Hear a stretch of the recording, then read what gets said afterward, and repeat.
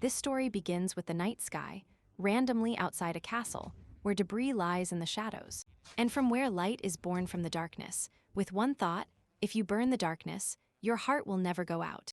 And the scene changes for us. In a shop, our protagonist admires a sword, seeing it shining brightly, believing it was so cool no matter how many times he looked at it.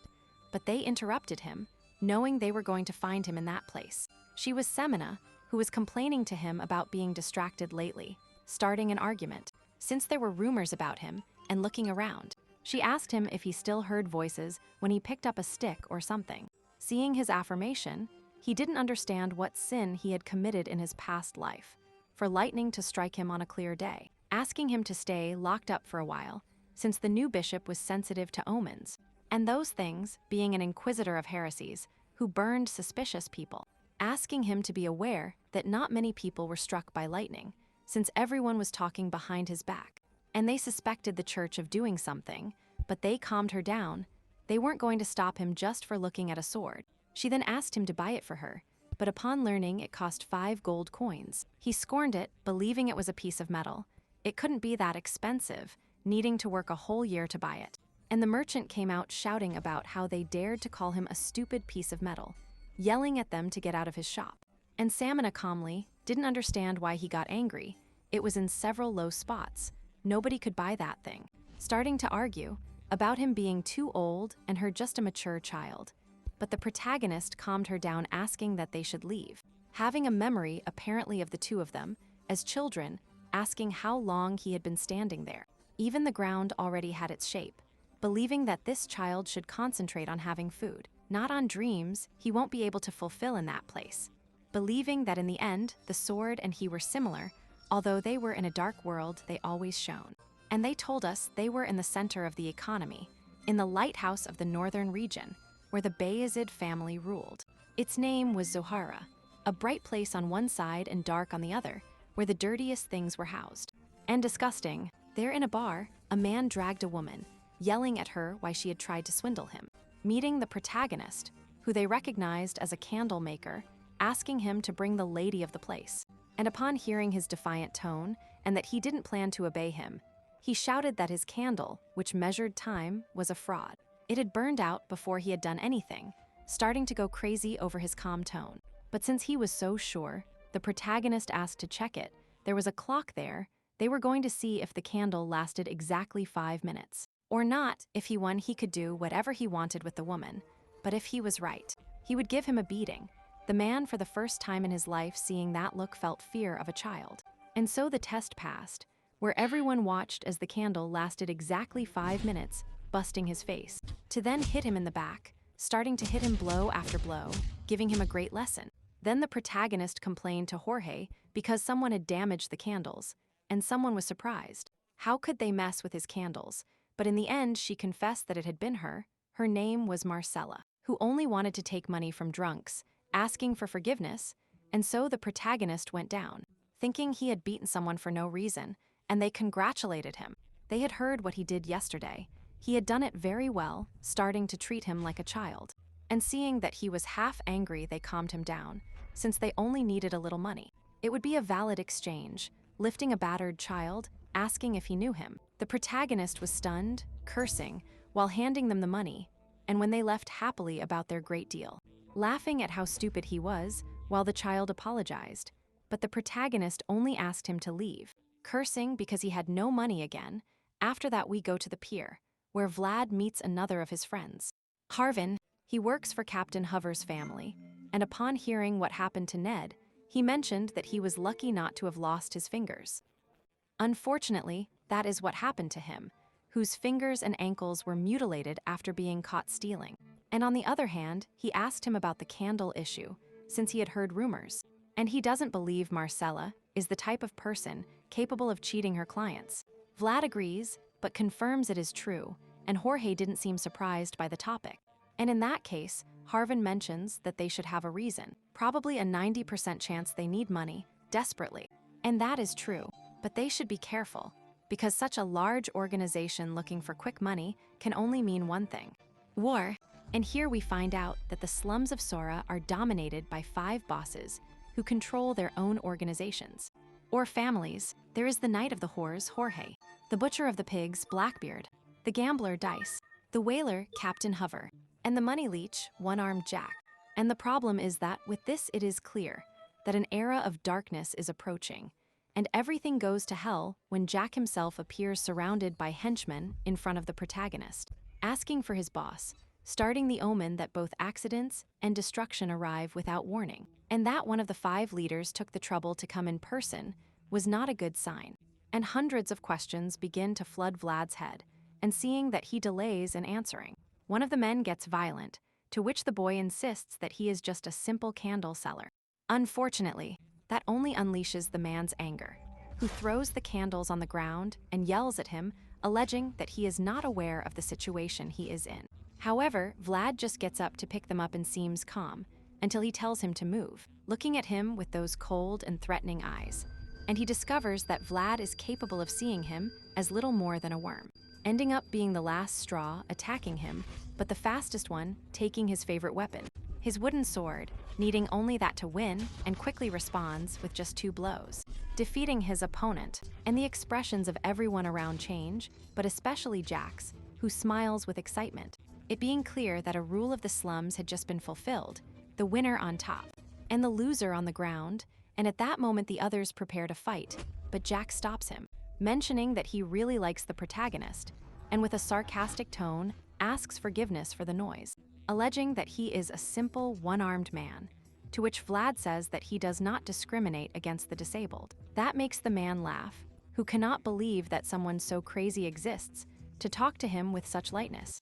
And Massery insists that they chat privately later, and here comes the threat, as he wonders which vagrant he took last time, implying that if he doesn't remember him, it's because he died too soon. Fortunately, they are interrupted by Jorge, who lightens the atmosphere, mentioning that if he had known he was coming, he would have prepared a good dinner. Although Jack insists that they are not that close and agrees to talk in his office in exchange for a good drink. And we could see it as an interaction between 2 old friends, but nothing further from that, since they look at each other with such intensity that clearly things are about to get complicated. And Vlad sighs with relief, since he almost didn't make it. But what is confusing is that, after a while, Jack comes out of the office with Jorge very happy, with a relaxed tone, expressing that his boss spoke wonders of him, offering him a job in his ranks. Vlad doesn't even think about it, since Jorge pays well, but Jack laughs and expresses that he can offer him more. In fact, the man gives him more money for the cost of the candles, which is 1 gold coin. Vlad tells him it's too much, but Jack insists that if he worked for him, he could give him that, and more, saying goodbye with a smile. And Vlad wonders if things went well, and his answer arrives, since Jorge sends for him to give him an impressive dagger. Vlad is speechless, although the tricky part is the reason. Jorge thought of giving it to him later, but the current circumstances force him to do it sooner, and he insists that he keep it with him at all times. And that, plus the tense aura in the room, gives him all the answers he needed. The conversation between Jorge and Jack was a catastrophe. Unfortunately, it is not something he can admit out loud, as Jorge continues telling him that from now on, his function will not be limited to selling candles. It turns out that Jack has been hiring people from outside, mercenaries who used to work as knights, and that they surpass any bandit. Vlad wonders if they are other people like him, implying that Jorge is also an ex-knight, and he confirms that yes. And all this means that the approaching war is precisely between Jorge and Jack, who is taking extreme measures to overcome the obstacle that Jorge represents. And we could say that if it is a flock of sheep, it is no match for a wolf. But by bringing swordsmen of the same level, that balance is broken, and now Jack has a chance to win. Jorge admits that he is at a disadvantage, and that is why he needs the protagonist, to whom he will soon assign his first mission. And whatever it is, Vlad is willing, and remembering his friend Harvin, who has managed to get ahead despite his disability. He understands that the only way to learn is through effort, and that learning will always lead him to higher places. And his participation in the war implies that he has to train, and he does so. However, he heard a voice giving him recommendations on what angle to maintain when attacking. The surprising thing is that Vlad only obeys, accustomed to that presence. This is where the conversation with Semina makes sense, because, for a month now, after being struck by the black lightning, Vlad began to hear a mysterious voice, being demonic whispers that invaded his mind every time he held a sword or a stick, and despite being used to it, he decides to ignore it, thinking that the more he answered it, the more it would keep bothering him. And the training also involved concentrating his mind and strength in every movement. But that was where things got weird, since for his next strike, he and the mysterious voice coordinated in a single thought. Attack sounding simple, however the impact was different, not like a simple swing, but a route, a path of the sword. And instantly Vlad has the vision of an unknown figure, which now does make him wonder what the hell has gotten into his head. After this, we have a time jump, and we go to a snowy forest. There a mysterious swordsman cleans his sword. Since he just assassinated an enemy, then he hears footsteps and mocks the one trying to approach, mentioning that he must be very stupid to attack him, and the other person doesn't answer, so he takes the initiative, asking him to come out, and we see that it is the protagonist who asks him if he is Mr. Stanga. He says yes and recognizes him, remembering that the guide is a guy from the slums. In short, he was waiting for him, and this was the mission they sent him on, to recruit Stanga, and Vlad hands him a letter written by Jorge, in which he requests help for this war, and the boy clarifies that he will be his guide, and that they will arrive in 2 days. To which Stanga jokes a little, commenting that he is not sure about following someone so stupid. Vlad insists that he can lead him on the right route, and then the man tries to intimidate him, using a look similar to the one he usually uses with enemies. However, the protagonist ignores him, asking him to take care of keeping the pace, since he also doesn't want to ruin his first mission. And such indifference does not go unnoticed by the man, who would see that Vlad was able to react calmly to his intimidation techniques. And he understands that this is why the boy is liked by Jorge. He is someone worthy of attention. And from then on, Vlad and Stanga follow the established route, stopping to rest whenever necessary. And in one of their camps, Stanga asks him why he keeps looking at him insistently, and if it is the first time he has met a retired knight. The protagonist admits that he had never seen one up close, and the man mocks him, mentioning that he must be a simple peasant. But Vlad does not let it go, and returns the joke agilely. Stanga threatens to cut him in two, but the topic completely changes when Vlad takes out the food they had given him for the road, which looks very appetizing. However, it does not include a ration for Stanga. That disappoints the ex-knight, who looks at his own food with disgust, and after trying to resist temptation, gives in to the delicious smell of Vlad's food, expressing that he can answer all the questions he has in exchange for some pieces of meat. And the man insists that it is a unique opportunity, to which the boy only looks incredulous, expressing that if he wanted food, he only had to ask for it. And here comes something more important, since Stanga insists that knights only receive things when they have given something in return. With that in mind, Vlad asks him 3 questions: name, age, and if he knows how to use the aura. The man answers without problems. His name is Stanga. He is 42 years old, and the last thing will have to wait. And that the protagonist asked him such a question is a sign that he is not as innocent as he thought. And he clarifies that not all knights manage the aura, and using it in a real fight is something completely different. Vlad asks him if he can use it or not, to which Stanga offers to show him, which excites the boy so much that he agrees to give him all his food. The man repeats that a knight should only receive the equivalent of what he has given, but he will make an exception and will accept the food, preparing to show the mastery of aura. And the mere idea excites the protagonist, who remains static while the man begins with some seemingly simple movements. Which draws attention is that he closes one of his eyes, but just when Vlad asks him why, the entire atmosphere around Astanka changes, and he begins to recite a kind of mantra. I need to bring out my world from the deepest part of my soul. Then he asks the protagonist to look closely. This is the essence of knights. And when he opens the eye that was closed, that's where the magic begins, since both his sword and his body begin to emit a strong wave of energy. That was the aura, and so they continue along the established route, stopping to rest every time it was necessary until they reach the slums, guiding it through several disgusting alleys. And Stanga comments that he feels dirty, but Vlad affirms that this is best to avoid standing out. And the thing is that Stanga was not referring to his appearance, but to the whole experience, since he doesn't like having to sneak around. And Vlad insists that it is a necessary evil, since his mission is to escort him in secret, so he cannot simply pass through the main door. And to motivate him, he promises to prepare him a hot bath. But everything goes to hell when they continue advancing, and they notice an uncomfortable silence, followed by hundreds of bodies scattered in the streets. A confirmation that the war has begun earlier, so Vlad proposes to separate. He will follow the main route, while Stanga takes a secret route to the tavern. Luckily, the protagonist manages to arrive safely. Although there, he comes face to face with a terrifying scene. The whole place destroyed and full of blood fills the center, including Jorge, who congratulates him for completing his mission, and confirms the obvious: Jack had attacked first. Furthermore, the men he hired are on another level, and even though he could face them, he hadn't fought someone so strong in a long time, and he also asked about Stanga, confirming that he sent him on the secret route, so he shouldn't take long to arrive. And with him, they will have the opportunity to change the course of this war, and Jorge announces that they will attack tomorrow, to end things once and for all, and he also asks how the man was, to which Vlad replies that he was fine.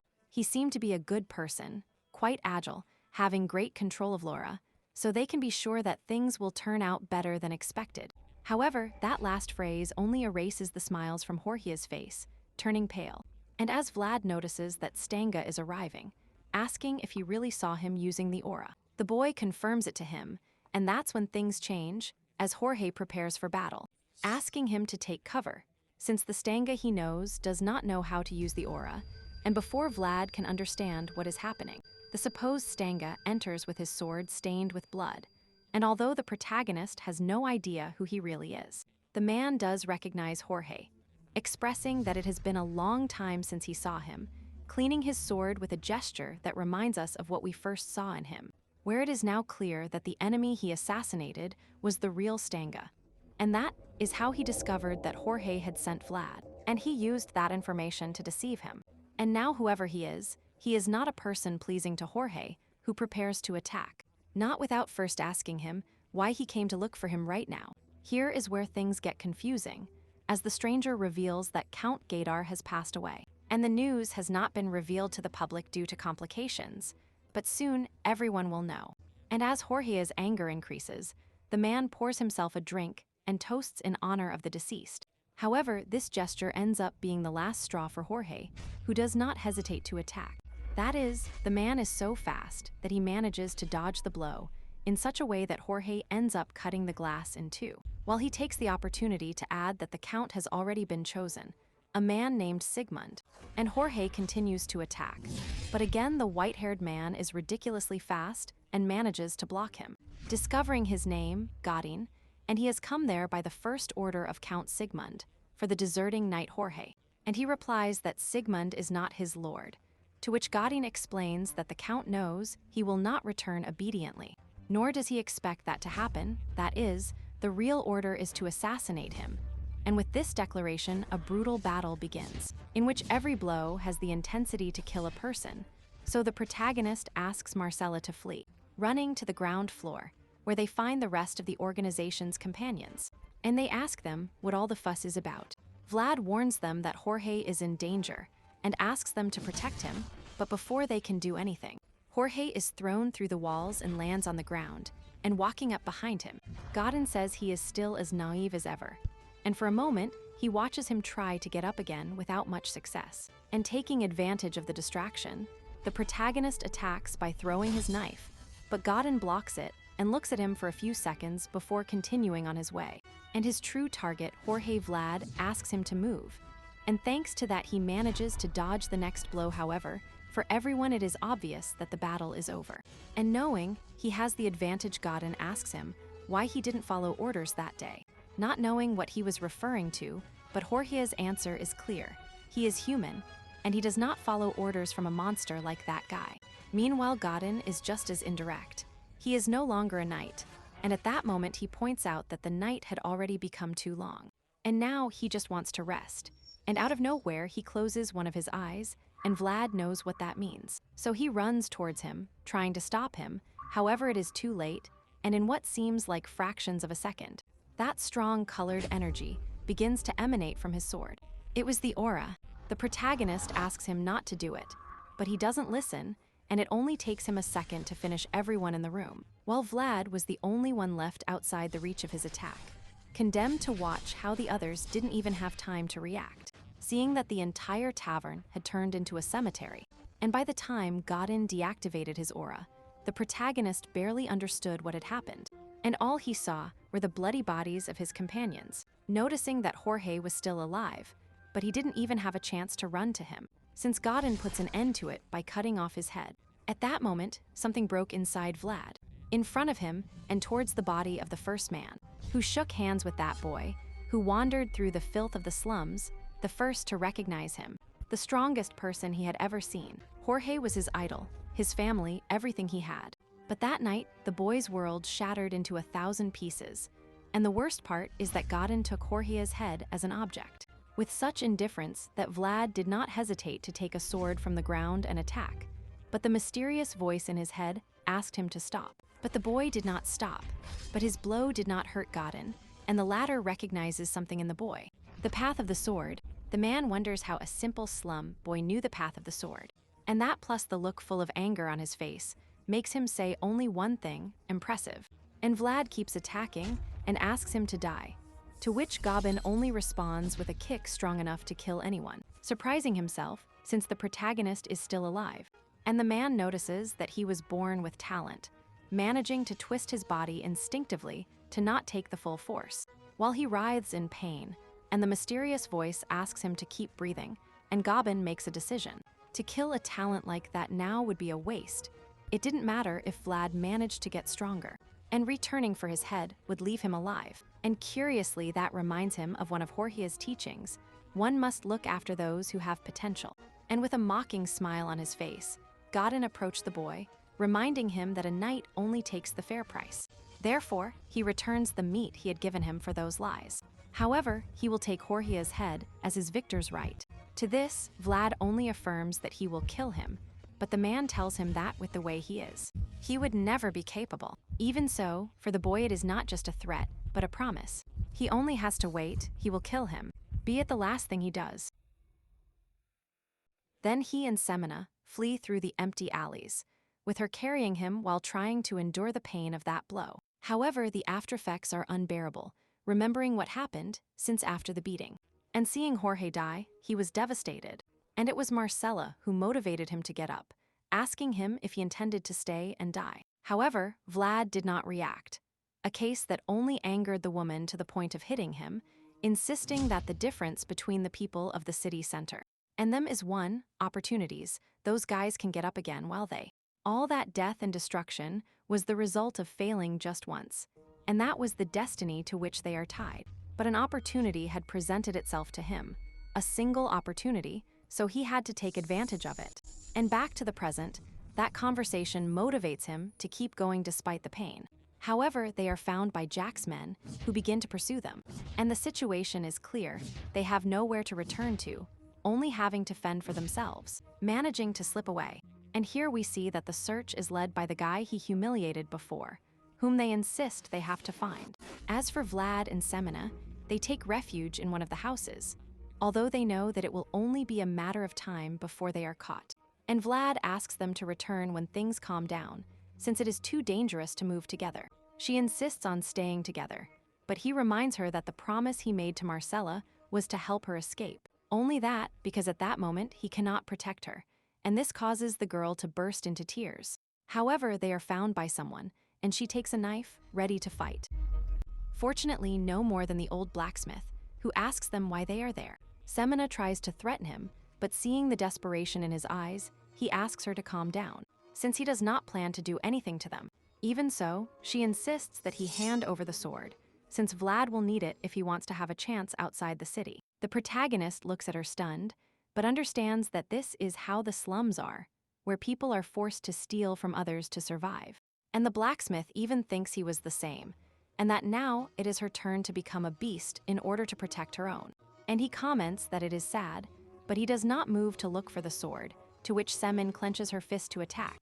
However, she doesn't hurt him, but cuts her own hair and hands it to him in tears, commenting that it is not enough payment, but she will make sure to give him the money later. The blacksmith is silent and asks our boy if he is leaving. Vlad replies yes, and the man knows it. Vlad will be able to do what he dreamed of his whole life, leaving that place, and that is why he decides to help him, not only with the sword, but by taking him to the dump. the only route to leave without being detected. Unfortunately, in the middle of the road, they are intercepted by Jack's men, whom he complains to, since due to their stupid fights, he hasn't been able to take out the trash. They notice that he is accompanied, and the man alleges that he hired an assistant, which seems to calm the suspicions a bit. Even so, they need to check both identities, destroying the hood of the one accompanying him. Luckily, it is Samina, whom he does not recognize, since our protagonist is actually hiding in the middle of all the garbage. Letting them go, and the old man takes the opportunity to ask who they are looking for, confirming that they are after Vlad. And that is why he insists on verifying again, and one of the men checks the inside of the cart. And that changes things, being completely lost. In fact, the man finds Vlad and asks him not to hate him, just before attacking repeatedly. Luckily, he aimed at the exact spot not to hurt him, and informs him that Harbin put a boat in the river. A bait so that those looking for him direct their attention there, followed by the authorization that they can continue on their way, revealing that he did not betray him because he is Ned's brother, a payment for those 40 he used to help him. And so Vlad thanks him.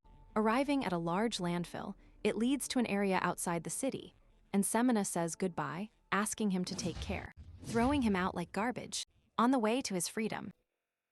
And now we return to the opening scene, seeing that it was not a collapse, but a landfill, with Vlad holding a star that the blacksmith made with his dreams, and the bright tears of his best friend, managing to get out of there, fleeing to the forest, where he asks the mysterious voice if it can hear him.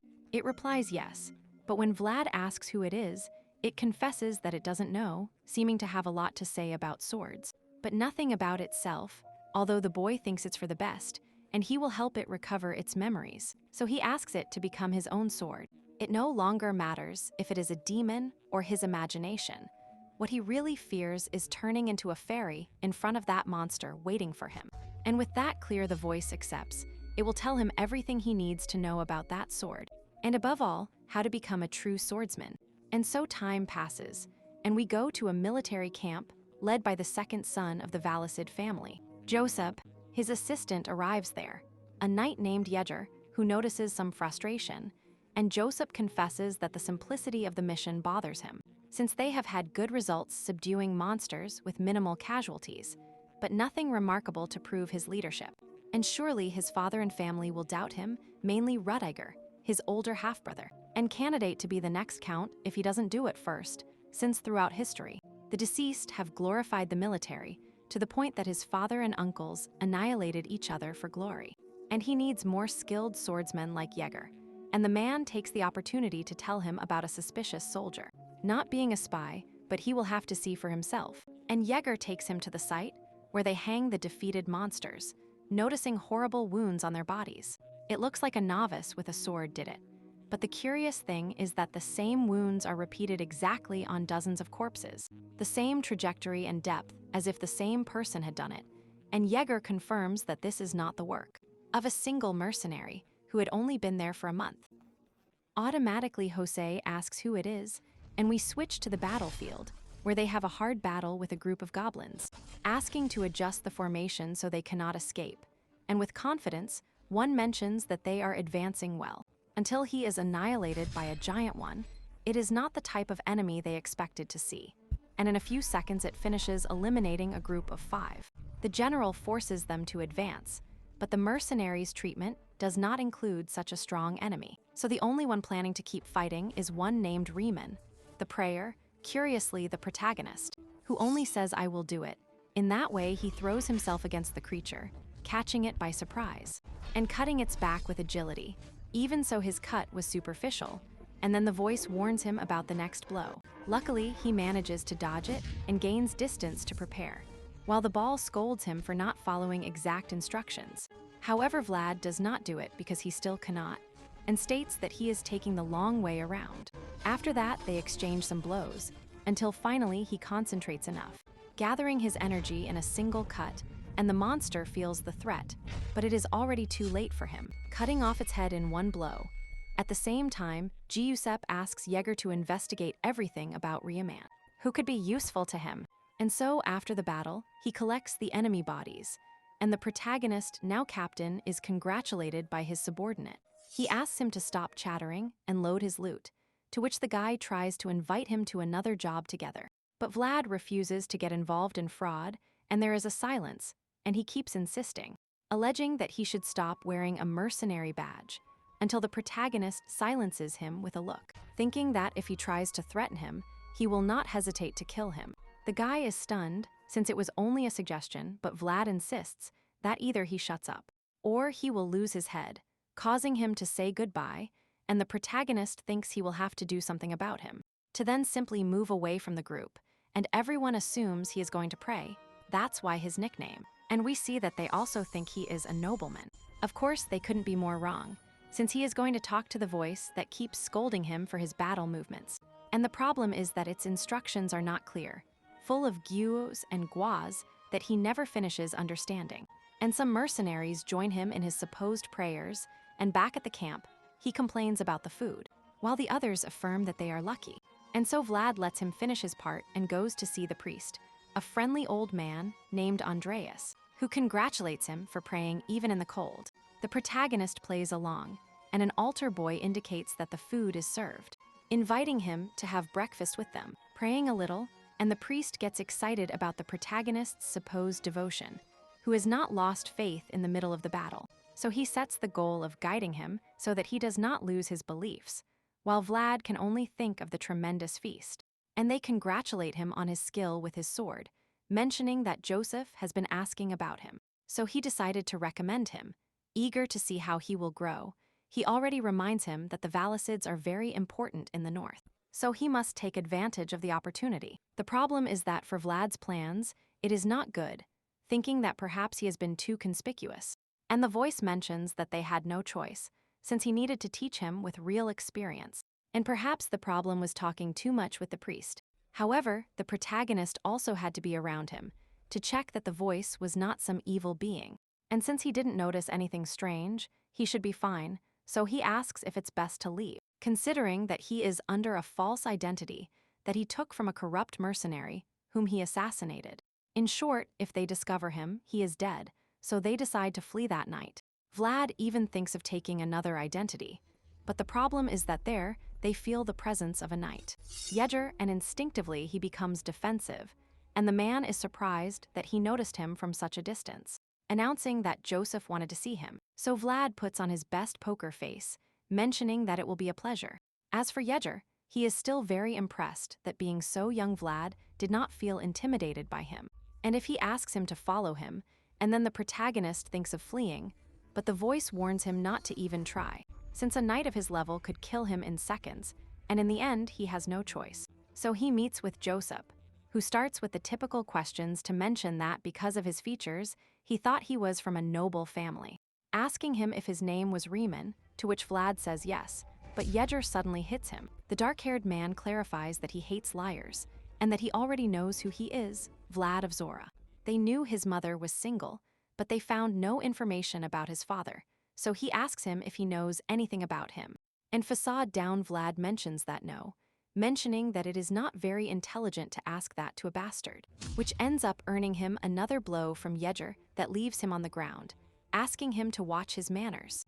However, Joseph laughs at the joke, highlighting that he also knows why he fled from Suhara, mentioning that his eyes hide too much, and what matters is where he learned to use the sword, threatening to cut off his head if he doesn't answer. With doubts, Vlad replies that he had a teacher who came and disappeared like lightning, and added that he did not reveal his name, but that he told him about a secret, about a man who always wins, which must not be revealed to anyone. Joseph sees his unwavering gaze and apologizes for the rudeness, confessing that he really wants to make him an offer, the opportunity to rise to a higher place. Power, freedom, survival, knighthood, he can have it all as he has decided to support him, starting with training by Yeager, who will become his new master. And the curious ones practice noticing that he is skillful, with a future ready to strengthen from now on. Of course, Yeager does not make it easy for him, labeling him as arrogant and making it clear that he still has much to learn. Although it is impressive that he can dodge his blows, keep up with him, and the others also notice it. But Vlad knows that Yeager is holding back, and after the first confrontation, he announces that they will repeat it twice a day.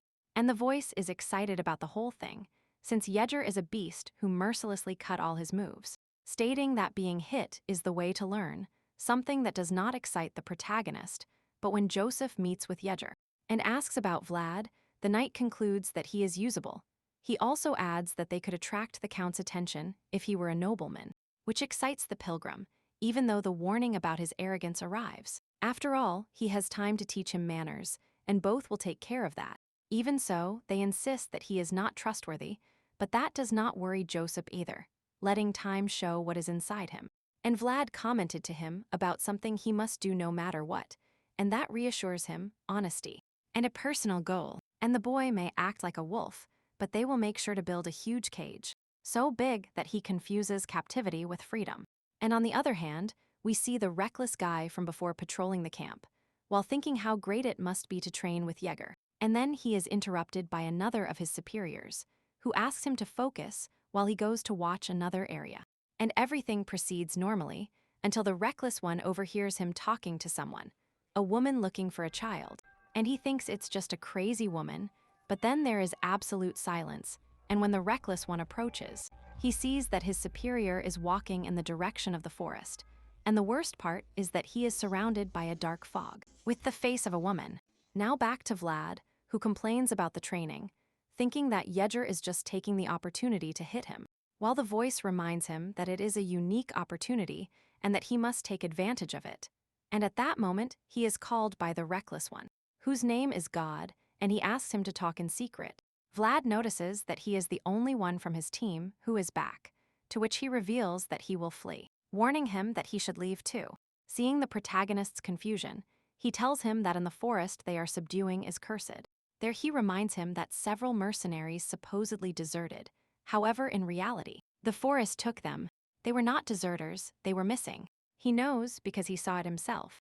A ghost was taking people. Of course, Brad doesn't believe him, but Dot reveals that one disappeared the night before, Sir Roderick, a super reliable guy, and he also noticed that all the missing people had black necks, a detail that seems useless, but it draws Yeager's attention, initiating a search mission. And together they venture into the forest, and he asks if he can trust Dot, to which Brad tells him no. But he's not crazy either. Curiously, Joseph sees this as an opportunity to discover something unusual that will help him stand out, while Yeager is worried that he could be the next victim, and Vlad notices it and mentions that several stayed to guard him. But considering that even Roderick disappeared, the enemy was strong, finally arriving with Roderick's team, who explained that they searched all night without success, despite having the skills of a great mercenary. Even so, Yeager must confirm it for himself, so he orders them to split into groups of 3 to widen the search.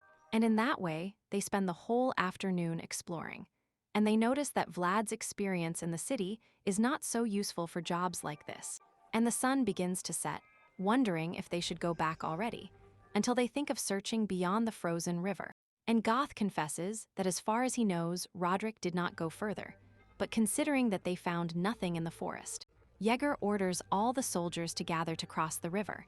There, he notices that it is not completely frozen, but they should be able to cross it if they are careful, and the key will be to scatter so as not to exert too much pressure. And everyone agrees, although Goth has a very bad feeling. Vlad tells him that he is just scared, but he insists that someone weak like him only survives. He abides by his instincts, and now they tell him he shouldn't cross. The protagonist doesn't know about premonitions, but that if he flees, he won't have an honorable death, since how could it be? The only one who heard of a serious incident would get a beating, so he better shut up. And Goth started to advance, repeating that it is a bad idea, to which Vlad warns him to keep talking. He himself will break the ice, and in the end, fear immobilizes him, and when the protagonist approaches to drag him, Goth screams in desperation, as he just saw something at the bottom of the river, the lifeless corpses of all the missing people. But that's not the worst part, since they begin to rise, breaking the ice and coming to the surface like the living dead. And in seconds, they notice that they have been surrounded. And when they ask Yeager for orders, he understands that this was a trap, carefully set as if they knew they were going to go. And at that moment, they face the night and darkness, 2 things denied to the living and reserved for the dead. And back at the camp, we see Andreas praying diligently next to the altar boy when he begins to tremble with fear, noticing that the holy water in the cup becomes turbulent and emits a dark energy, knowing that something is coming. And outside, a fog begins to spread as the mysterious woman advances, asking for her child. And in the river, the battle against the living dead continues, and Vlad manages to destroy one of them with a simple move, saving Goth from certain death, and he advances, annihilating several more. But the enemies are too many to keep up the pace, and they shout at him to get up and fight, while his own nervousness increases and the voice tries to calm him. And no matter how much he fights, he cannot advance, wondering if Jaeger is safe. However, we see that he is doing ridiculously well, finishing off dozens of enemies with a couple of moves. And his problem is the same as Vlad's. No matter how much he fights, there is no end, and he understands that this was planned to keep them away from the camp. Having no time, so right there he releases his aura, creating a wave of green energy that brutally boosts his movements. That excites the others, but Jaeger knows that this is not the priority, asking Vlad to go protect Joseph. The protagonist accepts and takes God with him, while Jaeger prays that they can arrive in time. Unfortunately, it is his turn to control the situation there, including annihilating his old friend Roderick. And back at the camp, Jose reads until he begins to hear noises from the fights outside his tent, thinking they are being invaded, which is confirmed by a general who enters to protect him, and who, not knowing what is happening, understands that the priority is to protect him. The problem is that the poor guy doesn't even have his sword with him, which unleashes Jose's anger at his incompetence. And at that moment, Andreas also arrives with other soldiers, informing him that they are being attacked by evil. And he knows it thanks to his Bible, written with sacred ink, which trembles as if it had a life of its own before such a threat. And he will try to unleash all his divine powers, but he is not an exorcist, so it probably won't be enough to stop the enemy. Furthermore, there is no one in the camp with aura control, so they will have to manage on their own. And when they leave the tent, they notice a very thick fog, which causes the soldiers to begin to hallucinate and scream. Andreas mentions that this is not a natural fog, and even covering his nose, they also begin to be affected, seeing the woman still looking for her son, and such a vision paralyses them. And the worst comes when she sees Joseph running towards him, while shouting, "Finally, I found you, my son," and in fact the creature was about to reach him, if an energy bar hadn't automatically risen up protecting him. This was raised by Andreas and the altar boy, who begin with blessed prayers and chants that keep the woman away. And Joseph wonders what happened to Jaeger, and seeing also that 2 of the knights who were supposed to protect him had fallen. And considering the effect of Andreas's blessings, there was no doubt they were facing a curse full of resentment directed at him, wondering who would hate him so much, since the curse was so strong that the altar boy even had difficulty continuing, and his throat begins to bleed, which weakened the barrier. And at that moment, the curse takes the opportunity to pass through it. But he continues with the chants, even though they won't be able to hold on much longer. And Joseph realizes this, and he wonders if this is his end. But then he sees the protagonist approaching at full speed. The woman also notices, and turns to attack him, to which the voice deduces that she is being controlled by the curse, and a normal sword will not be able to hurt her. And that is because minutes before he asked Vlad if he could use his aura, and knowing that the answer is no, he revealed that there was a way. He had to take his body for the duration of the fight, and the one with the voice is sure that he can use his aura. His only doubt is whether he will be capable of doing it in that body, but they only have to risk it and do it. Unfortunately, if they don't succeed, the woman will kill them. But knowing that this is the path of the sword, and that he has a promise to keep, Vlad accepts, remembering that there is still something he must do. His revenge, for which he has sworn to dedicate himself to him, not with loyalty, but with faith. And the voice respects his decision. And so they both attack, with Vlad controlling the body while he asks him to close his right eye. And at that moment, the protagonist is transported to the world of voices, while the voice manifests all its energy in physical form, attacking the woman with a cut full of aura, directly in the chest. Everyone is surprised by such a display of such strength, but the problem is that his body can barely tolerate it, falling to the ground while writhing in pain. Joseph screams worried, sure that what he saw was aura, and that his body will surely pay a high price for it. And unfortunately, that was not enough to finish the woman, who begins to crawl towards him. And blinded by pain, Vlad does not notice it, but Joseph does, and puts himself at risk to help him, a moment that the woman takes to grab his foot, becoming paralyzed, asking if he is so weak that he cannot get out of that. However, the other knight takes care of getting him out of there, throwing them towards the barrier, where Joseph is happy for the first time to have him in his ranks. And the important thing is that Vlad asks the priest to bless his sword, since he must deal with the woman, accepting to cover her with his own blood, a firm blessing that should help. With that clear, the protagonist approaches the woman, revealing that, for a moment, he could see what had happened to her. Since a group of women were locked in a dark prison, away from their children, and forced to watch them die slowly. So much suffering and hatred led her to become a curse, so Vlad stabs her with his blessed sword, allowing her to rest in peace. However, this curse was controlled by someone else, a sorcerer who took advantage of her to force her to act. And we see the responsible party doing his thing, until the curse's energy disappears, revealing that the woman moved to another plane. This surprises him, since she could only be defeated with aura, but he is found by Jaeger, who annihilates him, bringing his head to Joseph. Once everything calms down, he also gives him the object he used to control the woman, a copper with the bones of her children, which must be delivered to the priest so he can investigate them. Of course, Joseph declares the mission a failure. However, they were able to get something positive out of it, the person who will replace him as a sword. The protagonist will become such a capable swordsman that he will shine above all. And speaking of the devil, he wakes up after 3 days, and the voice warns him that they must be more careful next time. It also mentions that they are waiting for him to leave, especially Joseph, who is very worried about him. And when he goes out, most of the mercenaries have left, with the exception of Dot, who receives a raise after surviving such madness. This brings him up to date on everything, asking him to speak well of him to Joseph, who is already waiting for him in the barracks. There the nobleman serves him wine, being the first time Vlad has drunk Delfino liquor, and of course he thanks him for saving his life and not running away. The protagonist, for his part, only remembers that he has a contract, faith instead of loyalty, although internally Joseph is surprised that he kept his word, recognizing that he is a talent he should keep for himself, and in that case, he will reward him according to his achievements, inviting him to formally join the Valicid house. In this way, they move to the city of Varna, where they prepare the expedition uniform, and Vlad gets excited, as it is his first time in a city that is not Sohara. Exactly for that, Joseph gives him the day off, but Clara arrives, who will wait for him at nightfall. It is already obvious to Vlad that the hatred between them is mutual, and the voice mocks him, however. All he wants is to find something decent to eat, and at that moment, he is caught up by the altar boy, who informs him that the priest has invited him to a meeting of the main church, which is giant as it is the religious core of the deceased.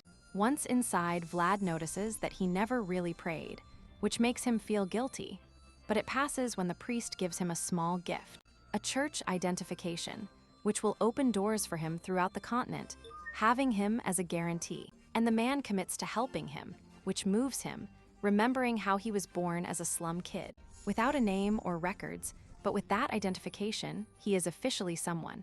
He is no longer Vlad of the slums. Now he is Vlad of Sohara. Then we see that the land of the Valisigite includes 12 towns and 3 cities, in the distribution center Sohara, in the religious center Varna, and in the central capital Suderna, and this ends up being the final destination. And Vlad is impressed, while Jaeger warns him and Gott that they are now Joseph's guests. That implies not making him look bad, and considering that the protagonist eats like a beast, he asks him to control himself, and not to eat anything, and he assumes that they should wait in a super elegant hall.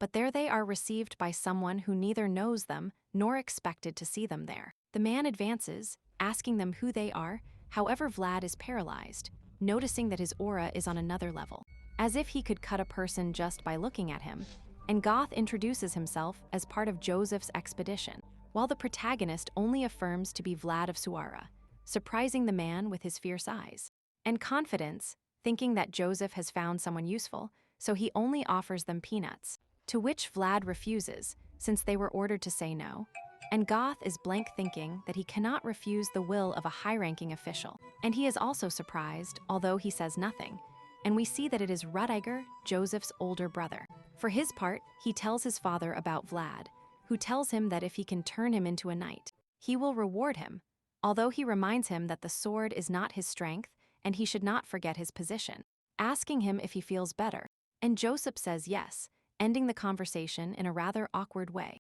And when only the assistant remains, An old man named Ragnos asks him to get medicine, and then they focus on talking to him about Joseph's report, acknowledging that strange things have happened and that they must find out what is behind it. And Andreas also sent his report, revealing that the attack was a mixture of resurrection and curse techniques, the work of a great dark master or several mages, probably some organization.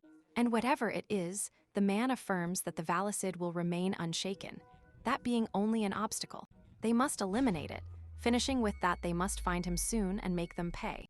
And that night Kosov meets with the boys, expressing to God that he can stay, and they will talk about his payment tomorrow. As for Vlad, he thanks him again for saving him and asks him if he is willing to dedicate his sword to him. The protagonist confirms it, but there is the issue of his personal goal, so Joseph asks him to be honest to see if he can help him.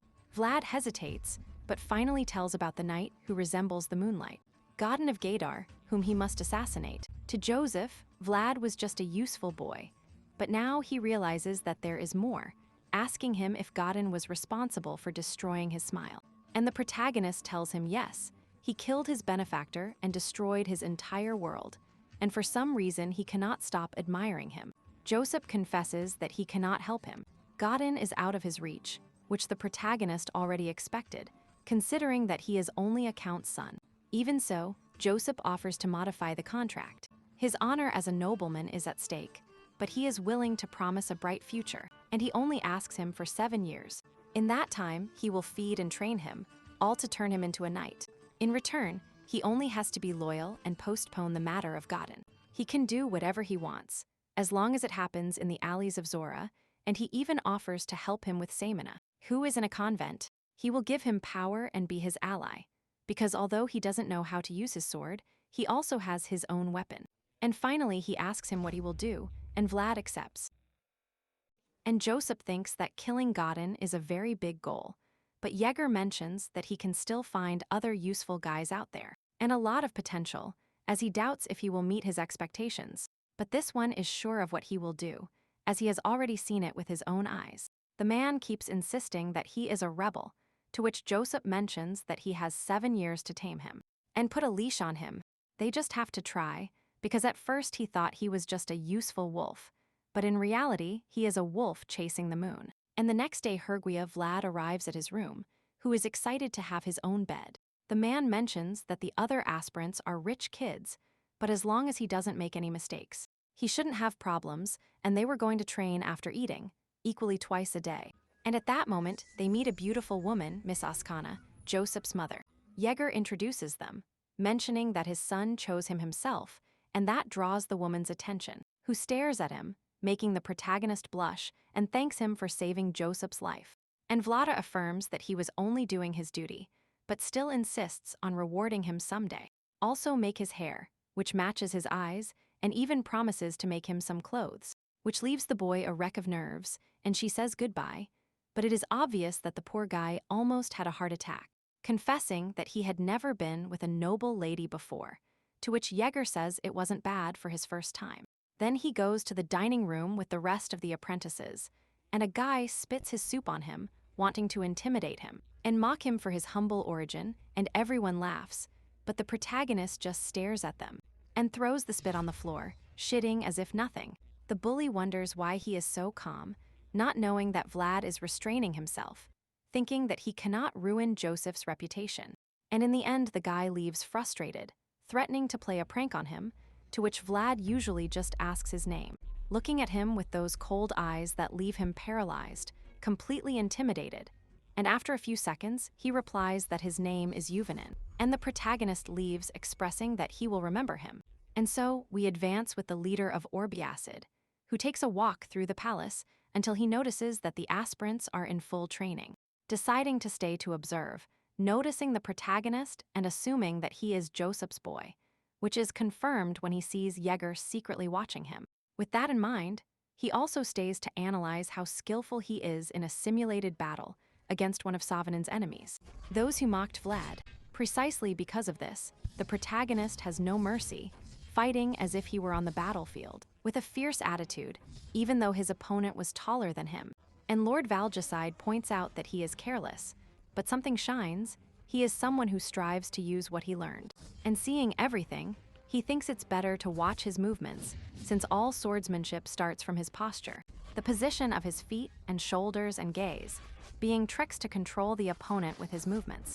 Tricks that Vlad understands, since he uses them to take advantage, surprising the boy, and giving him a strong blow to the abdomen that leaves him motionless. However, the fight is not over, since he grabs him by the hair, calling Sobhanin's henchman, mocking how he was laughing earlier in the cafeteria, then starting to brutally hit him in the face. Everyone is paralyzed, to which Rignum asks if he is okay. He fights yes, and Lord Bayezid says to leave them alone, since to be a knight, one needs a great spirit. Furthermore, seeing Yeager's reaction, such a level of brutality is allowed in this type of practice. Then Savanin intervenes in the fight, asking him to stop, and Vlad, full of blood, just apologizes, affirming that he was very focused, and again his gaze is enough to paralyze him, which he takes advantage of to issue a small threat about what he might do to him when he proposes it. He also apologizes in advance, since he hasn't finished with him, bringing up the soup issue again, for which he plans to take revenge. Savanin thinks Vlad is a real crazy person, an alley dog that Joseph brought, without seeing the consequences, and he asks Cod if the beating is true. And we see that he got a job as stable manager for the Count, insisting that hitting other apprentices is a crime. But Vlad reminds him that he has always been like this, so they started it anyway. Besides, that way no one will approach him. However, a boy named Portly appears, asking if he can sit with them. Vlad tries to scare him away, but the boy calmly joins, commenting that he has been eating alone for a long time, and the protagonist mentions that the sausage is delicious. And Porty explains that his father is the supplier of all the meat for the palace, offering to give them some extra rations, which alerts Vlad, thinking it's a bribe, but the boy literally has a whole room full of food. And he remembers that all apprentices come from great families, so he must take the opportunity to make a couple of connections. And Vlad invites him to eat together from now on, exciting the boy, while thinking that he is definitely doing it for the meat. And so a day later, Yeager walks worried about the job he has. On top of that, while Joseph's other vassals recover, and he is interrupted by Sir Gregory, another knight of the Valicid, who mocks his disgusted face, understanding that he must be busy, doing everything alone, especially now that he has a vassal. But Yeager insists that he should focus on raising his own. That is Portly's master, and he noticed that he has been getting along well with Vlad, who clearly has a lot of spirit. So he asks him to convince him to spend more time with his apprentice. Yeager the boy is harassed, and he will need protection from time to time, promising that if everything goes well, he will help Vlad when he needs it. Yeager does not agree, but Gregory doesn't even listen to him, and we move on to Vlad, who has trouble getting on any horse. It was as if they were all scared of him, which God finds very strange. The protagonist mentions that it has always been like this with animals, as if they hated or feared him. And the only time he rode a horse was the night of the ghost. Goth pointed out that it was a really expensive horse, which is no solution, as he has to learn horse riding as soon as possible. And at that moment, called by Oksana, who gives him the clothes she made especially for him. And seeing it like that, no one would say he grew up in the low Farius, and he asks to leave Algora for his growth, promising to make him more for the summer, affirming that it is the least she can do for the one who saved her son, and that he can leave now. And when Vlad leaves, he still doesn't understand why he gets so nervous around her, and wonders how much his clothes are worth, thinking that no matter how hard he tried to be here, he still feels like he doesn't belong. And at that moment, he hears noises coming from outside, and through a window he sees that Portly is being beaten by Sobanin's little group. They affirm that they will never leave him alone, and they make fun of their new friend, mentioning that shit always sticks together. And Vlad sees them, thinking that people are always the same, bullies who take advantage of the weak. And the thing is that even if he doesn't say it, his gaze affirms that he plans to do something to him, and at night he goes with Portly, seeing him all beaten up, and he asks him to hand over a whole ham for free. And in great pain, Portly assumes that Vlad is like the others, pretending to be friendly to take advantage of him. However, he thinks it's better than eating it alone. So he hands it over, but the protagonist tells him not to misunderstand, that was just an advance. Since, as someone once said, a knight only takes what belongs to him, planning to pay for it by confronting Savanine's group. In a 14 against 1, the latter gets upset, threatening to wipe the smile off his face and giving the order to attack. But Vlad is just glad he changed his clothes, because tonight blood is going to splash. And without wasting time, he starts fighting the rest of the swordsmen, who fall before him like flies. They try to maintain a formation, but the S is useless, and Savanin notices that this is totally different from the training, being so desperate that he threatens to kill whoever retreats, so Vlad ignores the others, and goes for him, asking if he has ever killed someone, and Savanin defends himself. But it is obvious that he has never been in a real battle. And that is where the protagonist's experience comes to light, with the voice affirming that Yeager's training did work. And little by little, he corners his opponent, shortening the gap more and more, until Savanin can't handle so many attacks. And he falls, and from above Vlad tries to stab him to kill him, only he clearly limits himself to scaring him a little, to the point that the poor guy starts to tremble and cry, while he warns him never to look him in the eyes again, nor mess with Portly, and paralyzed Savanin understands that this is not a simple threat. He tried, and he could kill him, so he accepts while the protagonist thinks that, with that, he has paid for the ham. There he looks at the others asking who is next, but they get scared, and he concludes that if they won't come to fight, he will have to approach them, and in that way he spends the whole night beating them up, something that is observed by Count Valicid, who only thinks that it is outstanding. And when the time for the monthly meeting of knights comes, there is one side that supports Rudiger as a successor, another in favor of Joseph, and in Gregory's case, remaining neutral, and in Atala's, the captain of the order announces that Rudiger and some knights will leave on a mission. But what catches the Count's attention is that Rudiger's supporters look tense as if threatened, while Joseph's supporters were the complete opposite, there being a change in the normal order, which to some extent, and to Yeager's surprise, makes him happy. And so the meeting ended. Rudiger's knights reproach Yeager for having brought a rabid dog, implying that they are the masters of the bastards he beat up. And Yeager ignores them, not knowing what they are talking about, but Gregory brings him up to date, mentioning that he has caused riots. And even the instructor said that he could no longer handle him. And Gregory offers to keep his word, to the order for any job they need. And Yeager insists that he will take it into account, thinking to himself how proud he is of Vlad. And he is not the only one, because the Count saw a gift for the protagonist, an impressive armor. It is made of gray orc leather, which is only found in the north, so that means he is a northern warrior. And the important thing is that Vlad has earned his approval in just 1 month, surpassing any other vassal. Rumors have even spread about him, so Joseph announces that he can advance to the next step, not being sure what it is. But then he shows a letter that excites Yeager. He reads it, mentioning that it is not an ordinary invitation, and Joseph asks if he can respond to it. He affirms that yes, pointing out that he has been repressed, and with that, he has decided to announce that they will sign.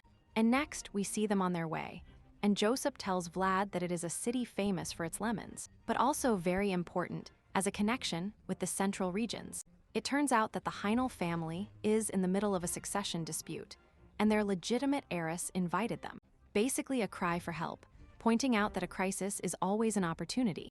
But Vlad only opines that the world of nobles is too complicated, and in short, a family fight for the land of Edamur. It was something quite common in the nobility, but that they can use to their advantage. And we see that the heiress is a woman named Alicia, and the fight is with her uncle, Andre, who claims that she was born from infidelity.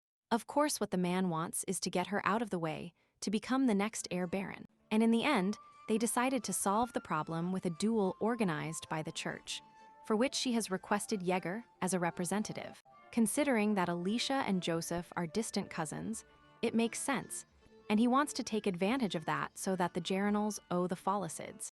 As for Vlad, he opines that it is important that Alicia trusts Yeager so much to leave her future in his hands. But he takes that look of his as an offense, criticizing him for taking the carriage instead of a horse. And Vlad has nothing to say in his favor, and he criticizes him, calling him an idiot for also pretending to ask for an expensive horse just to try his luck.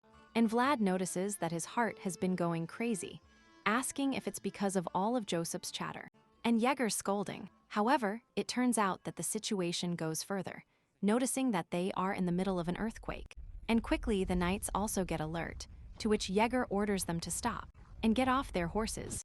Everyone obeys, and at the same time, Vlad gets out of the carriage dragging Joseph, asking him to duck, to which he tells him that it's not a big deal, since that wasn't an earthquake. And there they see a kind of path of destruction that formed in the land of the entire area, being the clue of the presence of a giant worm, the remnant of the fallen dragon. Vlad is terrified, but considers that it sounds incredible, and we move to Drimmer, the only city of the Janold family, arriving at the main mansion, where Joseph informs him that they will be able to move freely with Gott, authorized to travel, eat, and see whatever they want. This surprises the protagonist, who doesn't quite understand why so much freedom. So Joseph asks him to think about why they decided to bring him on this adventure. Since an honorable duel is a rare event, mainly this one will be in teams with a great variety of knights from different backgrounds, asking him to observe them and find out what he should. That is, to take advantage of his opportunity to learn more about that profession and expand his world. And Yeager asks them not to fight with anyone and to return at night, to which Vlad tells him he is not that stupid. But the knight doubts it. However, he must keep them informed of any unusual movement, and with that clear, Vlad begins to explore, noticing that the mission is small and somewhat careless, as if they were going through a bad economic time. And the curious thing is that at that moment, his sword tenses, and the voice affirms that it has been there before. Remembering the tree on the hill there, clearly Vlad decides to go there, considering that it is time to fulfill his part of the deal, to help the voice with its memories. And in a large and formal hall, Joseph meets with Alicia, who thanks him for coming. But he replies that helping the family with these matters is important, mentioning that his father has already authorized it, so it is up to her to decide. And Alicia affirms that it will be as he wishes, only if he guarantees her victory in the duel. Joseph affirms that she does not have to worry. The sword of Valicid has always promised victory. Leaving, it is clear to him that he must not underestimate her, since her temperament of material that is strong. But even so, the plan will remain the same. And returning to Vlad, he arrives at the tree on the hill, where he comes across a small cemetery, thinking that he would have liked to do something like that for his mother. And he notices a grave that seems very well cared for, cleaning it as a sign of respect. And he asks the voice to analyze the place in search of a clue. For that, he sticks the sword in the ground and pretends to pray, while the voice manifests, announcing that some things are returning to him. Memories arrive in fragments, in a time when the tree was smaller, believing that he was with someone there. At that moment, the voice senses a presence watching him, and asks the protagonist to lend him his body for a moment, repeating that time, activating his aura. And when the whole atmosphere changes, they perceive a giant snake staring at them. It was a spirit. Vlad thinks everything is strange and feels watched, but the spirit is actually looking at the voice inside him. And out of nowhere, the spirit approaches, and the protagonist fears before realizing that it has no bad intentions. In fact, it transmits a warm and safe energy, like spring. At that moment, someone approaches, and the spiritual connection fades along with the snake. The protagonist turns, finding a woman, who warns him that only Janolds are allowed to be there, starting to apologize, since he was just looking for a place to pray, and given the woman's suspicions. He introduced himself as a vassal of Knight Yeager. She confirmed that with her identification, but the atmosphere between them still feels tense. And Vlad wonders what to say so as not to harm Joseph, and in addition to himself. So he wonders how he can help her, assuming she is a maid who has come to clean the graves, expressing that he already removed some leaves, which surprises the woman, and he clarifies that it seemed discourteous to pray without showing respect. And before she speaks, he takes the bucket and starts telling her to ignore all that, since he doesn't want to anger Yeager, to which she agrees, only if he cleans well enough. Vlad thinks that the pretty ones are always the most difficult, but he still starts working while she just laughs. By the end, the protagonist manages to arrive in time for Andres Knight's training, seeing that Colleen, one of them could break his bones in a single blow, honoring his surname, the Boar of the Middle Lands. He also notices Pablo, even more impressive, demonstrating good technique and great strength, even when the real duel is tomorrow. Definitely to be knights, they have to be on another level, although there are exceptions like Sir Vordon, one of Joseph's men, and Vlad understands that in Zora his vision was quite limited. He still had a long way to go. And so the night passes, and we go to the day of the duel, where Vlad carefully adjusts Yeager's armor, and he notices Endra, who seeks to keep those lands, and Yeager insists that he pay close attention to the fight. And he mentions not to worry about yesterday. That surprises Vlad, but he refers to what he saw in the training sessions, since observing the knights was a reality check, but he calms him down, insisting that the higher the goal, the longer the journey. And suddenly, they announce the arrival of Alicia, Lady of Heinel, and Vlad thinks he hasn't seen her even once, only to be surprised that yes, in fact he has seen her, because Alicia is the same woman he met yesterday. And the voice mocks him, while he exclaims, "Damn it," and with an imposing attitude Alicia advances to her throne, not without dedicating a look of spoken reprimand, with an expression full of coldness, and he thinks he is screwed, because she definitely recognized him, but without realizing it she smiles, amused by the situation, and once she sits down in full view of everyone, the supervising bishop starts. The duel where Dermer and the future of the Jernars are at stake, an honorable duel, but ruthless, 3 against 3, and the blue blood of a nobleman implies sacrifices. However, in the first fight, Alicia surrenders upon seeing the state of her knight, while the lord affirms that it is not over, to which the bishop shows that Alicia gave her order, and the opponent bids farewell affirming that it was a good fight. A low blow for the man, who was his master, and educated to protect the Heinels, not to betray his heiress, thinking that it is a miserable fate.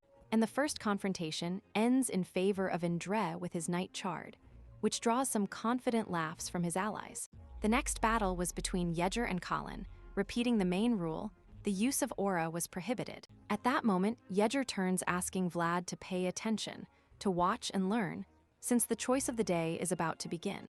With that said, Colin starts the attacks with a brutally powerful blow that Yeager instantly dodges. That frustrates the man, who keeps attacking but narrowly misses, assuming that if he keeps pressing, he will win. His plan was to go faster and stronger each time, which at first glance suggests that he has the advantage, since he was cornering him. That's what Indre and his henchmen assumed, but Pablo didn't think so, noticing a strange rhythm. Colin also realizes that he cannot hit him, with Yeager mocking him at every attempt. In that way, his anger increases, and the voice indicates to Vlad to see what is about to happen, since Yeager is finally going to respond, taking advantage of the desperation to destabilize him. Colin attacks again, but the voice points out that Yeager is forcing him to miss by counterattacking, a technique that consists of deflecting the opponent and responding quickly. And in the end, the pressure is so much that Colin falls, recognizing that Yeager is on another level, a huge wall that he is unable to overcome, and with great regret the man surrenders, leaving Alicia as the winner to Indre's disgust, and Yeager calmly leaves asking the protagonist if he can learn anything. And he tells him yes, very confidently.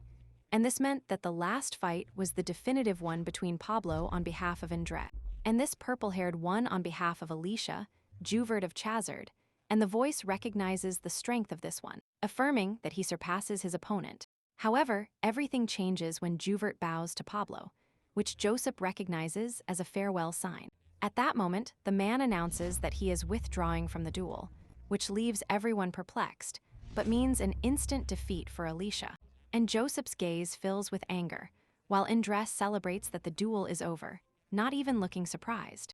Clearly, Juvert worked for him, and he demands that they swear allegiance to him as the leader of the Janolds. However, Joseph stands up affirming that it is not over, and despite Indre's blatant attempts, he announces that the Valicid family was not going to tolerate that result, and one of his henchmen recommends listening to them, because as a representative of the North, he cannot have them as enemies.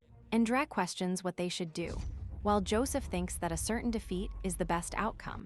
With that in mind, he asks for the duel to continue, and when Indre asks if they have any substitutes, being sure that they have no one else to fight, and Joseph remains silent, but he affirms that they have someone, taking a vow in the name of Alicia's honor to put forward the powerful warrior, Vlad of Sora. Indre objects, claiming he is not yet a knight, and Joseph insists that anyone with a sword can participate. Of course, he is not at the same level as Pablo, but he includes some good manipulation there, forcing them to accept, and concluding that he vouches for Vlad. Indre calms down, thinking that a vassal will not change anything, while the protagonist cannot believe what is happening, considering that he could die. But Yeager assures him that he would intervene in the worst-case scenario.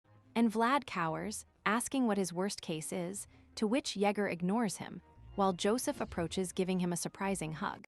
That surprises the protagonist. However, the closeness is to ask him to hold on for 10 minutes, since he had a plan and had already started pulling his strings, only having to win him all the time he could.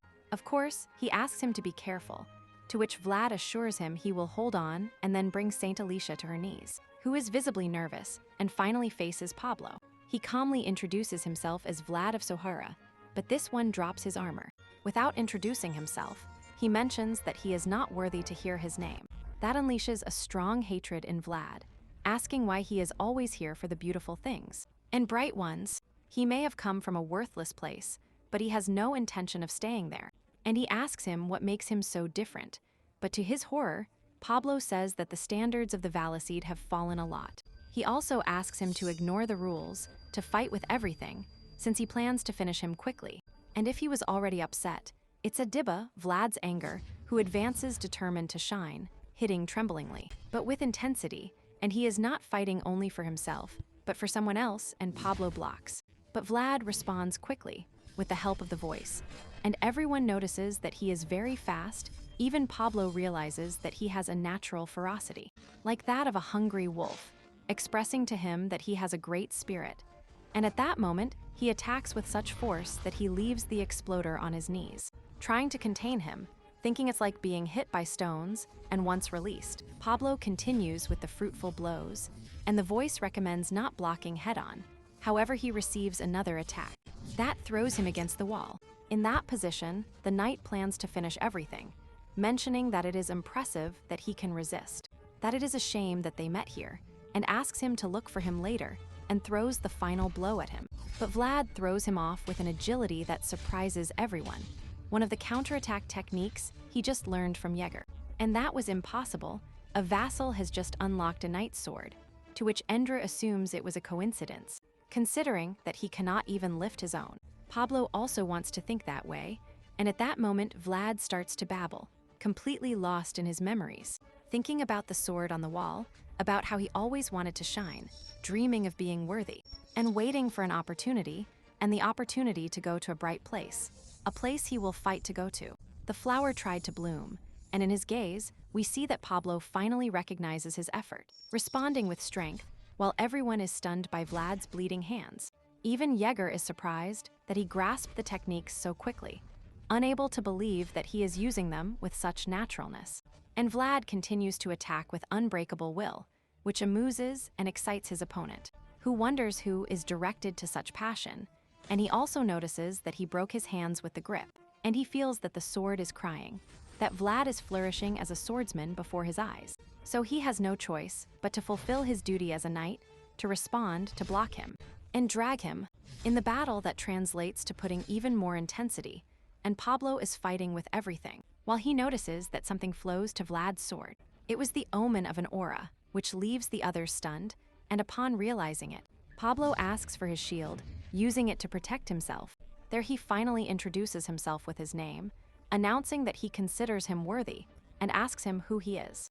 Vlad thinks about what to answer, remembering where he was born, a worthless place, but full of value, from which he has walked out into the light, and at that moment, something awakens inside him. His aura, while he screams his name, he was Vlad of Sohara, and the wave of blue energy is so bright that everything is covered in the eyes. Seeing how Pablo also responds equally by activating his own, and screams, "Come to me," while Vlad attacks, and the clash of auras is brutal. But the next thing we see is that the protagonist ends up falling to the ground, fainted from exhaustion on top of Pablo, who tells him that he did a very good job, and instantly Endra screams that he used the aura, which is forbidden, and they should disqualify him. However, Pablo looks at him with disgust, to which Joseph thanks him for fulfilling his duty as a knight. He replies that it was an honorable moment, confirming with the bishop that it was indeed aura. So things change, having to evaluate which of the two was superior. All that according to the code of sword masters, an honor and duty associated with the royal authority that they must respect. That interconnects with the dual rules. So today's incident must be reported to the Holy See and the Crown, who will be the ones to decide the outcome. And the code says so. All young things in that world have the right to flourish. Potential is beautiful, and those who can express it are valuable. so naturally all knights will have to protect that moment in honor of the sword master. And founding king, frozen. After that, we see Vlad waking up warmly, complaining and asking for water while being directly attended to by Joseph. Realizing who is next to him, he becomes alert, apologizing, but this one just asks him to get comfortable, and he asks if anything in particular hurts. Vlad denies it, to which Joseph thanks him for everything, announcing that thanks to him, the duel was postponed, since the rules and the code got tangled, and the protagonist remembers that the voice told him about that once. And it is that every night is an initial oath under said code, a promise that he himself will make someday when he becomes a knight. Joseph asks him to get better, since he cannot stay there for long, to which the protagonist assures him that he is already fine. This silences him dry, since he must rest. As for Alicia, she feels frustrated that everything ended up in limbo, and she could not give a warning before Andre left waiting for a verdict. And meanwhile, she will be protected by the church, but that does not change the fact that dark times are coming, and her knight recommends establishing total control over Damer. She agrees, asking about the harvests, although we see that production continues to decline, making it clear that it is time to think about new alternatives, no matter how he looked at it. It was a critical moment. And at that moment, he asks if the knights know how to ride horses, and the man affirms that they do, which seems ironic to him. While he sees the protagonist fighting for his life, while trying to stay on one, of course he falls. And Yeager asks if perhaps an expensive horse wouldn't work, to which Vlada replies that perhaps it must be even more expensive. That earns him a big hit on the head, while telling him that at least he managed to get on once, which is confirmed by God as help, while thinking that now it is a serious matter. And Yeager wonders if the horses are the problem, acting as if something about Vlad terrified them. And whatever the case, he announces that it is enough for today, deciding to postpone the horse issue until they find a solution. Vlad, for his part, complains, but there is no easy way in that matter, and he will think about it back in Sturma. And God points out that the horses seriously hate him, jokingly suggesting that he will have to ride a cow, and that in the meantime he will have to deal with Yeager by carriage, and he leaves, and the voice warns him that animals are very sensitive. So he must learn to control his impulses with the strengthening of his aura, of course. Still weak, so a long training is coming, which will continue in Sturma after tomorrow's farewell. Also wondering if they should return to the tree. And now we go to Hubert, who complains about having failed in his mission, thinking that things really got out of control. It seemed ridiculous to him that everything was because of a humble vassal, but at that moment, he is intercepted by Yeager, who points his sword at his neck. Hubert tries to ease things, however Yeager does not yield, having the whole day free to put him in his place for what he did. The purple-haired one affirms that he had no choice, implying that they have the same job, only that they served different people.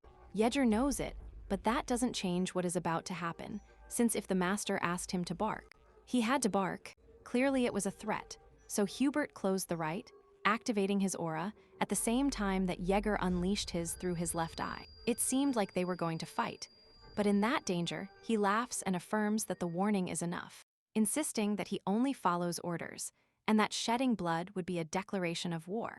But he doesn't give him time to determine when Yeager hits him, sending him straight to the ground, and he insists that a small bite will be enough, and Juvert asks him if he is done.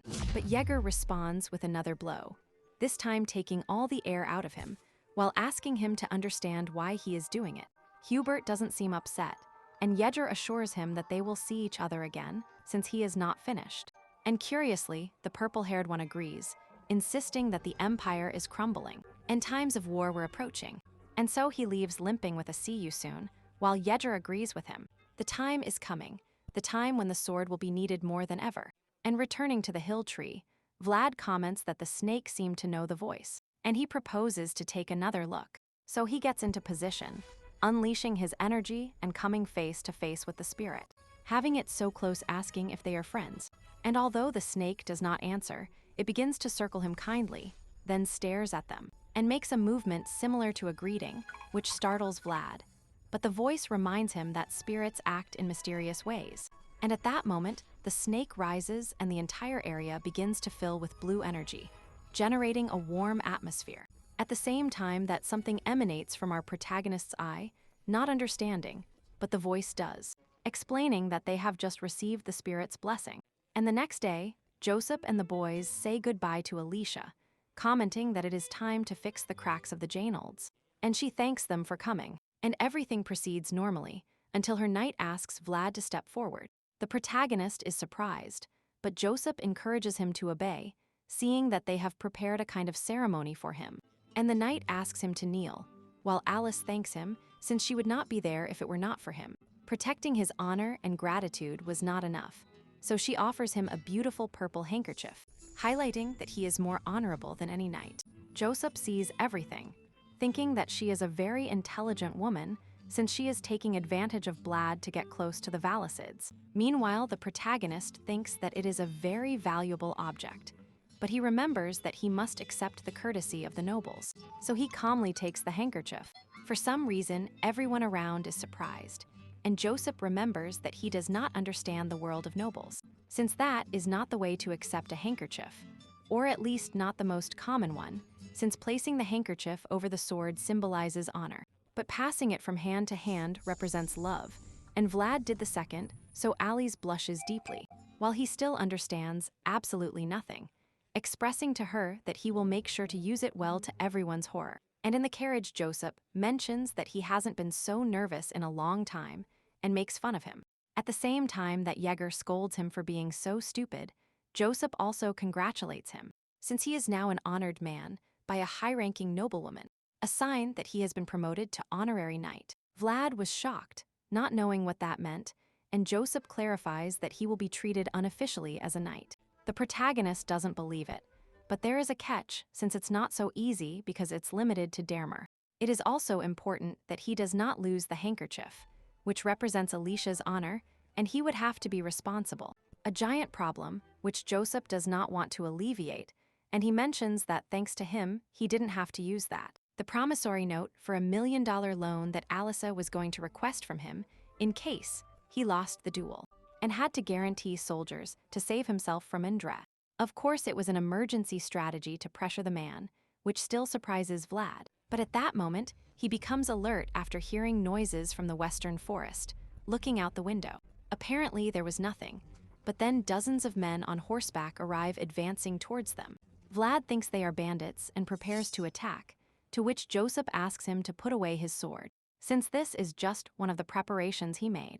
Curiously, they were not bandits, but soldiers loyal to him, handing them a bag full of blood, explaining that they were settling scores. Joseph looks at the bag, commenting that this was not what he asked for, but he still tells him good job.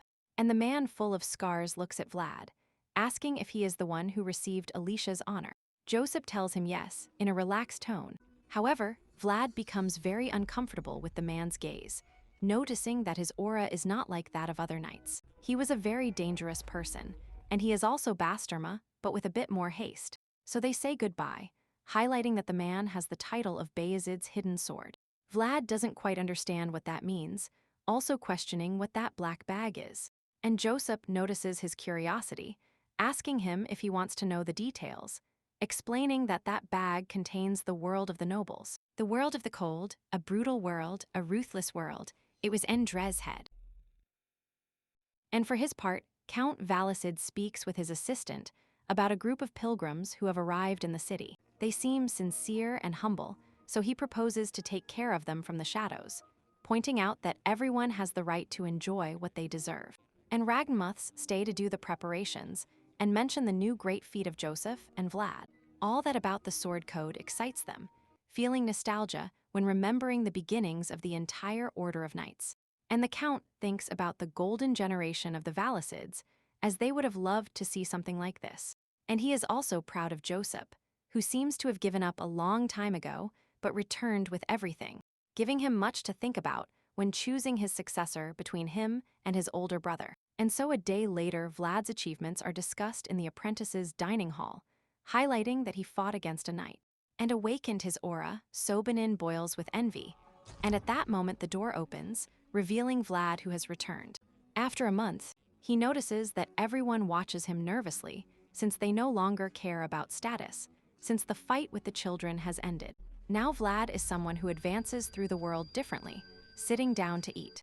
However, so many looks begin to bother him, and Portly warns him that it will be like this for a long time, since everyone knows what happened in Damer. Also, he asks him what he plans to do on his vacation, since the vassals have the week off.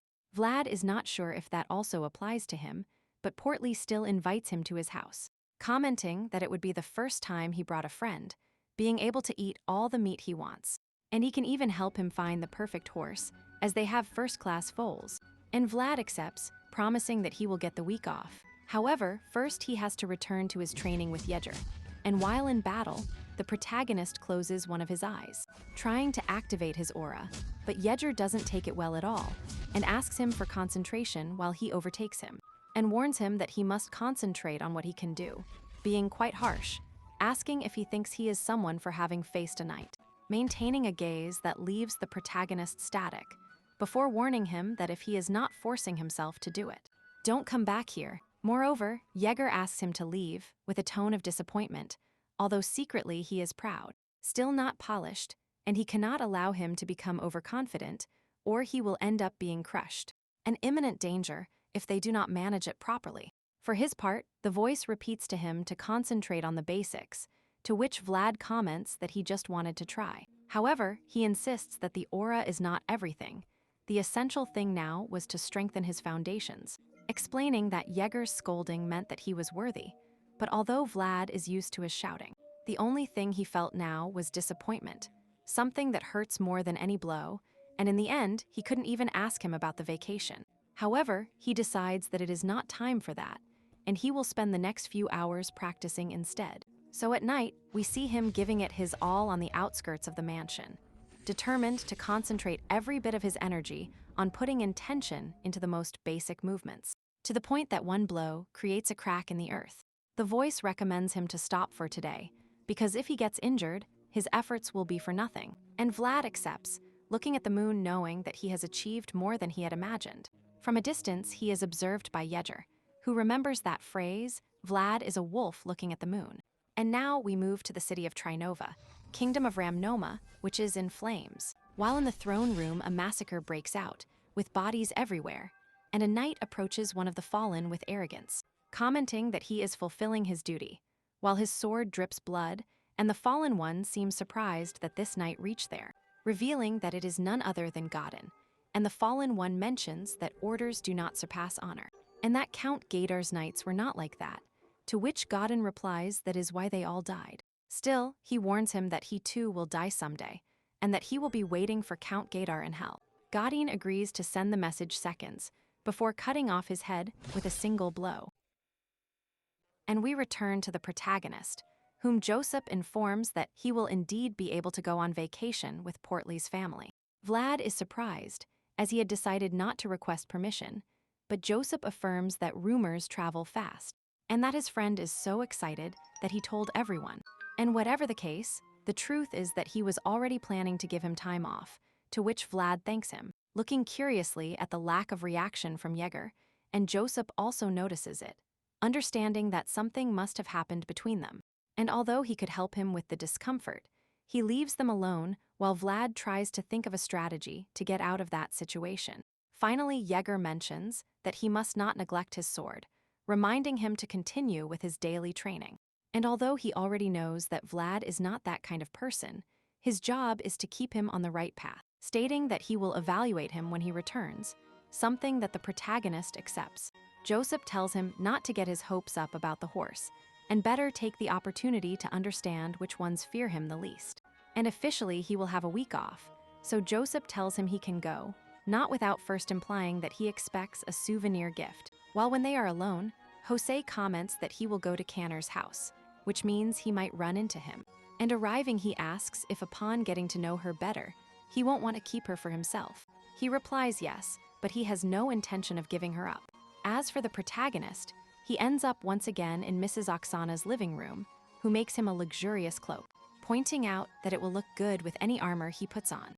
Vlad thanks her for everything, but this one insists that he will need it for his vacation with the Canners, implying that she sees him as a son and wants to make a good impression as his mother. Clearly, Vlad turns red with emotion and also comments that he will get him a tutor when he returns, so that he doesn't make the same kind of mistake again as with Alicia, since now he is an honorary knight and must behave as such, also giving him a basket of lemons from Dermer so he doesn't arrive empty-handed. Vlad thanks her again, to which she only asks him to return safe and sound, something that still excites him.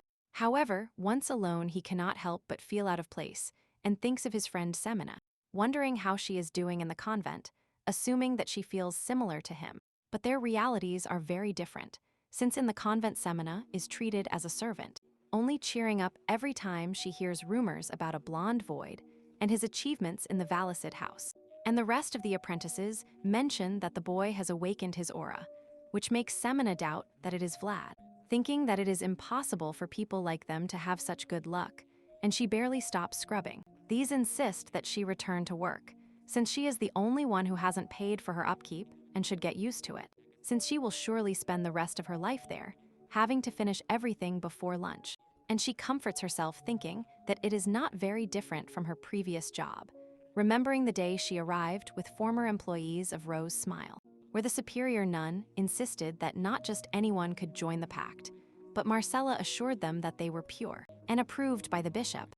But the nun kept refusing, even despite the money Marcella had donated every year, enough to feed them for a decade. In the end, they accept them, and Semina asks what would happen to her, but Marcella was not welcome. And the worst part is that at that moment, Jack's men appeared to take her away, dragging her by the hair in front of the girl's desperate gaze. And mercilessly, the convent doors were closed, having no idea what would happen to their caretaker.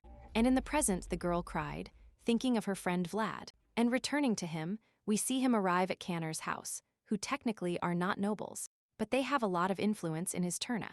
There they are received by a mustachioed old man named Butler, whom Portly greets very cheerfully, hugging him and telling him how much he missed him these months, asking about his father. But he is busy with other guests, so he proposes to take Vlad to take a look at the ranch, the pride of the family. The protagonist gets excited about the horses, and Butler explains that the boss will show him the most precious ones. However, he takes him to see the ranch's ones that flee spooked along with the rest of the animals as soon as he approaches. That confirms that he couldn't ride cows even if he wanted to, and Butler recommends him to go to some church, to which Vlad clarifies that he is not cursed, he just has bad luck. Upset by the situation, since it makes no sense for a knight not to be able to ride a horse, but Portly insists that there must be one for him, which doesn't lift his spirits much. So he reveals that there is one of great lineage that they could take a look at tomorrow with his father. And at night, he takes him to the kitchen, where dozens of people prepare a meat feast, showing that his family doesn't exist in moderation, and there they are met by his father, Olson Canner, a super friendly man. Vlad tries to show the manners he has learned, but this one doesn't care about formalities, treating him as part of the family, and also recognizing that he is the pride of Sterna for the Damer thing, being happy that his son has a great friend, so he takes him inside to talk with the other guests. That gets Vlad's attention, and Aslan mentions that they are also Valicid, and when they enter the living room, the protagonist is shocked to see that it is Rudiger, asking what he is doing here. The latter mentions that they haven't seen each other in a long time, and he asks him how he has been, and while Vlad and Portly show their respects, Rudiger jokes about that time he rejected his peanuts, which makes the protagonist feel like an idiot, but he is also surprised to feel a great wave of hostility from the knights accompanying him, thinking that they must hate him for hitting their vassals, so he decides to appear confident, expressing that he hopes to see him again. Curiously, that excites Rudiger, who asks him if he has some time tomorrow, asking him to accompany him somewhere. And so the next day, we can see Rudiger's men traveling through the countryside, with Vlad angry about having to go by cart, and that catches the attention of a woman named Dorodia, who thinks she sees her, and asks if it is his first time meeting a beast person. Vlad confesses that yes, and she asks how he became a vassal, being from the alleys. Same question she asks of herself, being Rudiger's official mage. That annoys her, and she questions how he used his aura without even knowing how to ride a horse, pointing out that even Porty could do it, continuing to annoy him. For a while longer, Vlad's attempts to ignore her weigh heavily, and they even argue about whether mages and beasts are that talkative until Rudiger stops her, insisting that Vlad is an introvert, and it doesn't help that she keeps harassing him. And finally, they reach the top of a hill where they analyze the terrain, revealing very suspiciously that Vlada's men have supposedly come to hunt. even though they haven't even taken the falcon out of its cages. And at that moment, one of the knights points something out in the distance. A group of pilgrims touring the area. So Rudiger orders his flag to be raised so they don't feel threatened. And there, we see the Valicid logo. And he proposes to take some time to analyze the prey by seeing a group of wild horses in the distance, especially a black horse with a very imposing appearance. At that moment, we see that both the pilgrims and Rudiger's group advance in parallel in the same direction, which Vlad interprets as if they were escorting them, questioning what the true intentions of that outing are. And he gets dizzy from the carriage, preferring to walk, thinking that his heart beats strongly as if something bad were going to happen. And Portly tries to calm him down, showing him the beautiful view, a meadow called Vrana, which used to have many monsters before Kosiv, who has taken care of keeping them at bay. Vlad proudly thinks that he also had a part in it, but at that moment, he notices something strange. In a stampede of the wild horses, led by the great black stallion, that paralyses his body for a second, feeling something strange in his heart. And the scene is also observed by Rudiger, who wonders why they seem to be heading south, since they should go north, where there is more grass. Also, they move very fast, as if they were being chased by something, and returning to Vlad, he is petrified without understanding exactly why. And at that moment, the earth begins to shake, and many assume it is an earthquake. But Vlad remembers his trip from Damer, understanding what it really is. And out of nowhere, a monster emerges from the earth, right behind the horses, and both the protagonist and the pilgrims. And Rudiger's group feel the danger of the death worm, which begins to ravage and mercilessly eat the horses. This alerts Dorothea, since worms are not carnivorous. Something was very wrong with all that. And luckily, she notices something on its forehead, a gem with a strange energy, while the creature continues to attack frantically. So the horses deviate in the direction of the pilgrims, also drawing the monster's attention, who looks at them as their prey. These begin to flee, and Rudiger asks what the death worm reacts to. And Dorothea explains that since it has no eyes or ears, they feel ground vibrations, so she asks him to invent a plan to lure it to a place with greater height, being protected by Vlad, who accepts the moment, while demanding that his men ignore the sense of the situation. They must concentrate on what they have to do. They had to carry out the mission they received from the Count, which now was to protect the pilgrims. And with that in mind, they prepare for battle, attacking the monster, while Rudiger thinks that there is still something strange, something unnatural, as if someone were pulling the strings, expressing to himself that he must not be afraid. He simply had to fight against whoever dared to attack the deceased's territory. And under the protection of Vlad and Portly, Dorothea looks for marked vibration spells in her potions, and the protagonist doesn't understand what she means. And the voice explains to him that it is one of the 3 divine secrets, along with the art of priests and sword technique, a fusion between divinity and aura, thinking that she must be very strong. But at that moment, they notice a strong flame coming in the worm's direction. However, it is not magic, but Rudiger's aura, who is at a completely different level. And yet the voice indicates that it will not be enough, something that Rudiger also knows, since the enemy is known to be tougher than dragons themselves. That exposes him to come face to face with the monster, barely managing to escape the next attack. Before the worm decides to sink back into the ground, his men ask him if he is okay, but he insists that they do not let their guard down. That was not over. And the voice indicates that it will be more difficult with it underground. They must be attentive to the slightest movements of the ground. And at that moment, they notice that the worm is heading towards the pilgrims. So the order is to follow it. And seeing everything, Vlad asks Dorothea to hurry up, realizing that she is drawing something strange with her tail, asking her if it is time to play games, but she explains that this is her battle method, revealing that it is not just any drawing, ending up emitting a magical light, and Portly must take it to his Rudiger, indicating that to use it, he must break it. The boy is surprised to have so much responsibility, but it is the only alternative since the spell left her very weak. And the problem is that even on horseback, the voice indicates that it will be too dangerous, leaving only one option.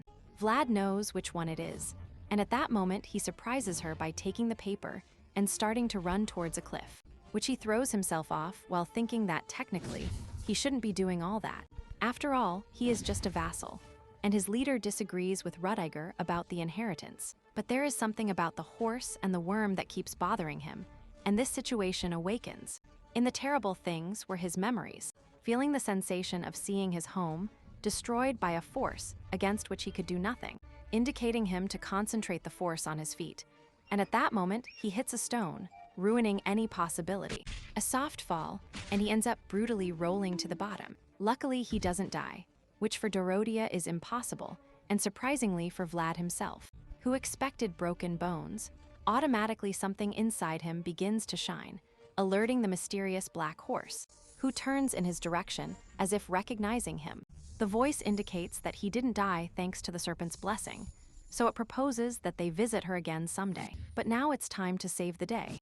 And at the same time, Vlad notices that among the pilgrims is none other than the priest Andrus, who is surely acting as leader and is supposed to hand over the spell to Rudiger. But the reality is that he is too far away, and going there would put the priest in danger. So he will have to choose whom to save. However, the longer he wastes thinking, the further the worm advances, so he decides to activate the marked spell right there, breaking the sheet with his sword so that it adopts an energy similar to the aura, which when stuck in the ground, causes it to begin to vibrate.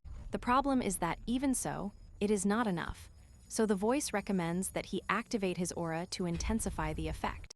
And Vlad obeys, achieving an unexpected effect, in which both energies shine with absurd intensity, which now does capture the worm's attention, making the vibrations reach everyone else. And the results are automatic. From 1 second to the next, the worm emerges next to him and responds to his call, as if expressing, "I am here," being so close that we can see that it has 2 rows of sharp teeth and a hard skin like a stone, and Vlad is shot out by the impact, but manages to stay upright, while the voice recommends him not to fight head-on, since the important thing is to distract him until the pilgrims flee. The protagonist knows it, seeing that Rudiger and his group are on their way, but they still have a long way to go. And at that moment, the creature stops playing and turns towards him, ready to devour him, to which he manages to escape just barely, noticing that it hid in the ground. That complicates things again, since he has no way of knowing where the next attacks will come from. So he tries to stay alert, looking everywhere until it is too late, since the worm emerges right under him, swallowing him in less than a second. Rudiger sees the scene from a distance, screaming in despair and assuming that Vlad has died. But at that moment, the protagonist appears riding a horse, the mysterious black horse that managed to rescue him just in time, even riding on top of it. Meanwhile, Vlad doesn't understand where the hell he came from, and the voice asks him to look with Laura's eye, discovering that it has a kind of energy horn, traces of unicorn blood, mixed inside. That would explain why he is not afraid of him. And the protagonist finally has the opportunity to experience what the view of the world from atop a horse is like. An incredible scenario, taken from his best dreams, and at that moment Rudiger catches up with him, who asks him if he is okay, while thinking how brave he was to charge against the creature alone, which shows that he is capable of sacrificing himself for the common good of others, and definitely represents the code of the Sword Master, mentioning that he fulfilled his duty better than any knight, to which the protagonist only thanks him, and begins to discuss how they are going to finish the worm before it annihilates the pilgrims, thinking that it is the remnant of the fallen dragon, but Rudiger insists that they can do it, and he looks at him with eyes full of confidence, reminding him that he has Dorothea's mark, and he is the only one capable of attracting it. The protagonist doubts whether the knight will be able to keep up, but at that moment, he looks at him with determination. He is also there to fight, to protect his herd. With that clear, Vlad affirms that he can do it, so Rudiger orders him to circle that hill. While he waits to attack, the protagonist quickly deviates from the others, verifying that he is being pursued by the worm. So he increases his speed, which surprises even the most experienced riders, and leads Rudiger to think that he is not just any vassal. While Vlad continues with the plan, something that the voice recommends him, lightly touching the ground with the sword, which activates the spell and attracts the creature, and the voice warns him that the dragon is approaching, heading towards the light, but Vlad does not hesitate for a second, while Rudiger gets into position, waiting for them to attack, when he notices that Vlad is approaching, and the knight closes his left eye, activating that embracing fire again, capable of transporting anyone to the bottom of a volcano. It even attracts Vlad's attention, who literally sees everything in flames, seeing the ability, temporal expansion of his world, a technique that few master and proof that Rudiger is more powerful than they thought. And the protagonist is stunned, The man before him is so fierce that he could reduce his world to ashes. And for every second that passes, the worm gets closer to Vlad until something catches its attention, and it begins to hesitate, being attracted like a moth to Rudiger's imposing aura. Or so it seems, since it detected the threat sooner than planned, and neither the vibrations nor Vlad manage to attract it. And the madness begins when the horse itself decides to change direction, taking the protagonist straight towards the enemy, circling and neighing to attract its attention, seeming like futile attempts. But at that moment, its energy horn begins to shine, revealing that his aura and the serpent's blessing are resonating with him, unlocking a divine secret that attracts the worm again. So the plan can continue as thought, thanks to a hornless unicorn, and a night without a horse, and that horizon where the self becomes us, in a black night sky. And the worm follows him on the desired route, while Rudiger prepares his world, which is gradually strengthening. Still not ready, so Vlad has to hold on even longer, but when he feels his aura fading, the rest of the knights appear, activating their own auras to help him maintain the creature's attention. And finally, they realize that Rudiger is prepared, so they proceed to overcome him, guiding the worm towards him while he congratulates him on a job well done and mentions that now it's his turn. At that moment, the ground beneath his feet is pure lava, and he is ready to defend his territory from anyone who tries to bring chaos, generating a kind of fire hurricane that he launches towards the creature while thinking that it should die. And that same flame grows to the point of completely covering the gigantic enemy, leaving everyone amazed at such a level of destruction. Mainly Vlad, who had never seen a knight do anything similar. And that hell brought to Earth is Rudiger's true world, a vision that is light years away from common sense, which leads him to wonder if Godin, Jaeger, or Pablo are also capable of something like that, and if he himself will ever be capable of doing it. And the voice tells him yes, but first they must build an unbreakable world that nothing can make it falter. And after the attack, the only thing left is destruction, and Vlad approaches Rudiger asking how he is. He tells him he is fine, congratulating him on his good work and commenting that the flames should be dying down soon. He was indeed quite weak, to the point of falling to the ground, begging for a beer, which suggests that temporarily expanding his world carries a great price, asking him to help him up. But Vlad prefers to lie down with him for a while, which surprises the nobleman again by the casual way he treats him, laughing and congratulating him on the horse, commenting that he did quite well and that it is an extraordinary stallion. And Vlad agrees, but at that moment they are interrupted by the rest of the knights, who flatter him, leaving behind any resentment from before. Even Andreas arrives there, who greets with great respect, and seeing that Vlad was at the scene. The priest comments that that light seemed very familiar to him. It was like a light that pierced the deepest darkness.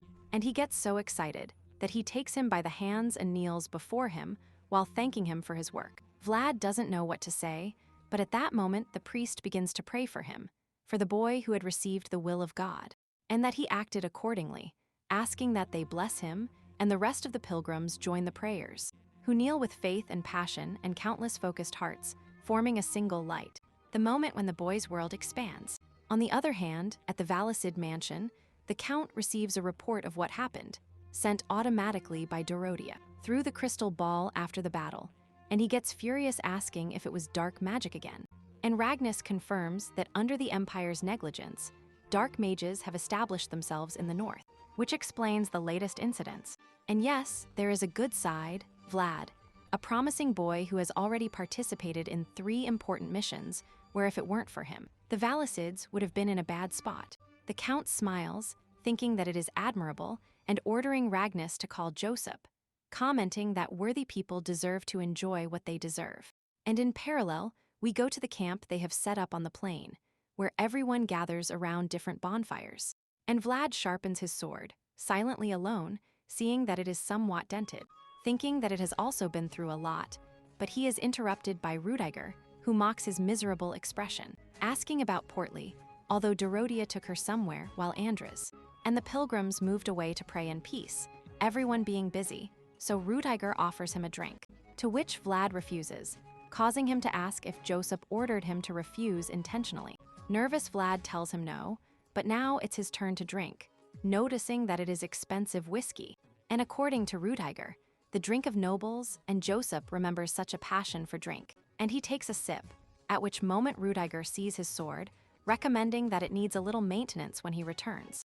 Vlad mentions that he already visited the family blacksmith, but this one wants to retire the mage, who supposedly joins the sword body recklessly.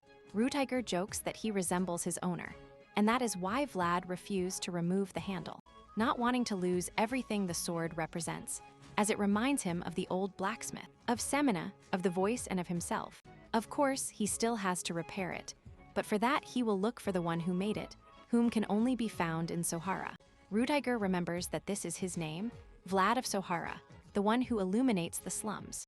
A very appropriate name, considering that today he shone brighter than ever, and seeing the determination in his blue eyes. Rudiger understands that he is the reason why Joseph had been so busy, retiring without further ado before telling him that if he has enough determination, someone will recognize him sooner or later, a phrase that Vlad doesn't quite understand, so he pats him on the shoulder, congratulating him on the good job he has done living. He also informs him that they will leave for Asterna in the morning, but it is noticeable that that phrase resonated in the protagonist, thinking that one day he will be able to repair his sword. And after all, both have a place to return to, and Vlad is left alone. But curiously, he is observed by a figure, that black horse, who looks at him intensely, noticing that enormous aura around him. And now we return to Bayezid's mansion, where Mrs. Akasna is tending to a beautiful tree, while wondering if it resembles the Janold family crest enough, and her assistant tells her yes. So they move to the next crest, but for that one she won't even need a sample, since the Valjit sword is engraved in her head. Curiously, it is the first time she does this, which makes it more appreciated, since it is a tradition that was being forgotten by people nowadays, mentioning that the weeknights these days are not worthy of raising that flag, a flag that belongs only to them and no one else. And in the meantime, Rudiger and his team set off back, with everyone appreciating a scene they had never seen before, the herd of wild horses running alongside them in harmony. Rudiger comments that it is a very rare sight and turns towards our protagonist, since the black horse has come to say goodbye. For his part, Vlad looks at the animal, understanding that although they had a good time, it was time to separate. Because just as one has a purpose to fulfill, the horse also has a herd to protect. And finally, the black horse stops abruptly and neighs, an appropriate farewell for both, whose paths separate from now on.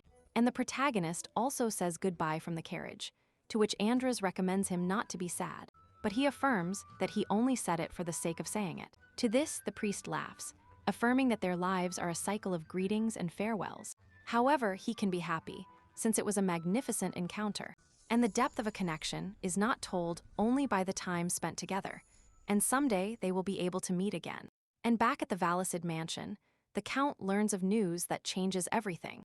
Count Rav Nama has fallen, which corresponds to strange things that had happened in the West, asking if Count Gaydar had so much strength. But it happens that they gained allies until finally Ravnama, ruler of the West, lost being outnumbered. Bayezid doesn't understand why the royal family did nothing.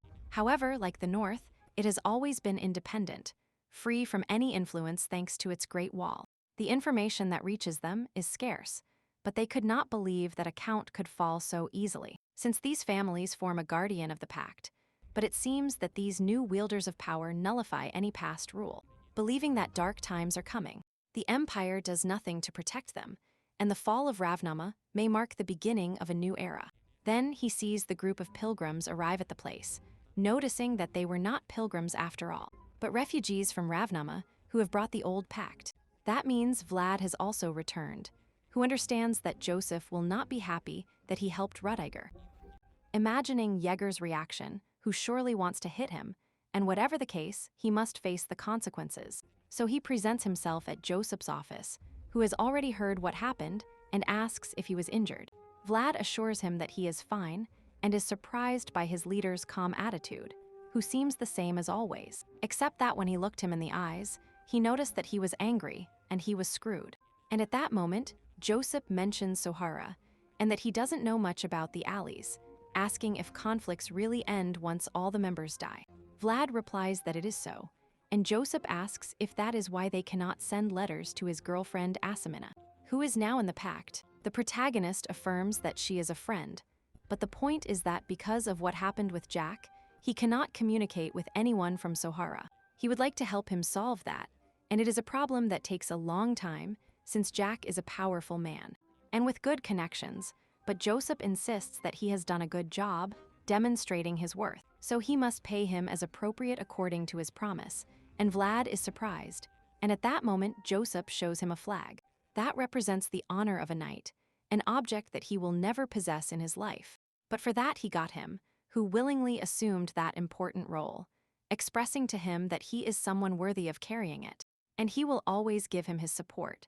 So he hands him the flag made by his mother with the Janold crest, and the Valicids, asking him to raise his head with pride, to take it and go straight to his hometown to destroy those despicable people, asking him to find his true freedom and to return to him again. Support, confidence, respect. Vlad's eyes begin to fill with tears, while he remembers the unadorned sword given to him by Semina, and the blacksmith, the identification card verified by the priest, Alicia's handkerchief, and now this. The flag with the crests of the families. They are things that represented the protagonist's roots, his achievements, so he kneels before Joseph, accepting his orders with pride.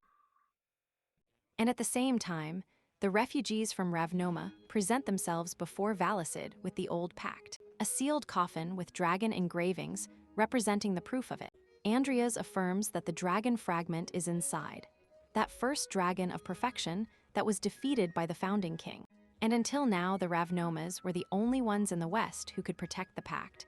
So Velicid agrees to help them move the proof to a safe place, inviting them to stay until they have finished all the preparations. They thank him and leave, leaving Velicid very worried, since they had no choice but to turn to him, since the only other guardian house of the pact equal to them would be the ruler of the North, the Iron Duke, Timur Baranov, and even so they have placed a great weight on their shoulders.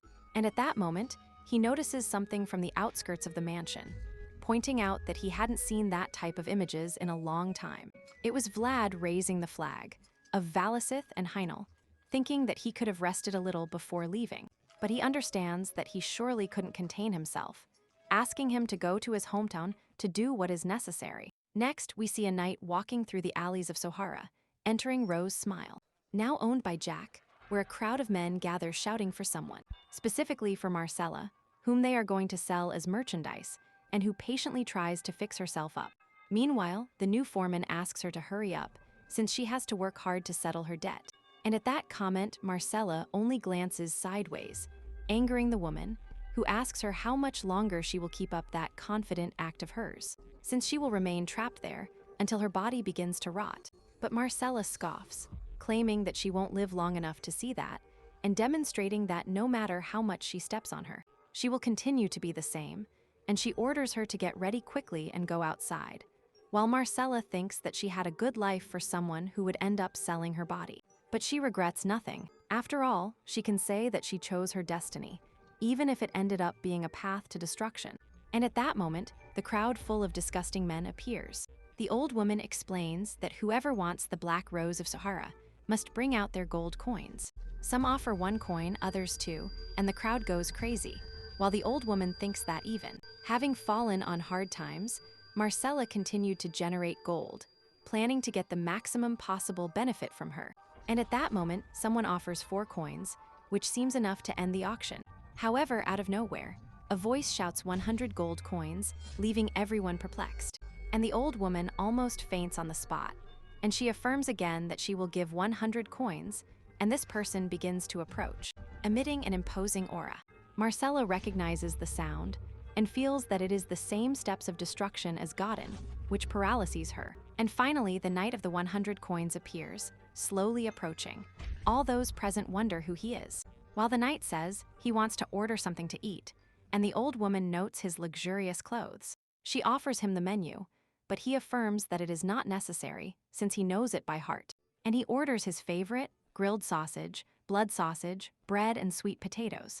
That makes Marcella finally understand that it is not Godin, but the protagonist, who takes off his hood, revealing his golden hair. Gold-colored hair, which Marcella washed and cared for with love for years, and with a smile, and that shining gold that characterizes him. Vlad says, "I'm back," and unable to believe it, Marcella began to cry with joy, and at first she didn't even move.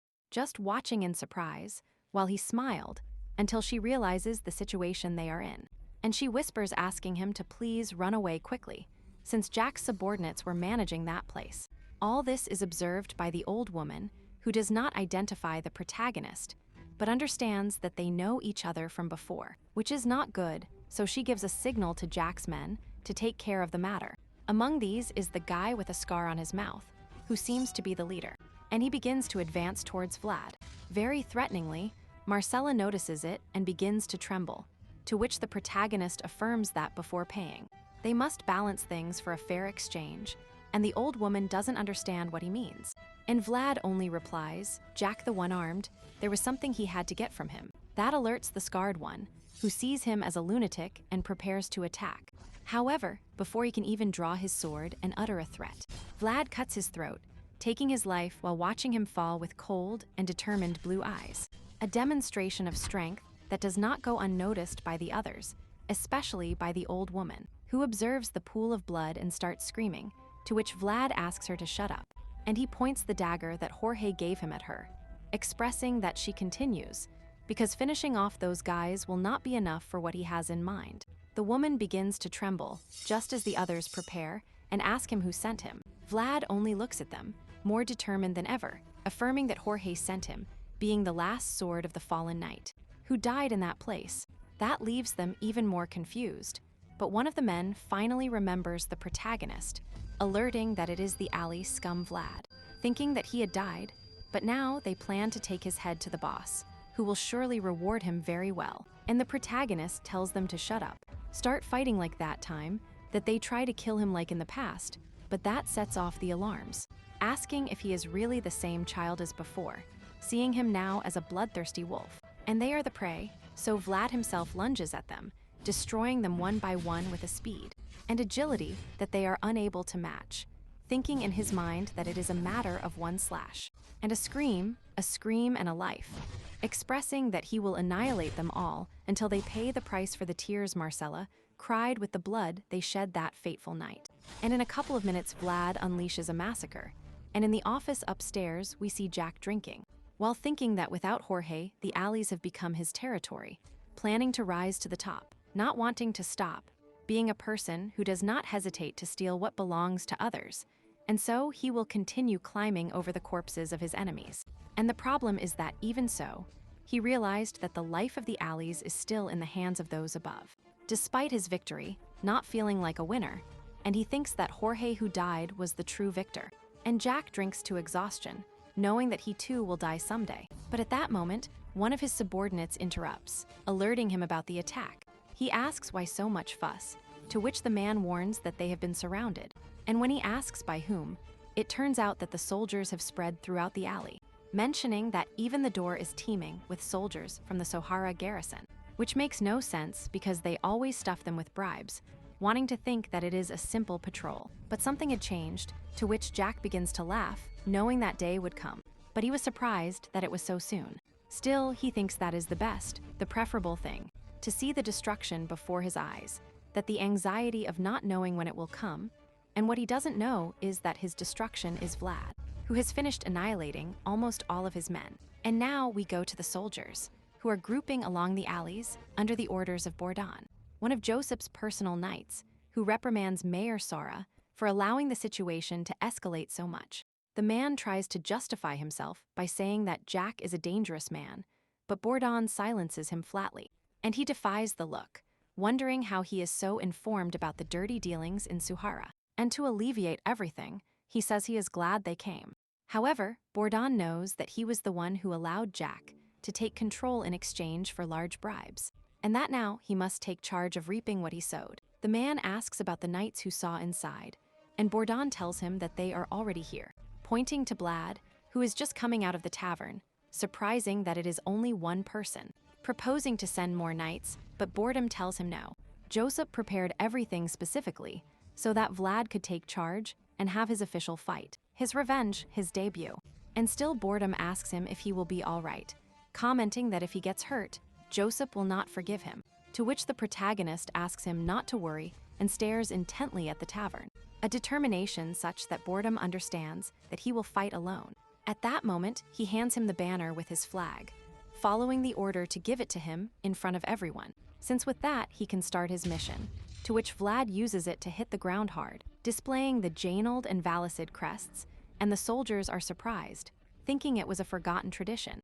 But they understand that he is a knight sent personally by the Valicids, and Vlad keeps looking at the tavern, declaring that right now this land is his domain, and under the honorable names that attest to it, he will exercise his authority, even over their lives. Subsequently, Vorden calls out to Jack, declaring that his actions are unacceptable, and in the name of Count Bayezid, he has sent a proxy who will take care of him, authorized by him, and the church, asking him to open his doors and let his proxy enter, to which the soldiers begin to shout, Bayezid, God, protect the proxy and kill Jack the One-Armed, and the atmosphere gets tenser, and boredom indicates that he is authorized to unleash all his power without hesitation.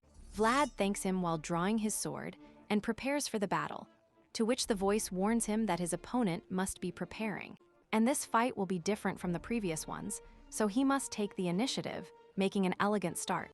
Precisely for this reason, the protagonist activates his aura, wondering if Jorge would still be alive if he hadn't called God in. And if Jack hadn't started with threats, surely everything would have changed. But in that sea of possibilities, now there is only one solution: to kill Jack the One-Armed. With that declaration, the protagonist unleashes all his power in an attack so strong that it destroys the entire facade of the tavern. And he sends flying Jack's henchmen, who had regrouped.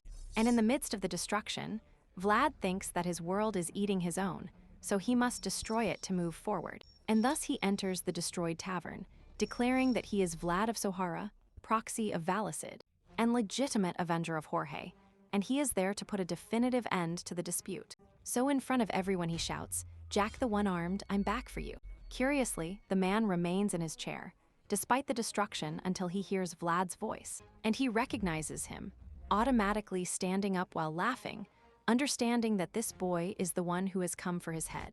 It was the rising star, and on the ground floor, the remaining men of Jack organize an attack against the protagonist, for which he does draw his sword and begins to block them one by one. And quickly, they fall like flies without really understanding what is happening.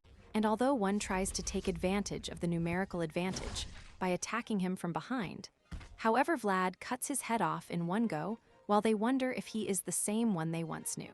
Desperate, they decide to surround him. But the surprising thing is that none of them take the initiative to attack, knowing well that advancing recklessly will only lead to their death, remaining static, waiting for someone to take the first step. To which Vlad tells them that they don't need to think about it, because he plans to kill them all anyway. And at that moment, he unleashes his aura, and in a single move, most of those around him fall, while the rest wonder how they will be able to fight against someone as strong as him, and desperately throw an iron fishing net at him with the objective of capturing him. But the protagonist is faster, and escapes by moving through them with absurd agility, almost as if mocking them.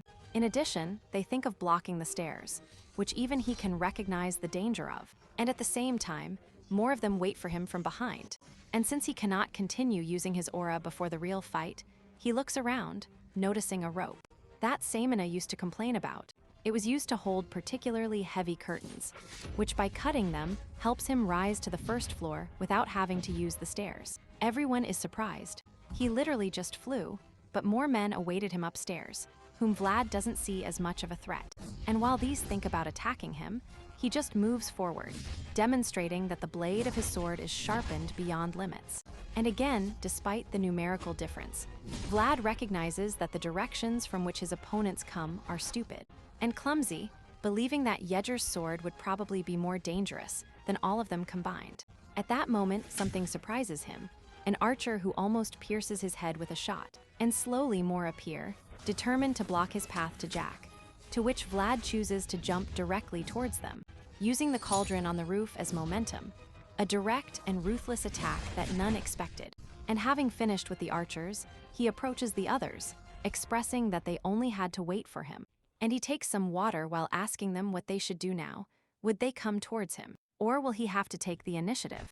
And whatever the case, he was going to keep fighting, having to charge them for having stayed in that house for so long, making it clear that this is his territory, and thinking otherwise had been the first mistake they made. They were in Rose's smile, Vlad's nest, since he was just a child. At the same time, we go to the pier, where his friend Harbor, who works for Captain Hover, thinks that Jack has gone crazy, openly looting, becoming a different person since Jorge's death. And now the economy of the alleys is about to collapse, wondering how the hell to report that to their leader. But at that moment, a companion alerts him about what is happening. The alleys are blocked by people from Sterna, who have come to catch Jack, who is being surrounded by the Sohara guard. At that moment, Harbor thinks of all the consequences this will have, until the guy mentions Vlad. He doesn't understand why he brings him up, but the boy says that he saw a blonde among the soldiers, which in itself is not any proof, but it turns out. Perhaps by calling Vlad of Sohara, Harbor asks him if he is serious, and the guy tells him yes, and he even planted his flag in Rose Smythe. That causes Harbor to start trembling, thinking that he had heard rumors about what happened in Damer, and the hunt for the death worm after Vlad of Zora, but he wasn't sure if they were true, and now he had to verify it for himself. And back to the protagonist, he continues to mercilessly annihilate Jack's men, cutting chests, heads and limbs with a chilling determination. And by that point, his clothes are red with all the blood. He can even see the silhouette of the voice, who is impressed by the way he moves. The talent and his fierce effort were beginning to pay off, recognizing that this boy is a hunter, a murderer by nature. At that moment, Vlad mocks the lack of teeth of one of the men, but says that he won't need them a few seconds before annihilating them. The protagonist and the voice agree that that was enough, and although he couldn't exactly replicate the ode of that day, it was time to put an end to it. And upstairs, Jack waited patiently until he heard the stairs creak, and behind him the door opens, while the protagonist expresses to him, "I'm here, boss," and we see Jack sitting in the seat that used to belong to Jorge. And he welcomes him, offering a drink, seeing his imposing silhouette, while affirming that it's not fun, believing that he also heard the rumors about Vlad of Sohara, but he didn't believe them, and he drinks his drink calmly, pointing out that his manager must have brought him to beat him up, but surely he has already killed him.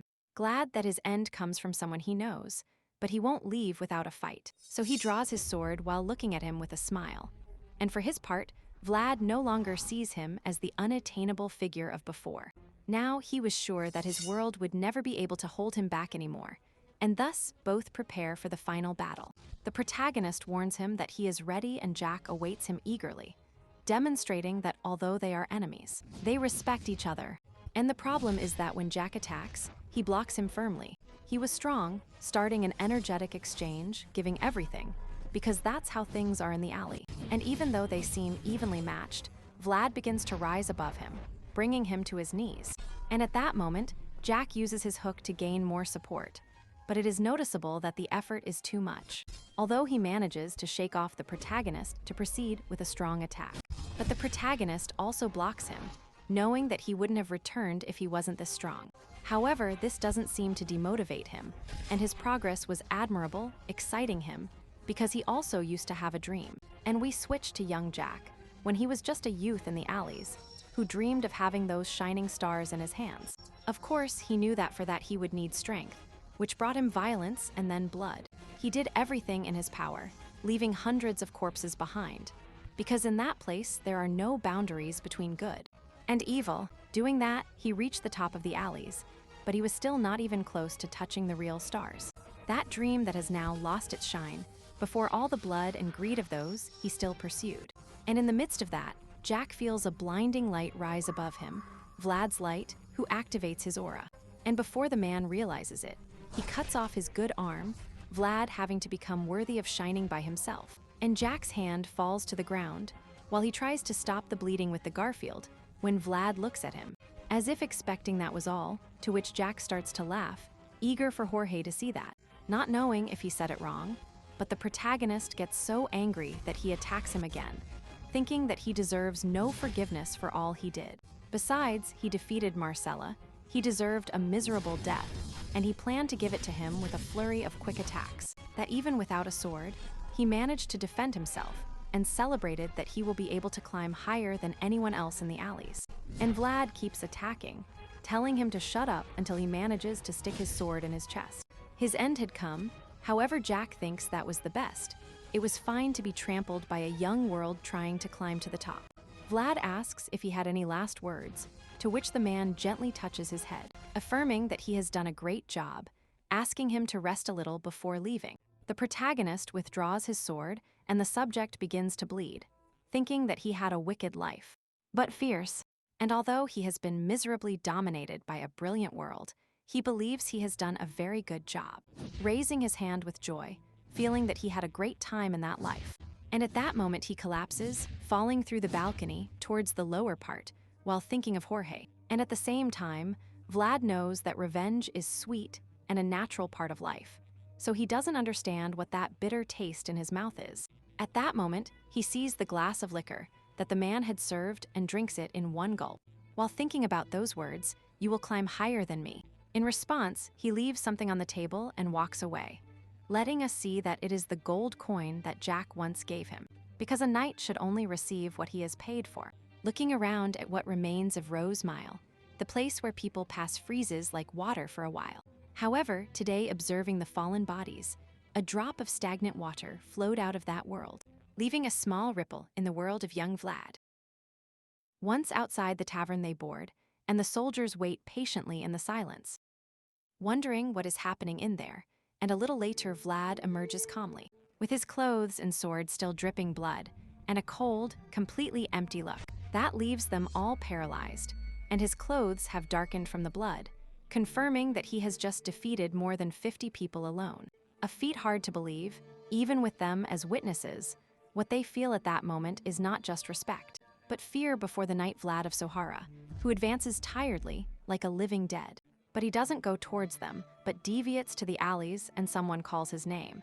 And when he turns around, the first thing he sees is his friend's cane, Harvin, whom he tries to approach, but is blocked by the soldiers.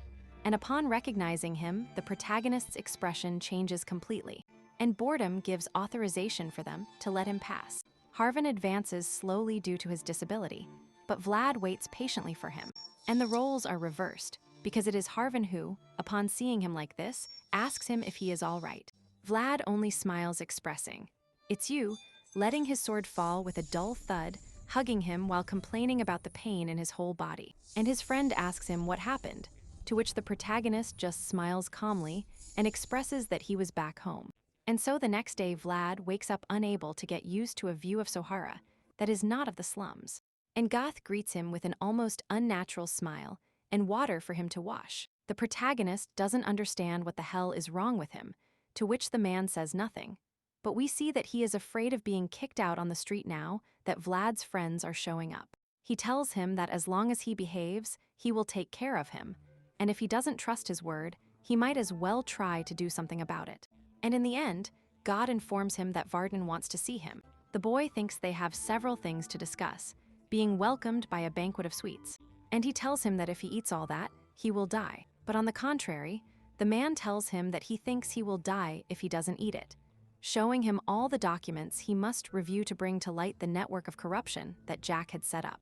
And it will take him quite a while to completely uproot the seeds, so he will stay for the time being. He asks him what he wants to do, for now awaiting Joseph's next orders. He offers to help him, but it's obvious he doesn't know about documents, so Borden reveals that they have temporarily appointed him captain of the guard so he can arrest criminals and clean the alleys completely. This is the next step in Joseph's plan, and the protagonist is the best person for the job, being able to start whenever he wants, although first he can meet his friends and bring Samina, since he even requested a visit to the convent, so he can go see her in a few days. The protagonist realizes that he is a very meticulous man, and when he asks about Jack's remaining henchmen, he mentions that all of them are already locked up in prison, and Vlad requests permission to pay a visit, clarifying that there is someone he wants to find, and if he doesn't find him there, he will search every alley if necessary. And when they arrive at the prison, he informs him that Jack's men occupy all the cells. So Vlad begins to tour the entire place until they see him arrive, and they are frightened that Jorge's dagger, now owned by Bayezid, has come to finish the job, thinking that he plans to finish off every last one of them. And at that moment, Vlad approaches a group, who start to run and flee for their lives. The protagonist calmly analyzes them, noticing who he was looking for, and mentions that he couldn't recognize him well. And the man in question doesn't understand what is happening, until Vlad tells him that he will take him out in exchange for 40 silver coins. This was Otter, the one who helped him escape that time, so he is willing to give him credit. A man whose dark skin was rejected, even in the alleys, and the first person to offer him a hand. And now Vlad can reward him, because thanks to him he survived, he was able to keep shining that day. And then we move to the convent, where the girls look excitedly through the window, noticing that the famous blonde vassal from the rumors has come to visit the place, pointing out that he is incredibly handsome, and that he surely already became a knight, which explains why the director is receiving him personally. Besides, he was being escorted by high local officials, so it's not surprising that they bought wine for the occasion while they talked. We see Semina cleaning like a servant, and although at that moment, a nun enters asking them to stop wasting time, and she doesn't even notice the redhead doing all the work, and just asks them to hurry up because the mass is about to begin. And when she leaves, the girls turn to look at Semina, blaming her for not hurrying up with the chores. And the poor girl only has to apologize, being left alone with all the dirty dishes while they go ahead to the chapel to meet the guest. In the place, the head nun announces that they are receiving someone special, a representative of Valicid, endorsed by Father Andreas, things that left all the apprentices impressed, seeing him as a knight straight out of fairy tales. Meanwhile, Vlad only looks among the girls for Semina, but no matter how much they look or he sees her, even though he specifically requested that all the nuns gather, and the superior asks to start with the prayers, to which the protagonist kneels, trying to concentrate until he hears the hurried steps of someone approaching the room, smiling as he recognizes them. At that moment, Semina opens the door, happy to have made it on time, and joins the prayers at the same time as he turns, seeing the bad state of her clothes. That annoys him, letting out a puff that alerts the superior, asking her if they are feeding him well. The woman doesn't understand what he means, but at that moment, Vlad decides to stop pretending, and to everyone's surprise, he begins to advance straight towards Semina with a determined look. Finally, she realizes that it is her friend Vlad, but she believes it is pure hallucination, thinking that it is impossible for it to be the same one, lowering her gaze, to which he just stands in front of her. And he says hey, seeing her dirty clothes and her hands bleeding from so much work, expressing what the hell, before kneeling before her and starting to clean her skirt as if nothing, asking her if they don't treat her well in that place. All the nuns are surprised that they know each other, while Semina herself has trouble processing that it is Vlad. But when she finally understands, she uses her trembling hand to touch his hair, while he asks her why she doesn't answer him. But when she raises her gaze, the girl is crying with emotion at seeing him again. Standing up, she says to hell with the procedures, they have to go home together, reaching right for his heart. Since Semina had no home and had never heard those words in her life before, they grew up like alley vagrants, homeless, without parents or food. That's why they had become each other's home and family. And next we see them both in the carriage, with Semina quite shy, which immediately attracts Vlad's attention. And he mentions that she hasn't stopped looking at him for a while. And although the girl doesn't answer, we see her very impressed, blushing, thinking that he has changed too much, hiding her face in the cushion, to which he explains that only 6 months have passed. However, with his elegant clothes, she now sees him as a nobleman, compared to her own attire, which she tries to keep out of his sight. Vlad is not a fool, knowing that something is wrong, so he gives her a sweet to lift her spirits, explaining that it was a gift from a knight he met, returning a bit to that dynamic they had before, which causes Semina to start crying once more, shouting at him that he arrived too late. Now that worries the protagonist, who tries to comfort her, but she just moves away, so he has no choice but to look out the window and enjoy the good weather. And then we go to the blacksmith, who observes the phrases from his furnace, while thinking they resemble him, withering away, having achieved nothing. And lately, not even the vagrants come near his shop, so he decides to close for the day. And when he sees the place where he used to hang out, he exhibits the sword. He wonders how Vlad is doing. Undoubtedly, an admirable and lamentable boy at the same time, just hoping he hasn't died. Or frozen. And at that moment, someone asks him if he is closed already, insisting that it is urgent, that he attend to him because he will be busy tomorrow. The blacksmith asks what someone from the alley could possibly be busy with, but the stranger insists that his sword needs repair. And it was Vlad, who came because he is the only one who can do it. The man is so surprised that he doesn't say a single word, so Vlad insists, until he comes to his senses, and he accepts, welcoming him to the shop. The protagonist hands him the sword very carefully, and he can notice that he has made good use of it. And little by little, he begins to ask about the small cracks, and the protagonist tells him about his adventures, duels of honor, monster hunts, and even a fight against the deathworm. The man looks at Vlad and thinks how proud he is of him, assuring him that he will repair it right away, beginning to light the furnace flames, which in turn ignites that passion the blacksmith thought he had lost a long time ago. That apparently lightless star began to shine once more. And so the next day, Vlad tells Harbor that he obtained the title deed for Rose's Smile, having taken it from Jack and returned it to Marcella so she can lead the business again once everything in the place is clean. And Harbor asks him what he will do from now on, to which the plot clarifies that he will stay for a while, awaiting new orders, asking him to investigate something in the meantime. It was all of Jack's assets and loose cases. The boy insists that he can help him, something Vlad gladly accepts, mentioning that they will also help Marcella find the rest of her workers, who seem to have been sold, as they simply disappeared out of nowhere. And Vlad remembers Anna, the one who almost got beaten up at the beginning, and Harvard begins to suspect. Because sold or not, there should be traces of them, even with the shady things Jack did. This sounded very different, so he will also investigate on his own. At that moment, Otter arrives, who has also been working for him, and mentions that he found a suspicious place. Vlad thanks him, affirming that they will go check it out right away, and says goodbye to Javier, who is impressed by how much he has worked these days. For his part, Vlad and Oder arrive at a butcher shop, where they speak with the person in charge and hand him a list of missing people. The man insists that this is a butcher shop.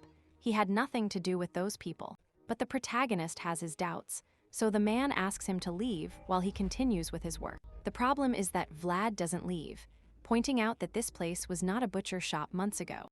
And the man says he has authorization from the pig butcher Blackbeard, one of the alley bosses, clearly trying to intimidate him, mentioning his leader. But Vlad doesn't fall for it so easily, and asks him how he knew what was written on the note, considering that most people there hadn't received a good education, assuming he is not from there. So he asks him directly if instead of meat, what they were selling were humans. The man doesn't answer, but the suspicions are confirmed. When he tries to attack him with his knife, the protagonist dodges it, and he asks him who they are and where they come from, to which the protagonist warns him that if he cooperates, he won't get hurt. However, the butcher tells him to go to hell, an attitude much more typical of the alleys. So Vlad asks Adar to close the doors, as the business will close for today. The next thing we see is the protagonist cleaning his dagger after having forced him to talk, confessing that he is only an intermediary for the foreign slave traders who began arriving in the city after Jack took control, turning a blind eye to many matters, to the point that they began trafficking in humans. The boys agree that this information will be enough for today. And at that moment, little Ned arrives excitedly, who has also been asking questions among the local children. And Vlad gives him some roast meat, while Ned explains that they saw Anna getting into a mysterious carriage a month ago. That would confirm that Anna was sold somewhere else. But at that moment, Ned assures that there was something strange, since she wasn't the only woman, and all of them seemed to be pregnant. That mention makes Vlad's hair stand on end, and the little boy confirms that all their bellies were protruding, which is strange, because a slaver would look for people capable of working or note their discomfort. And he asks him what's wrong, but no matter how much he thinks about it, it makes no sense until Vlad reminds him of the cursed spirit of that woman, locked in a cell with other female slaves and forced to watch their children die, asking if there could be a connection. And the voice asks him to listen to his instinct. Every dark heart is destined to become reality. And although they hope they are wrong, he knows the best thing is to be prepared. With all that under his belt, he proceeds to meet Bourdon, who asks him to take a break, believing that he didn't find anything serious, and he is barely finishing all the paperwork, to which the protagonist warns that it is very serious. And he even asks him if he should go to the mayor. The truth is that Bourdon was only trying to avoid the matter to take a break. But at that moment, he sees a Valicid carriage arrive. It was Joseph, Yeger, and all his people, being received by the mayor. However, the noble blatantly ignores him, walking straight towards Vlad and Bourdon. He asks them if something happened, to which Bourdon affirms that nothing, although the look on Vlad's face says otherwise. At that moment, Joseph asks again what happened, insisting that they will talk about it inside. Then the mayor takes them to his office to talk, where Yeager insists on taking a look first. And when he asks him if he thinks he could harm Joseph, the knight insists that he decides that. Again, the mayor insists that there is nothing suspicious. But while they wait for the evaluation, Joseph congratulates the protagonist, asking what he wanted to tell him. The protagonist points out that he might be causing an unnecessary fuss, which he also wanted to consult with the mayor, to which Joseph sees it as a good sign of his evolution, understanding that there are things he cannot do on his own. And once Yeager indicates that they can enter, Joseph tells the mayor that he has a nice office, that the view of Suara is truly beautiful, but there is a small detail: the chair seems too conspicuous, and he should change it. The mayor is surprised, asking what is wrong with his chair. At that moment, Joseph just sits down, making it clear that it is his chair now, being the new mayor of Suara. After that, we see Vlad and Othar walking through the oldest and most dangerous alleys, a hideous place that stank of everything, including blood. And the worst is not the place, but the people who lived elbow to elbow with death every day, which explains why Jack could never reach there. That was the pig butcher's alley, and attentive, they knock on the door of their lair, and a few seconds pass until a man shows his face asking who they are. Vlad says they should already know, as they saw them arrive, to which the man asks them to wait a while. Clearly a technique to make them nervous, but a disrespect that he cannot let pass, considering that now, the honor of many people is tied to his name. And with that in mind, Vlad tries to calm down, while looking up at the sky, and reminds himself that he can no longer go around life tolerating that kind of thing. The worst thing is that he and Jodar spend hours there waiting, until sunset begins. Still, Vlad remains unmovable, and it is there that the man finally opens the door to them. However, the protagonist doesn't answer, to which he asks him why he doesn't come in, and we can see Otter's nervousness, until the man affirms that if they don't enter, they had better leave. But Vlad warns him that if he closes the door, at that moment, he won't be able to handle the consequences of his actions, being a clear threat that the man doesn't know how to respond to.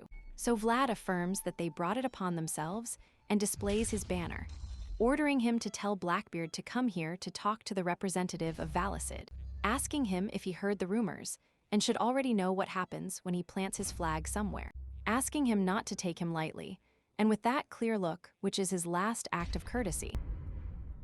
And so later in the city, we can see the former mayor on the street, watching his former domain, while Joseph also watches him with a hint of compassion. Of course, he is corrupt and is only paying for his crimes, but he has come to expedite his punishment. At that moment, he asks Vlad what happened with Blackbeard, and he reports that he agreed to cooperate within his means. Surprisingly, it seems that the conversation was calm, which honestly makes no sense for one of the major bosses, and it is a sign that Vlad has done an excellent job, and his mission to turn him into the perfect knight is going better than expected. So he congratulates him. Then he stands in front of all his men, revealing that they now have 5 knights under their command: a mage, 10 administrative staff, elite soldiers, and a squire with the potential to become the best knight in the empire. Those were the vassals who will share his fate if he becomes the next Count Valicid. They will also be promoted, but if he falls, they will fall with him too. And for everyone, Sora was the last step, so he assures them that he will do everything in his power to govern well. This could be his last chance to prove his worth, so Gregory will be in charge of the investigation team. He thanks him, and we see that although he is not 100% one of theirs, he chose him because he has shown neutrality in matters between him and his brother. And Gregory mentions that due to the nature of the mission, he wants Cade, who has excelled in tracking techniques, as well as Vlad, the rising star. Then we go to the barony of Utman in the city of Machium, to a large mansion overshadowed by a stormy night. There the Baron and his Baroness look worriedly at their son, with Valescient in bed, and ask a mysterious figure if doing that will really save his life. He assures them that yes, and blind to the possibility of losing their son, the man accepts, leaving the matter in her hands, as he is willing to pay any price to save him. And the mysterious figure begins to rise, emitting a dark aura and revealing that she is a woman. She assures him that he is not suffering from God's punishment. He cannot watch everything, and that is why people like her exist. After that, we see Gregory's team, Vlad, Cade, and Goth advancing through the forest on a stormy day. But they are relieved to know they are almost at their destination, and Gregory takes out his flask begging for alcohol. and offers them a little to warm up, to which Vlad better opts to look for some firewood to light a campfire, an attitude he shares with his master Yeager. The problem is that it has been raining all day, so all the branches are soaked. But fortunately, Cade manages to find some wood that can still be used, so he thanks the protagonist for saving him, revealing that he was on that mission against the woman's ghost, but Vlad affirms that he was just doing his job. Still, thanks to him, he is alive, and Gregory feels relieved to have chosen them, since many would refuse that kind of job just for being knights, and automatically, the boys think of Bordani. And Gregory takes the opportunity to clarify that from here, they will act as mercenaries, following a lead given by Blackbeard. And the territory they will enter belongs to Baron Utham, not Valicid, which means they must investigate without being detected. The boys accept and agree to conserve energy for the next day, to which Vlad just hopes he doesn't have to hear the sad lament of a lost soul again. And the next day they finally arrive at the town, where the atmosphere is so tense that it feels like some kind of ambush. While the lack of people causes Got to feel a bad premonition, and although Vlad tries to calm him down, they are interrupted by Cade, noticing an inn ahead, and for them it is good news, and they advance to the place, where the owner is surprised to have customers so early. Gregory is friendly, asking for some food, but the man asks him if they are mercenaries, warning that he has had certain incidents lately and cannot let just anyone in. And while he convinces him, Vlad notices a little girl, which reminds him of Semina and is very adorable. However, out of nowhere, the voice goes on high alert, and when the protagonist asks what's happening, it mentions that this place was the one they were looking for, asking him to look closely at the little girl. Then Vlad activates his world, and things go to hell, since he notices that the girl emits a tremendous dark aura, coming from a curse, which seems to have possessed her. And Vlad thinks that although children are pure and innocent, they are always the first to be sacrificed, something he saw and lived countless times in the alleys. Children who are stolen, abandoned, beaten, and finally murdered, all by adults. He saw it firsthand, and made the decision never to become that kind of person, an oath he made as a child, and intends to keep even more now that he is almost a knight, knowing that in that place there are children he must protect. So he goes to the church, from where ironically the cursed energy seems to come, and the protagonist decides to enter, and although the place is empty, neither he nor the voice notice anything suspicious, aside from the feeling that something seems out of place. And at that moment, someone approaches, to which Vlad reminds himself that they must go unnoticed, so he begins to pray pretending to be a lost believer. The person tells him that he must be new around there, and he replies that he arrived yesterday morning. Noticing that it is a priest, apologizing for entering without permission, but at that moment he takes a close look at the Bible that he is holding in his hands, understanding that was what was out of place, realizing that all the crosses in the town were inverted. The voice is so shocked that it refuses to believe it, while the priest affirms that God is available at all times and place, apologizing for interrupting his prayers. Vlad affirms that he will finish soon, but he insists that he can stay as long as he wants. While the boy thinks that there is no more doubt, there was something strange in that town. He definitely cannot trust that man or let his guard down. At that moment, the priest mentions a kind of plague in the area, affirming that he will pray that neither he nor his colleagues are affected.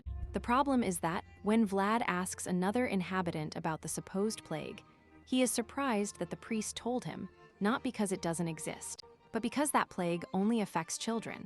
In addition, it has appeared in all the towns in the Utham territory, so they have come to consider it the wrath of God. The protagonist thanks him for the information, but it was clear that something was weird. Women disappearing in his territory, dead children in Udem clearly was not the fault of a plague. He just needed to verify it, and the protagonist wonders if he should look for a sacred object, to which the voice explains that those types of curses require a well-trained priest, feeling frustrated knowing that it is something massive and that he can do nothing. At that moment, while talking, he observes a mysterious figure, talking with a group of children who show him the inverted crucifixes they are wearing, which were given to them personally by the priest, and the hooded figure observes the light with suspicion and silently gives them back, walking away with an attitude that Vlad only recognizes as suspicious. The voice warns him to be careful.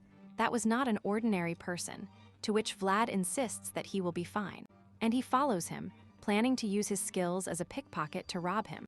The detail is that the hooded figure has already noticed his presence and leads him to the outskirts of the town, where Vlad decides to give up and better report to Gregory. However, the voice warns him that the hooded figure does not plan to let him go easily, and now he is the prey. And quickly, the hooded figure attacks, not even giving him time to draw his sword. Vlad is surprised, but the voice insists that he doesn't stop and helps him block the following blows. It becomes clear to them that this hooded figure is a knight. The latter notices Vlad's ferocity, but is not intimidated, and on the contrary, his sword begins to shine, emitting a strong energy. And in these circumstances, Vlad cannot verify if he is a retired knight or active, so he has to go all out, thinking that the key to a fatal blow lies in the element of surprise. And the hooded figure attacks, and unexpectedly, the protagonist activates his aura, thinking of taking advantage of this last opportunity to surprise him and deliver the final blow. Unfortunately, he barely manages to tear off the hood, as the unknown responds with more aura, a bright and pure yellow energy that is born from her sword, and the voice warns him to be careful, and that he had better stop. But it was too late. The impact between the two swords was too great, and it brings him to his knees completely, at the mercy of the unknown figure who begins to approach. And thanks to that, Vlad notices that she is not an ordinary knight. There was something more. She is a sacred knight. Precisely for this reason, they think of clearing up the misunderstanding. But it seems it is already too late. Talking takes time, and swords are fast. And besides, the unknown figure, who is actually a woman, seems to have already made a decision to defeat him, and knowing what they will face, the voice gives him instructions with which he finally manages to counterattack. Still, the woman's blows are too heavy, since she doesn't really use aura, but a blessing, which means she doesn't need to create her own world, because God's word is already upon her. And at that moment, the woman gives another blow, and Vlad thinks it's unfair that she has so much power thanks to God, because although the blessing is overwhelming, his stance is full of openings. Thanks to that, the protagonist manages to respond precisely to the next attack, advancing with intensity and confidence as if he could finally hit her. However, she surprises him by dodging. Just like that, and the voice asks him to concentrate, although it is too late, given that she grabs him by the face and slams him onto the ground, leaving him practically immobile. And when Vlad tries to get up, the woman stops him, resting her sword by his neck, a clear and simple declaration that she has won. He doesn't understand why his blow didn't work, and the voice explains that was armor magic, a technique of the holy knights that helps them deflect the trajectories of enemy swords. A blessing and a magic armor. Vlad thinks the woman is cheating, seeing no drop of sweat on her face. He understands that she showed a supposed opening only to make him attack, to which she finally asks him who he is. To which Vlad explains that he came here from Suara for his investigation, which immediately captures the woman's attention. And then she introduces herself to his group as Justia from the Northern Archdiocese, thinking it's a divine coincidence to meet there. And she starts putting things in context. She also came to investigate the strange happenings in the area. At first, they believed the plaque story, but now she is completely sure that it is a curse, finding traces of something very ancient.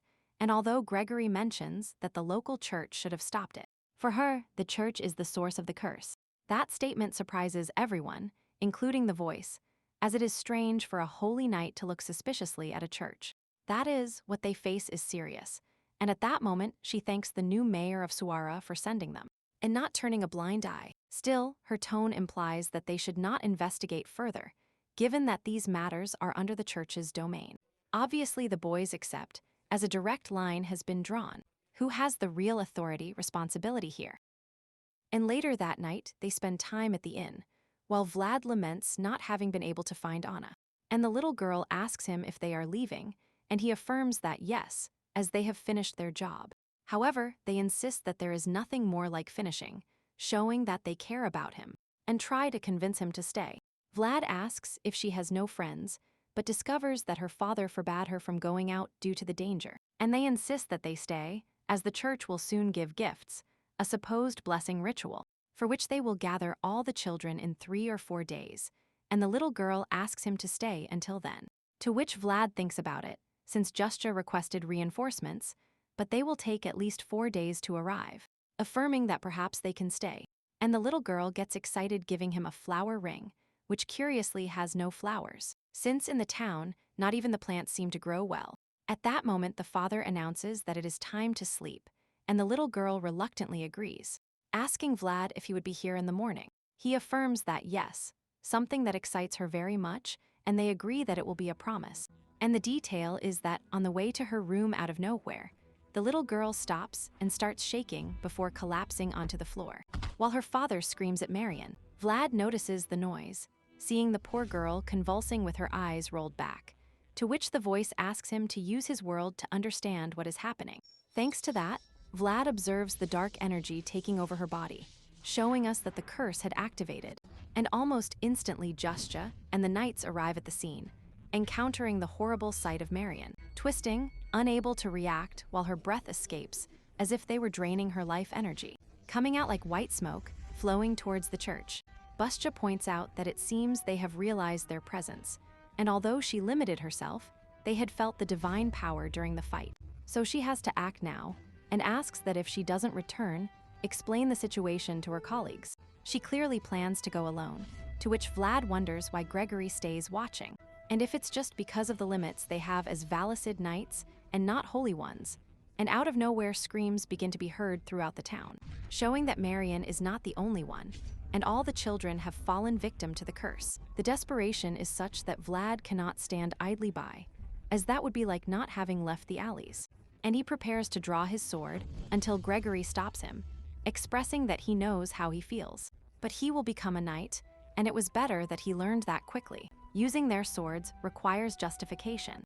Vlad asks what the use of being a knight is, if he cannot help those in need, and Gregory agrees. So he asks him to pay attention. That was the only justification they could trust at that moment. And in the meantime, Justja arrives at the origin of the curse, the church, thinking that no matter how strong she is, she will be on God's land, and they cannot oppose his will, so she enters resolutely, encountering a murky scene in which the walls are painted with blood, with signs of blasphemy. And inside, the priest smiles, affirming that she came earlier than expected, and he wondered why she was alone, when the two of them will not be enough to offer prayers for the people there. Justja doesn't understand what he means. Literally, they are the only ones in the room. But at that moment, the man finishes conjuring the spell, opening the way for dozens of undead, while affirming, "Let's begin today's service." These creatures come from the cemetery outside, ready to attack her, so Justja closes the main door using her powers, while we see that they are being controlled similarly to the ghost of the woman from that time.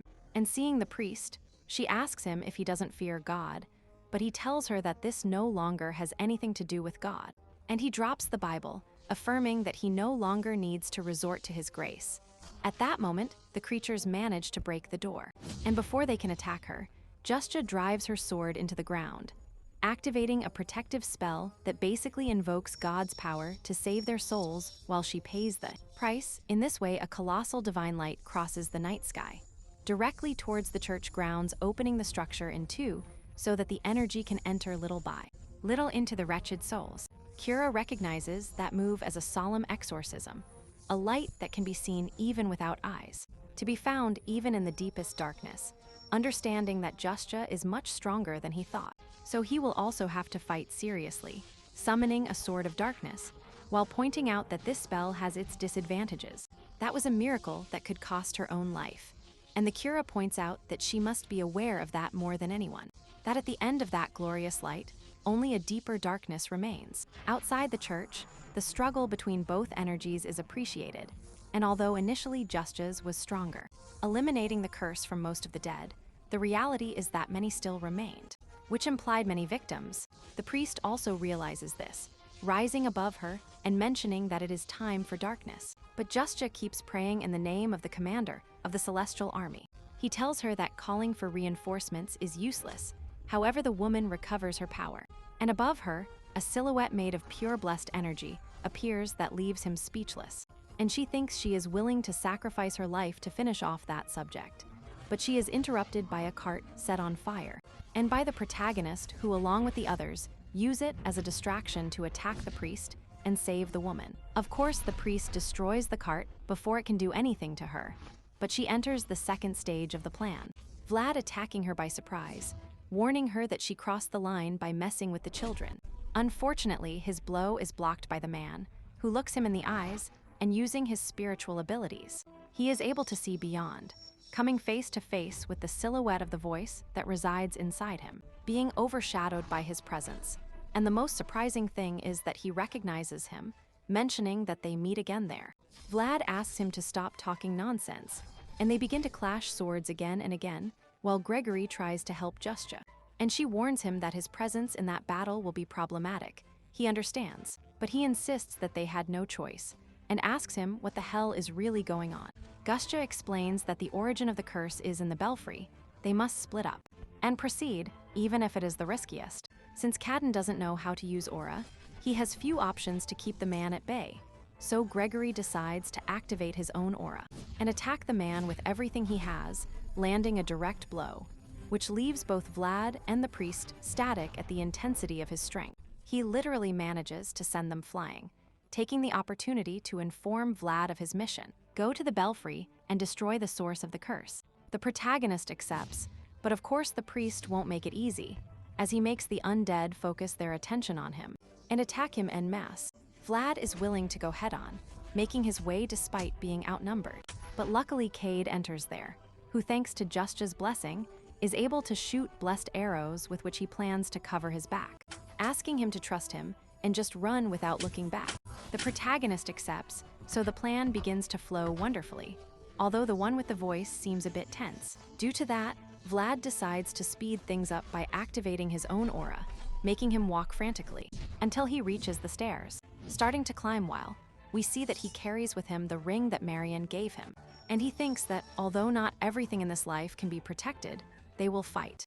That is what Gregory explained to him when he said they needed justification to act. That justification was that they had sworn to protect people, and they will, even if it technically goes outside their jurisdiction, if they are in the place where they are needed. If they are at the moment they need to act, they will not hesitate. As knights, they must burn themselves to become the torches that light up the darkness.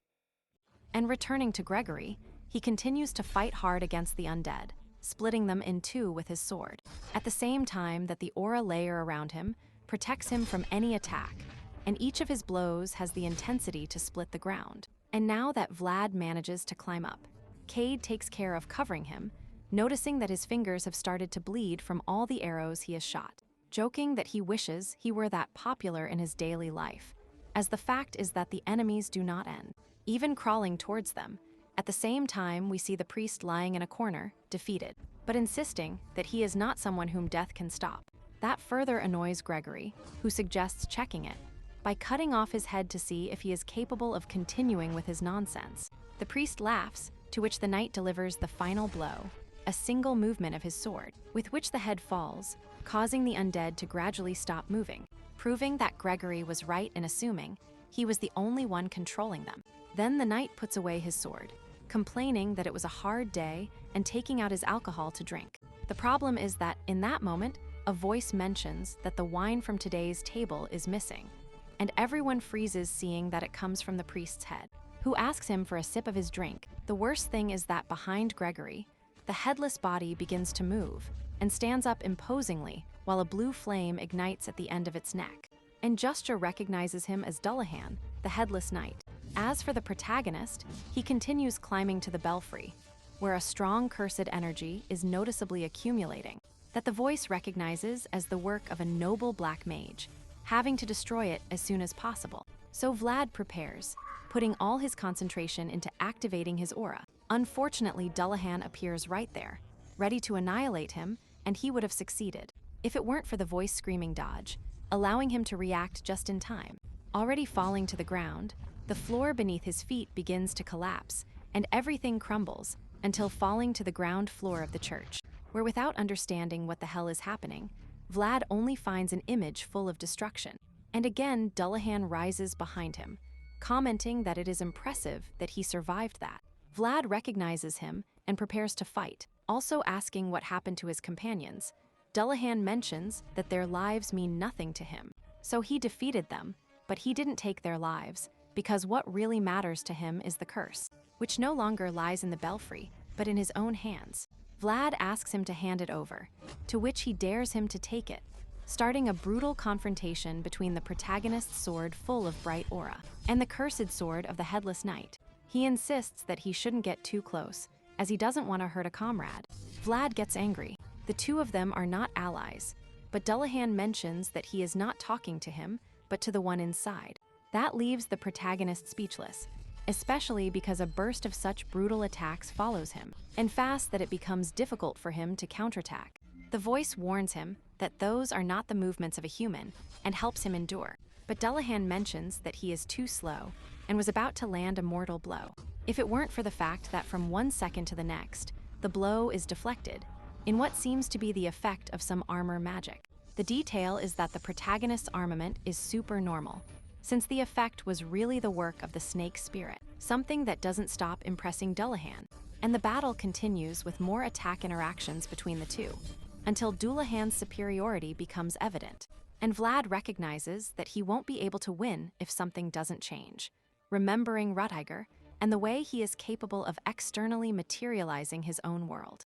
The detail is that, when he tries to activate his aura again, he notices that his world intertwines, a horizon where the two overlap, and Vlad proposes to merge them, allowing the self to become us. And the voice accepts, then awakening a new type of aura, resulting from the fusion of the two, this time of a faint white color. Dullahan notices it and is surprised, to which Vlad activates the totality of his new aura, taking advantage mainly of the voice's world, which causes an explosion of electrical energy that expands outside the church and to every corner of the town. The problem is that once things calm down and the dust begins to settle, he sees that all his effort was just to leave a scratch on the back of his opponent's hand. His world was too small for the voice's world, and at this rate, he only has 2 left, or 3 more attempts to make. However, Dullahan admits that they are in a tight spot, so he admits that it was easy with him, thinking that he would only share the same style. But now he is ready to fight seriously, showing his true form, a completely blue body, covered by a very imposing armor. Right there, he launches another attack, which Vlad manages to narrowly deflect, squeezing his aura. And Dullahan thinks he has a lot of potential, and what he sees with his eyes denies what he thought of him. He was not reckless. He was a boy with unpredictable potential, and Vlad falls victim to exhaustion. And Dullahan decides that the best thing will be to finish him off now. Imposing, he stands over him, positioning his sword right over his chest. And although it gives the impression that Vlad is incapable of moving, out of nowhere, he stops the sword just using his hand. However, this is not Vlad, but the voice, who is gradually emitting his aura while warning him to leave the children alone. At that moment, a lightning strikes them. A lightning made of his own aura, which he has finally managed to manifest physically. And that now does hurt his opponent, and the voice gets up thinking that he still doesn't know who he is. And the memories of his existence have been forgotten for a long time, but he knows he has something to do. A duty carved deep in his soul. The reason for his existence was always duty, and now controlling Vlad's body, he is willing to move forward, advancing towards Dullahan step by step, and then reaching him with the speed of lightning. The Headless Knight is surprised, and although he manages to react in time to dodge, the voice pursues him, reaching him in a single second before taking his head in his hands and slamming him onto the ground, asking him how he dared to make a mess with those pathetic skills. To which Dullahan asks him who he is, but the voice will not answer anything to trash like him, attacking to kill. Luckily for the Headless One, he manages to escape. However, he recognizes that what he feels at that moment is fear. And when he looks at those now completely white eyes, it is obvious that it was an existence worthy of attention, a beast with fierce fangs coming to devour him. At that moment, the voice disappears, becoming completely imperceptible to Dullahan, at the same time that he attacked with hundreds of aura rays. And suddenly, he appears on his back and turning his next movements into a direct mockery where he appears and disappears. He even gets close to whisper in his ear that someone like him shouldn't dare to make fun of the boy, full of potential that he cherishes by his side. And Dullahan notices that despite supposedly being immune to death and pain, he feels a kind of vivid pain cutting his soul. And a couple of attacks later, he ends up on the ground lying down, unable to move, questioning how it is possible that something like this exists in that world.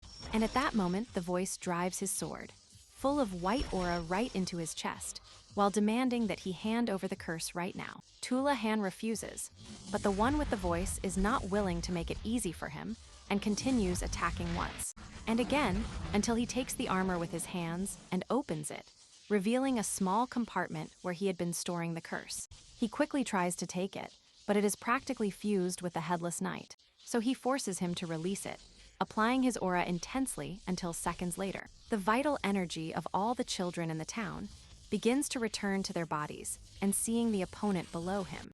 The voice understands that a part of itself knows the best way to finish off bastards like this one. It's just that it still doesn't remember the details. Meanwhile, Dullahan faces the harsh reality. They were not colleagues, and the voice is not a scoundrel who managed to escape death through shady means like him. Not being on the same side, something that becomes even clearer when the voice starts mutilating his body into pieces, affirming that even if he doesn't remember how to do it, he won't let that stop him from killing him, ripping off all his limbs. That should be enough for him to feel the despair of death. And when he only has one limb left to lose, Dullahan is crawling on the ground, fleeing from him. But it's useless, and in his desperation, he cries out for a certain lamashtu. This catches the voice's attention, and out of nowhere, a dark energy begins to surround them, embracing the knight's body, until demonic hands emerge from the ground, apparently to rescue him. The voice seems to understand what is going on. However, it doesn't seem like the demonic hands are helping him, but rather taking back that borrowed immortality, and amidst screams of desperation, they drag Dulakan's body to the ground, making him disappear in seconds, feeling a premonition that he had already heard that name.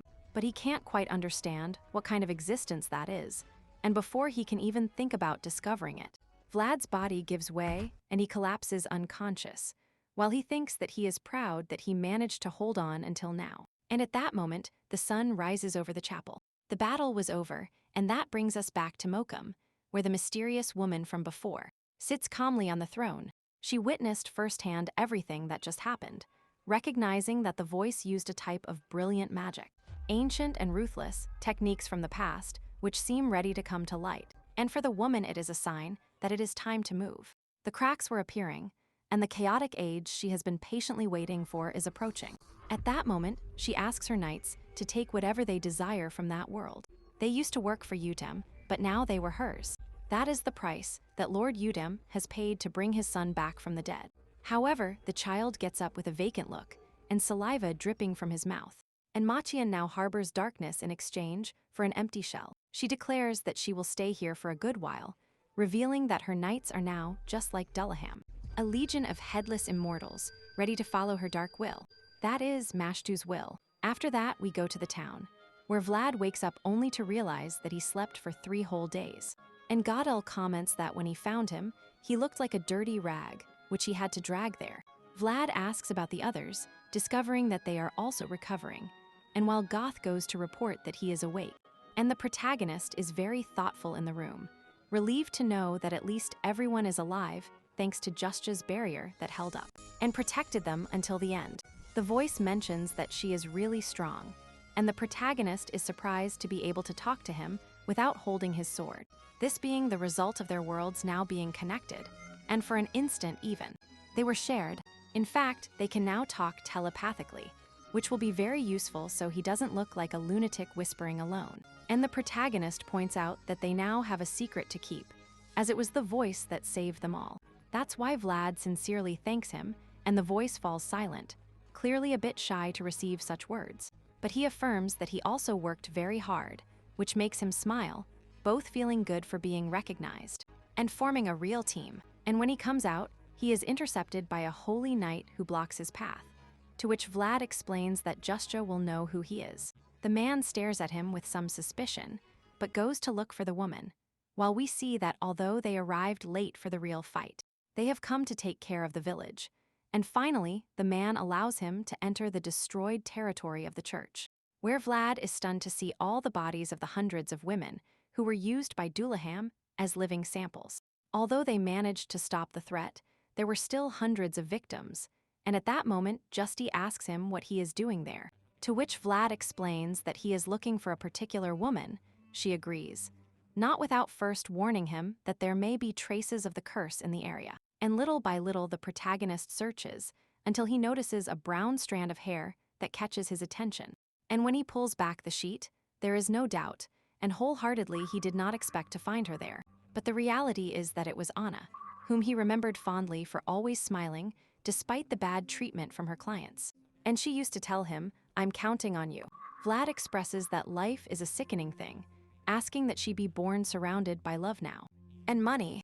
Then Vlad reports the details of the battle to Justja, including the part where Dullahan was absorbed by a kind of hole in the ground. Of course, he had to lie, omitting all the details about the voice, but a convincing enough version remained, in which he basically admits not remembering much due to his attempts to avoid blows, and she thinks that the traces left at the scene are a mess. But then the protagonist adds something that changes everything. Dullahan said a name that he can't quite remember. To help him, Justja offers him an apple, and little by little Vlad pieces things together, until he manages to mention the name Lamishtu.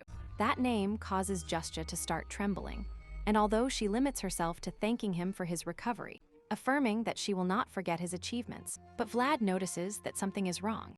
She leaves, and the protagonist thinks he is lucky that they do not suspect him, but he recognizes that the expression on the woman's face changed from anger, fear, and decision. And in the city of Sohara, Joseph receives a visit from a somewhat older man named Laman, mentioning that some time has passed and that he arrived unexpectedly. But between all the formal talk, the man only asks where the young boy was, referring to Zabled. Joseph explains that he is on a mission in Utam, and he also explains that he met with the patriarch before coming, and he only has one duchy left, so he wanted to finish things. We don't know what he means by that, but it catches Joseph's attention, as it seems he has been evaluating all the vassals, and he has already set his sights on the Valicids in Sterna, whom he considers boring and incompetent, and he wonders what the vassal who has been preparing is like. And Yeager adds that he is the best of the group, which impresses Mand, as she knows Yeager is a terrible grump, showing that she even knew his most embarrassing moments when he was young, hoping to get a good impression of Vlad, not like the spoiled child of Savanin, to which Joseph tries to awaken the old man's interest, adding that the protagonist has no parents, coming from the alleys and reaching there by his own merit. And there is a reason why he mentions the topic of the alleys, as that is something they have in common. Joseph hopes they can get along, although Min doubts it, as she usually doesn't like brats, but she will make sure to take a good look at him.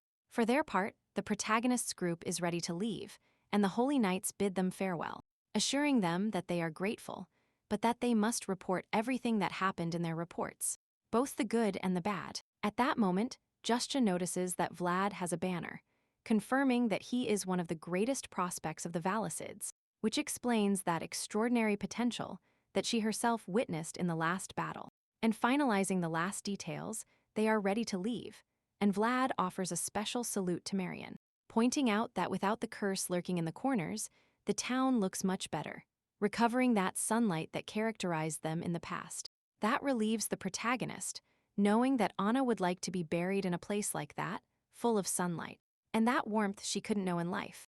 And Gregory asks him what he is thinking so intensely about, and the protagonist confesses that there are too many incredible people in that world, and that he doesn't know if he can endure living among all of them. The man tells him that everyone has thought that at least once, and there is no definitive answer he can give him. But he has come to the conclusion that, like a good fire, one must keep burning no matter how hard the wind blows. And as long as there are flames, he can burn again, enduring and burning endlessly.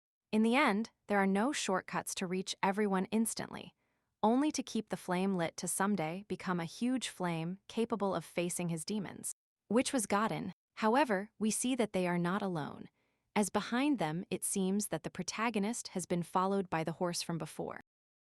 And once they reach Zora, Joseph congratulates them on their great work, and on that ability they had to get to the root of the problem. However, he cannot overlook that they drew their swords on another lord's land.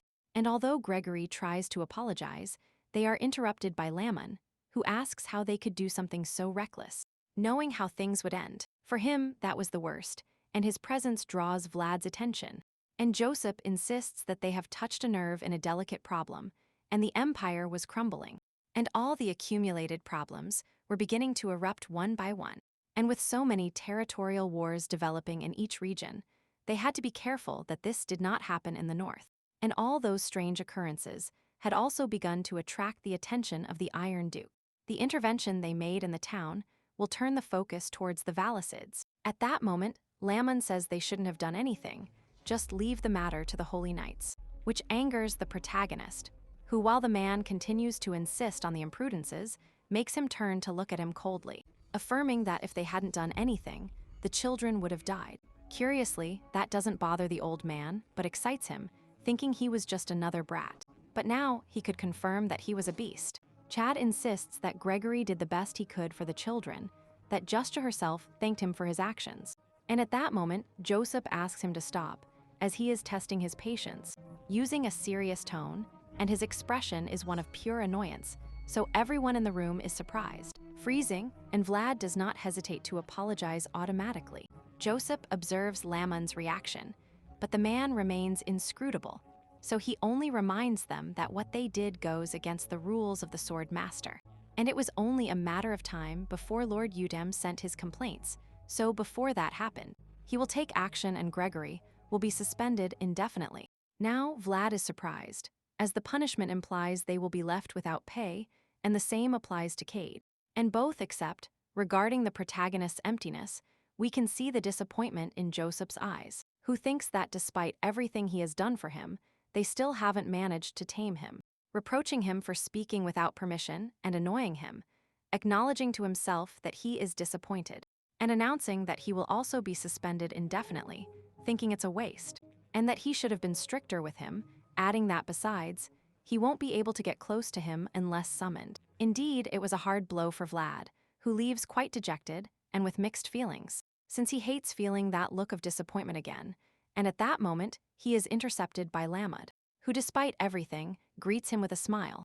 The protagonist doesn't answer, which the old man uses to annoy him, asking if they didn't teach him the rules of etiquette. Thanks to that, Vlad remembers Oksana's look, a look from a mother who expects great things from him, so he completely changes his attitude, introducing himself appropriately with the respect he deserves, asking his name with good disposition, but with a cold look, similar to the look you would give an opponent before a duel. And again, that impresses the man, who recognizes that it has been a while since he felt an energy like that. However, he mentions that unfortunately, he cannot reveal his name at this time.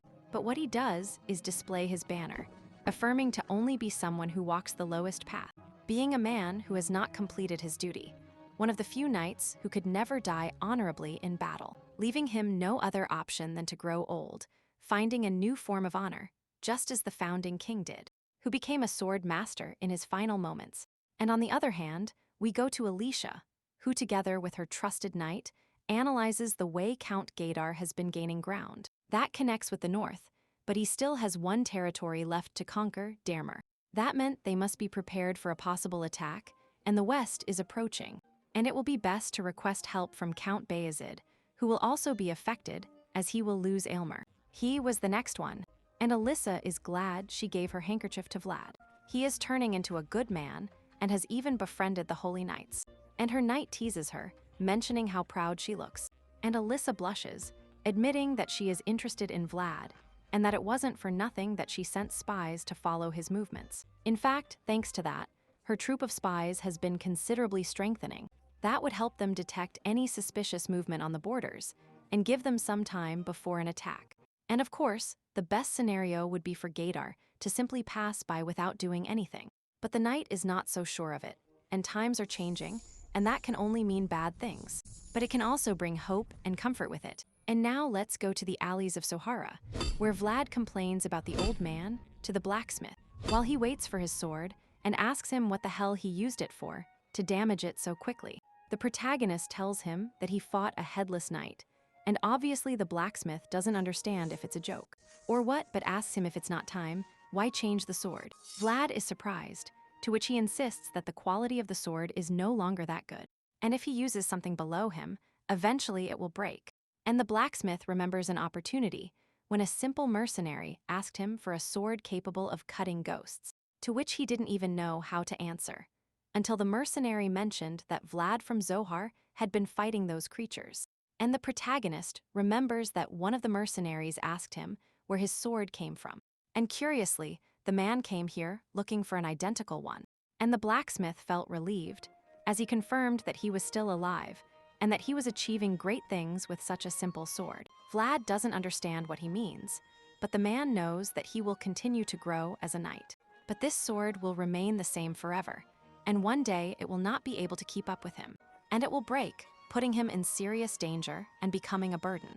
He is not asking him to change it right now, but he must think about it. And although Vlad asks him to make him a new one, the blacksmith refuses. That was his last job. The protagonist is very discouraged, showing that although he has grown quite a bit, deep down he is still a child afraid to say goodbye to his childhood. And the blacksmith asks if he needs the repairs for today. And although he initially says no, for nothing Vlad changes his mind, affirming that he will use it soon. And with that in mind, the blacksmith gives it a good sharpening, with such concentration that it is only equaled by Vlad's, who seems to be preparing for something. And the blade becomes so sharp it looks new, to which the old man asks him not to come so often. And Vlad promises to bring some meat and a good liquor next time, and they both say goodbye affectionately. But the problem is that watching the boy's sword move away, the blacksmith begins to cough, admitting that he needs a rest, and letting us understand that age is taking its toll. And he notes that even Vlad's way of walking conveys confidence, being able to easily get out of that mud. And he is not surprised, because with his brilliance it was to be expected. And for his part, the protagonist advances through the darkness of the alleys with a thoughtful look. While it is clear to him that someone is following him, Vlad is not foolish, so he guides the unknown through the endless passages of the slums, until suddenly he disappears, and we see that the one who was following him is the moon. The old man laughs, recognizing that the boy has good instincts, and at that moment Vlad surprises him, positioning himself behind him, asking him why he is following him. The old man tells him that he was just walking in the same direction, but Vlad tells him that he has him under surveillance, since he left the city hall, as if he had something personal against him. And again, Vlad shows that threatening energy, which excites the man. He recognizes that he will be capable of great things, so we understand that he is evaluating him. He is smart and has just shown himself for a reason, with a completely challenging attitude. And Vlad comments that if he has any problem, he can tell him directly, showing that he possesses a raw spirit that the old man hasn't seen in a long time. At that moment, the man takes his sword, ready to fight. And although Vlad doesn't understand why such a respected knight would challenge him to a duel, he assumes he must have some reason. That's why he accepts and prepares to fight, marking the start of the confrontation with a direct attack, which the old man completely blocks. He recognizes his skills, with a condescension that only annoys the protagonist, who continues launching more and more attacks. Noticing that with just a few exchanges, the moon is already getting used to his fighting style. And this is a man who has faced countless swords, a veteran who confidently asks him if he is done yet. Vlad refuses, and with that he activates his aura, which leaves the moon perplexed to see that he masters it at such a young age. Perplexed and motivated, thinking it's crazy, being willing to see how far all that would go. And next, the protagonist attacks with everything he has, getting the surprise that the old man is capable of stopping his blows without even having his own aura active. It's as if the protagonist's maximum level means nothing to him, remaining calm despite the chaotic movements. And the moon insists that he likes his spirit, but that does nothing to calm Vlad's anger, who is determined to overcome him and not let him escape, and he thinks that youth is on his side, which is true to some extent, because little by little the moon begins to back down, affirming that time is a cruel thing. And Vlad asks him if he will be able to keep that smile. But then the old man says that his strategy was good. It's just that he chose the wrong opponent to try it. And automatically, the moon activates his aura, causing Vlad to be the one who starts backing down now, also demonstrating one of his trump cards, physical strengthening. He assures him that eventually he will be able to use it. And at that moment, he grabs the aura-infused sword with his bare hand, which for Vlad is complete madness, of course. He ends up taking him out of the game. But the protagonist also has his tricks, so he automatically drops his sword to attack with the razor. The moon sees him coming, but recognizes that it is an intelligent move and street strategies that many knights do not know, and a boldness typical of someone who possesses the heart of a beast. And the old man's gaze is full of pride, and a desire to put him in his place, So at that moment, he concentrates all his aura into his fist, and he hits him with a blow that sends him flying. And in a matter of seconds, Vlad ends up on the other side of the alley, which scares the old man, as he clearly overdid it, and worried he approaches to see how he is, recognizing that his defense is a bit low, and remembering that Joseph himself had directly asked him to avoid hurting him. And while he thinks about what to do, Vlad begins to remember Gregory's words, having to keep fighting. So he quickly gets up and attacks the old man with a hard and savage headbutt.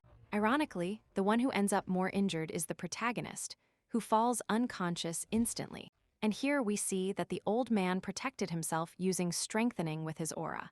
But he recognizes that he could have ended up with a nasty blow. And he laughs, accepting that he has talent and that he is approved.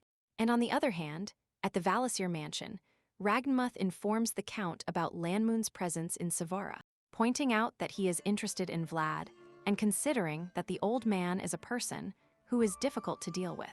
It was a relief that he found an interesting vassal after the disappointment he got with the rest of the boys. The problem is that Vlad is precisely the only promising vassal they have to offer. And times have changed, and Landmoon is one of the few knights who survived a turbulent era, so he was not going to be impressed by a few spoiled children. And on the other hand, we see that Justja sent a special armor for Vlad, which meant that he left a very good impression on the Holy Knights, a recognition that makes him even more special, and the Count thinks about sending it to Sohara, happy that the good reputation of the Valisids is maintained, even if it's thanks to a single vassal. And as for Vlad, he wakes up cursing the old man with a bad headache from the night before, and impressed because he had never seen anyone use the aura in that way. And the voice points out that he is a person from whom he could learn a lot. And the protagonist admits that yes, and if they respect him so much, he should be very strong. And at that moment, Samira enters the room with a kick, pointing out that she thought he was talking in his sleep. And he asks her to knock before entering, insisting that she doesn't have to wash his clothes, as he can do it himself. And here we see that Vlado is living in the tavern, and laundry service is one of the services they offer. Although now he wonders if he will have enough money to pay her. Samira insists that for him it is free, because now that Rose's smile is back, it suits them to have an important knight in the area. And Vlado insists that he is no longer a knight, but they show him Alicia's handkerchief, a proof that he is the knight of said noble. Automatically, the protagonist tries to explain to her, but it is too late, as Semina's anger is obvious, and the girl leaves the room with a slam and a lot of jealousy. On the other hand, we go to an extensive plain, where the mysterious black horse runs desperately, being chased by a group of men who seem intent on catching him. And after fulfilling his role as the group's leader, the horse went to look for Vlad, remembering what happened that day. But its light is so bright that it ended up bringing the wrong people. They try to catch him, insisting that they cannot let him go, a terrible situation, but the horse must overcome it on its own. And curiously, the scene is observed from afar by an individual with bright eyes, who appears to be the leader of another group of bandits, and who likewise insists that they have to capture him.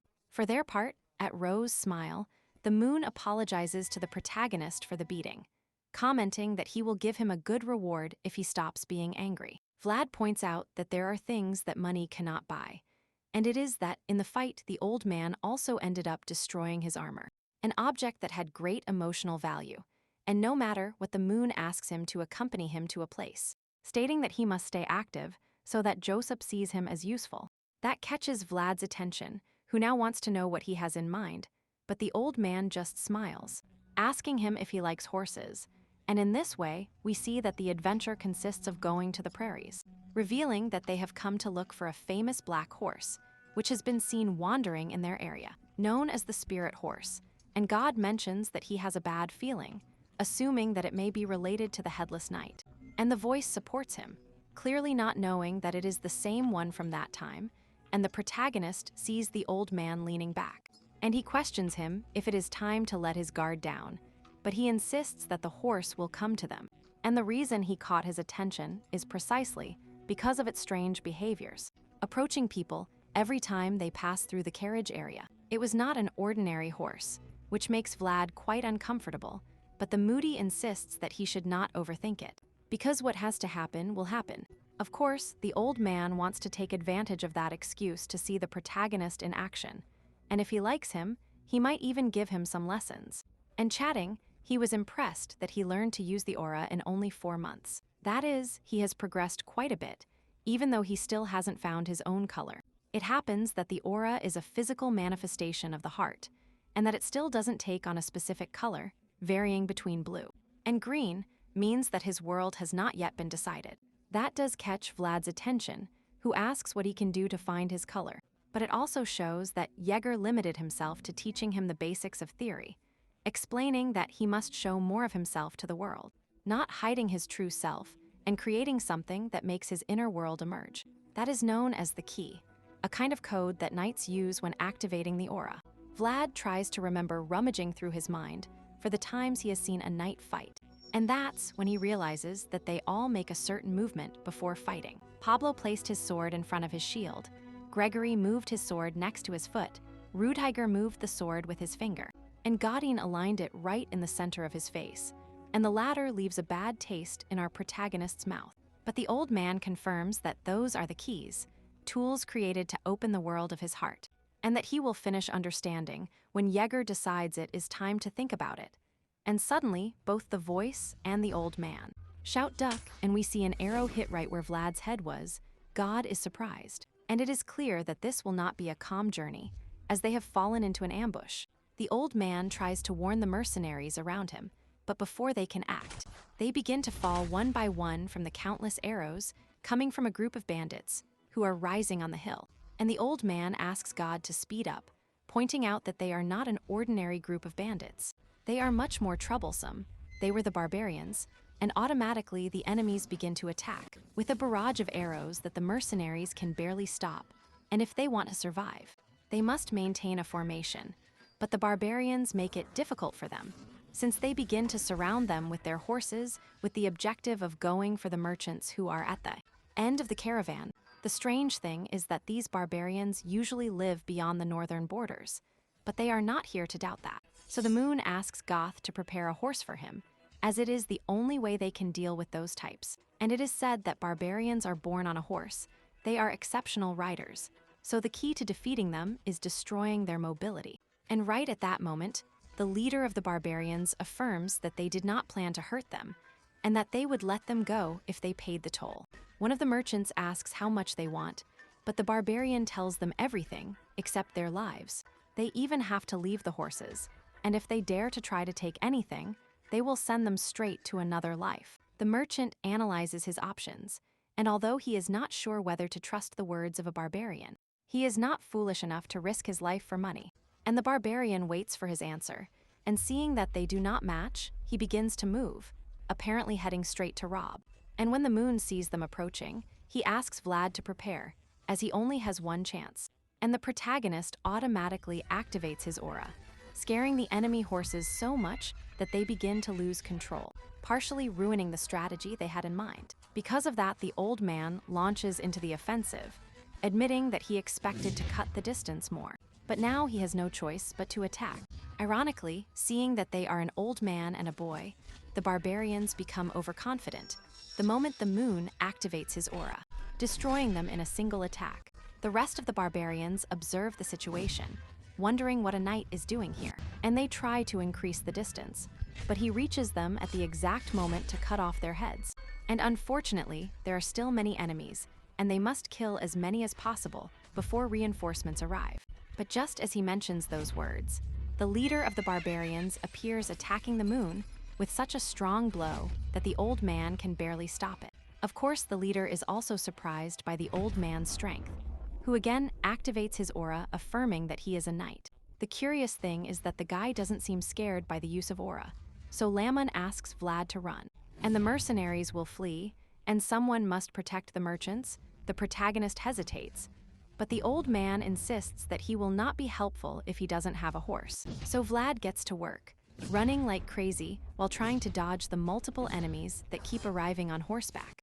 And one of them almost kills him, and the voice reminds him that he must stay firm, commenting that the situation would be very different if he had a horse. The good thing is that right at that moment, he begins to hear the sound of a stampede, but it actually belongs to a specific being Vlad recognizes the sound, and it seems that the barbarians also do, shouting that it had escaped, but that it was back. It was the son of a bitch of the prairies, his black horse, and automatically the barbarians' attention is focused on the horse, announcing that this time they must catch him, and several of them even throw their lassos. But the horse dodges them with surprising agility and directly ignores them, moving on to its true objective.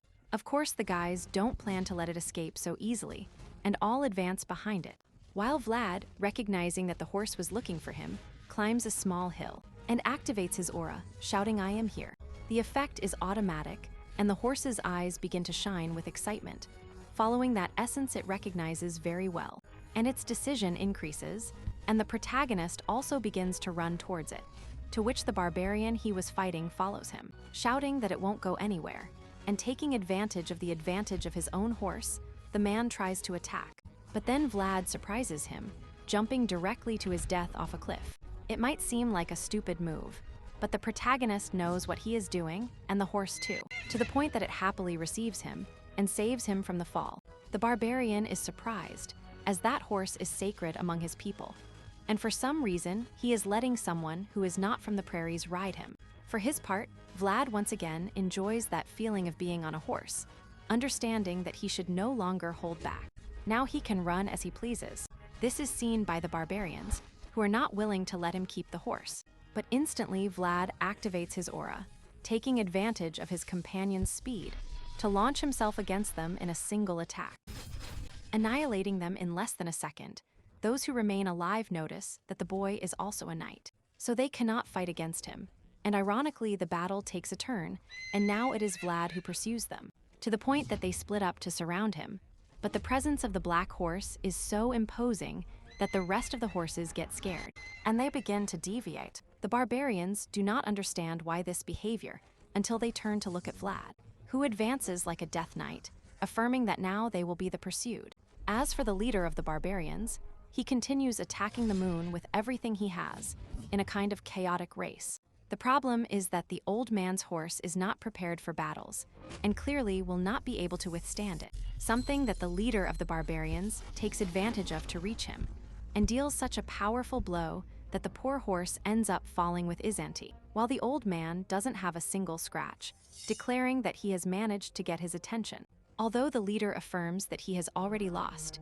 And at that moment, something alerts them, the sound of the barbarian's horn, who desperately try to get their leader's attention, and after a few seconds, Vlad's figure makes an appearance, which makes the leader of the barbarians explode with anger and turn his attention towards him, while asking him how he dares to ride the son of the prairies, who rejected even him. He asks him to get off right now, to which the protagonist can only wonder what happened to the old man.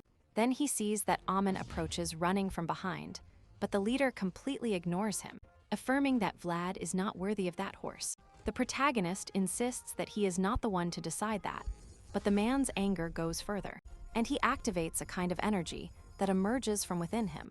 It was not aura, but magic, with which he also manifests his own world. Basically, the man is at the level of a knight, and declares that he will kill him for defiling a divine horse. Vlad is not willing to wait, so he also activates his aura, in a clash of energies that also expands throughout the place. This happens while we still see them running desperately on horseback, with the green aura, and Vlad's blue, standing out against the barbarian leader's red energy. The latter has a penetrating gaze, similar to the protagonist's, but much wilder, where he also takes advantage of his experience in that type of confrontation to suddenly break. That movement distracts Vlad, and allows him to launch a surprise attack from behind that the protagonist only manages to save himself, thanks to the voice and the black horse's own instincts, and Vlad thanks him. But the most impressed by such a move is the barbarian himself, who did not imagine how impressive the animal really could be. And at that moment, they come face to face. While Vlad thinks that he has faced a lot of talented people before, and he definitely surpasses him in swordsmanship. But the problem remains the technique on horseback. In fact, he doesn't even have a saddle. He won't be able to hold on much longer, so he better turn the situation around and end the fight soon. Then he remembers the old man's words. He must end his enemy's mobility, which gives him an idea of what to do next, and he decides that it is time to advance with everything in a direct attack. The barbarian uses the same logic. He must finish off his opponent soon, so he activates his aura again. And he waits for him, protecting himself with his energy-infused sword, and things change when all of a sudden, the protagonist abruptly deviates his direction, leaving a curtain of sand that limits the enemy's vision. All the barbarians watch the battle, assuming he planned to flee, and the leader just watches him thinking he is a bastard, increasing his anger at the fact that he can ride a divine horse being dishonorable. The guy goes after the protagonist, but that is something Vlad had already foreseen, and he smiles while expressing that he was not born on a horse, but in the lowest neighborhood in the east, leaving his opponent very confused about what the hell he means. But Vlad only insists that it was time for him to do what he wanted. That implied a different strategy, so he throws his cape over him to distract him. The leader catches it, insisting that his tricks won't work before Vlad himself jumps on him, throwing him off the horse, and he enters and tells him that now they will fight on his turf, the mud. At that moment, both fall to the ground, where the protagonist takes the opportunity to immobilize him with a hold. The problem is that he miscalculated the spot and ends up falling off a cliff, this time without anyone waiting for him down there. Everyone watches the situation scared, and the old man thinks that no matter how strong he is, it was a fatal fall. Even so, he looks over the precipice and begins to laugh. Vlad was unharmed. He had done it on purpose, as he learned to strengthen his body with aura before the old man taught him. And with the leader defeated, he introduces himself as Age of the Booted Tribe, to which Vlad only replies that he didn't care. And back to the city hall of Sohara, Joseph meets with the Mother Superior, who warns about Vlad's behavior in taking Saemin out of the convent without authorization. And at that moment, she told him repeatedly that he couldn't do whatever he wanted. But before that, the trainee threatened him in the name of the Valicid family. That's why the mother insists that he is a poor, impatient, and cruel man who will surely cause problems in the future. He listens to her in silence, to which she doubles down, pointing out that he will tarnish his honor as mayor. Curiously, he already knew about his behavior on that occasion. What surprises him is that the mother comes after the Holy Knights gave him a recognition. That is a completely intentional move, and since there is only someone who can make her act directly, he supposes that it is Bishop Pierre's doing, the second most important person in Sohara, maintaining a balance with the mayor. And the problem is that Vlad's achievements are granting more influence to Joseph, and the balance is wobbling. So now the bishop is terrified, and they have Joseph as their target to eliminate, wanting to force him to remove Vlad from the way to weaken him. Although it is possible that they even have another hidden intention. Be that as it may, just at that moment they are interrupted by Dot, which suggests to him that he brings no good news. And it is confirmed to him when he announces that the barbarians have appeared. The mother is speechless, but Joseph remains calm, while Dot tells him that they appeared on the roads connecting Suar. In Varna, Joseph asks him if by chance alone, to which the boy explains that the Muth ordered him to seek help, and that the protagonist took the barbarian leader as a hostage, allowing the mercenaries and merchants to leave safe. And unharmed, in the end they were alive thanks to Laman and Vlad, to which Joseph takes the opportunity to give the mother a good look, a small gesture to make her stop meddling in his affairs, announcing that they will go right away, and that Gott should lead the way. In addition, he takes the opportunity to ask the mother if it is not good news, despite all his flaws. Vlad always fulfills his duty. Faced with this, the mother has no choice but to accept, and he asks her to convey his message to the bishop. With a threatening tone, he tells her that he is grateful for her concern, which is why he will visit her personally very soon. After that, we see Vlad's group advancing through the plain, while observing how they are being followed by the bandits, who remain attentive to what might happen to their leader, a high-ranking warrior whom they do not intend to abandon. However, the moon recognizes that it is a problematic situation, and only hopes that Goth can return reinforcements in time.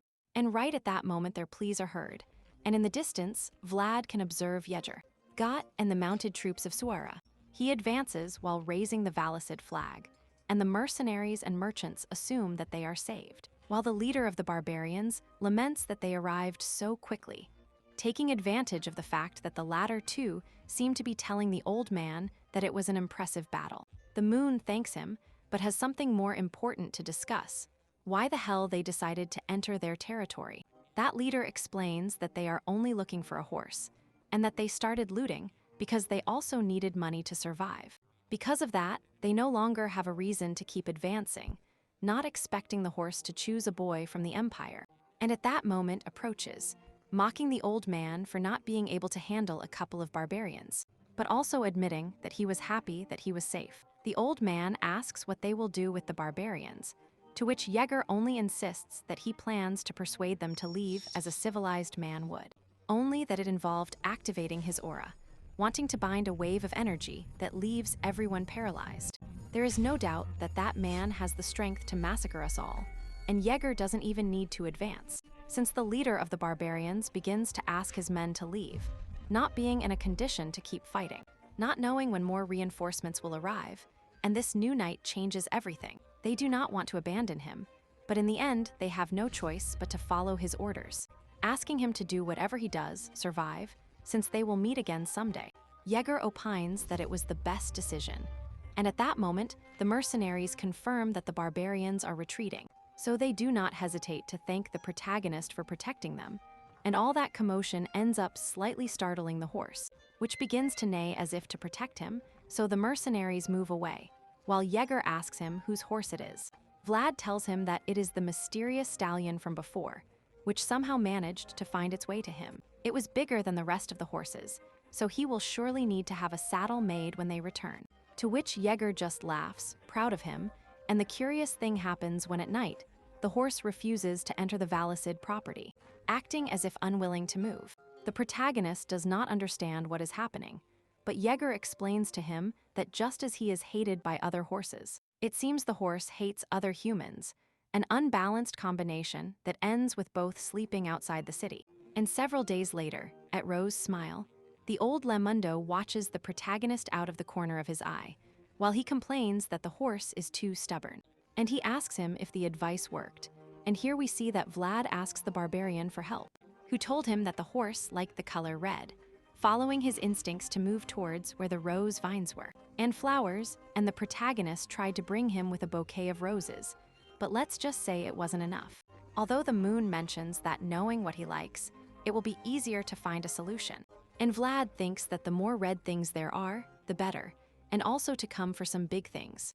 And in motion, the latter confuses the old man, but there we see that Vlad's plan is to use Semina, whose bright red hair is definitely worthy of being called Rose. The moon doubts that the girl will easily accept, but Vlad affirms that she is like that and that their friendship is capable of overcoming everything.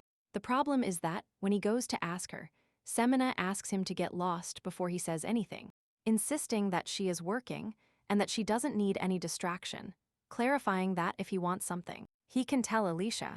The protagonist insists that he really needs her help, and when the girl turns around shouting at him to leave, she finds herself face to face with the bouquet of roses. Excited, she wonders what that is, expressing again that he should leave with Alicia, to which Vlad clarifies that that is something only Lady Semina can do.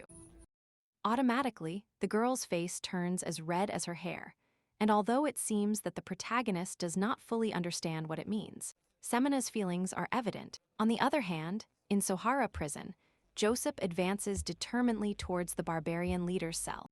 There he introduces himself as the mayor of Sohara, clarifying that there is something he would like to ask him. Age mocks him for deciding to visit him personally, to which Joseph threatens him, as his trip there cannot be in vain. All this he does with a natural coldness that makes it clear to him that Age is an authentic person, pointing out that he did research, finding that in their culture it is forbidden to capture a wild horse, and it is clear that they value those principles, so breaking such traditions and risking their lives by crossing the territory of the Iron Duke. And coming there, they must have a good reason behind it. At that moment, Age gets up insisting that being locked up there might be the best, and he must take care of his tribe. And they explain that they were looking for the horse as the fastest one they knew. And suddenly, he becomes violent, asking them what the hell they have done. The threat arrives, but Joseph is now curious, and he asks him what he is talking about, to which Age only insists, asking him what they did to provoke the dragon to go crazy. There Joseph understands that the dragon, which has been silent all this time, is causing disturbances once again. Age asks what they did with the dragon fragments, to which Joseph remembers that the fragments that were in the west were transferred to the Iron Duke. Not expressing it out loud, but it is related. And Age insists that they bring Vlad, because the only one who can reach the dragon fastest is his black horse, who must have chosen the protagonist for a reason, and they have to hurry, because the remains of the fallen dragon have inherited the blood of the perfect dragon, and for them, dragons are subjects of legends. But something has changed, and what happens will affect everyone equally, insisting again what they did with the dragon fragments. Then we go to the Duchy of Vanaroff, in the city of Bastapol, where strange sounds resound, and the Duke of Iron Timur, Vananoff, mentions that the fallen dragon is crying.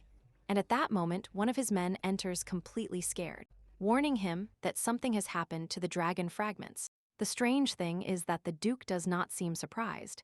He just follows him while saying that everything has started again, asking for the mages, but it seems that he cannot calm him down with magic alone, so he orders to warn the priests, and to be attentive to the arrival of the holy knights he called. Then comes the entrance to a room from which the roars come, understanding that that energy definitely does not resemble the previous one at all.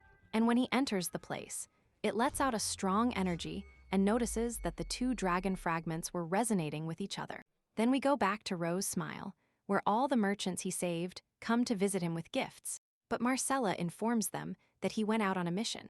That discourages the men, who expected to be able to show their gratitude, something that excites the woman, who plans to take advantage of the opportunity to spread his name even further, speaking wonders of him to the subjects. And they insist that the boy is destined for great things, and Marcella insists on writing down their names as visitors, while the situation is observed by Semina.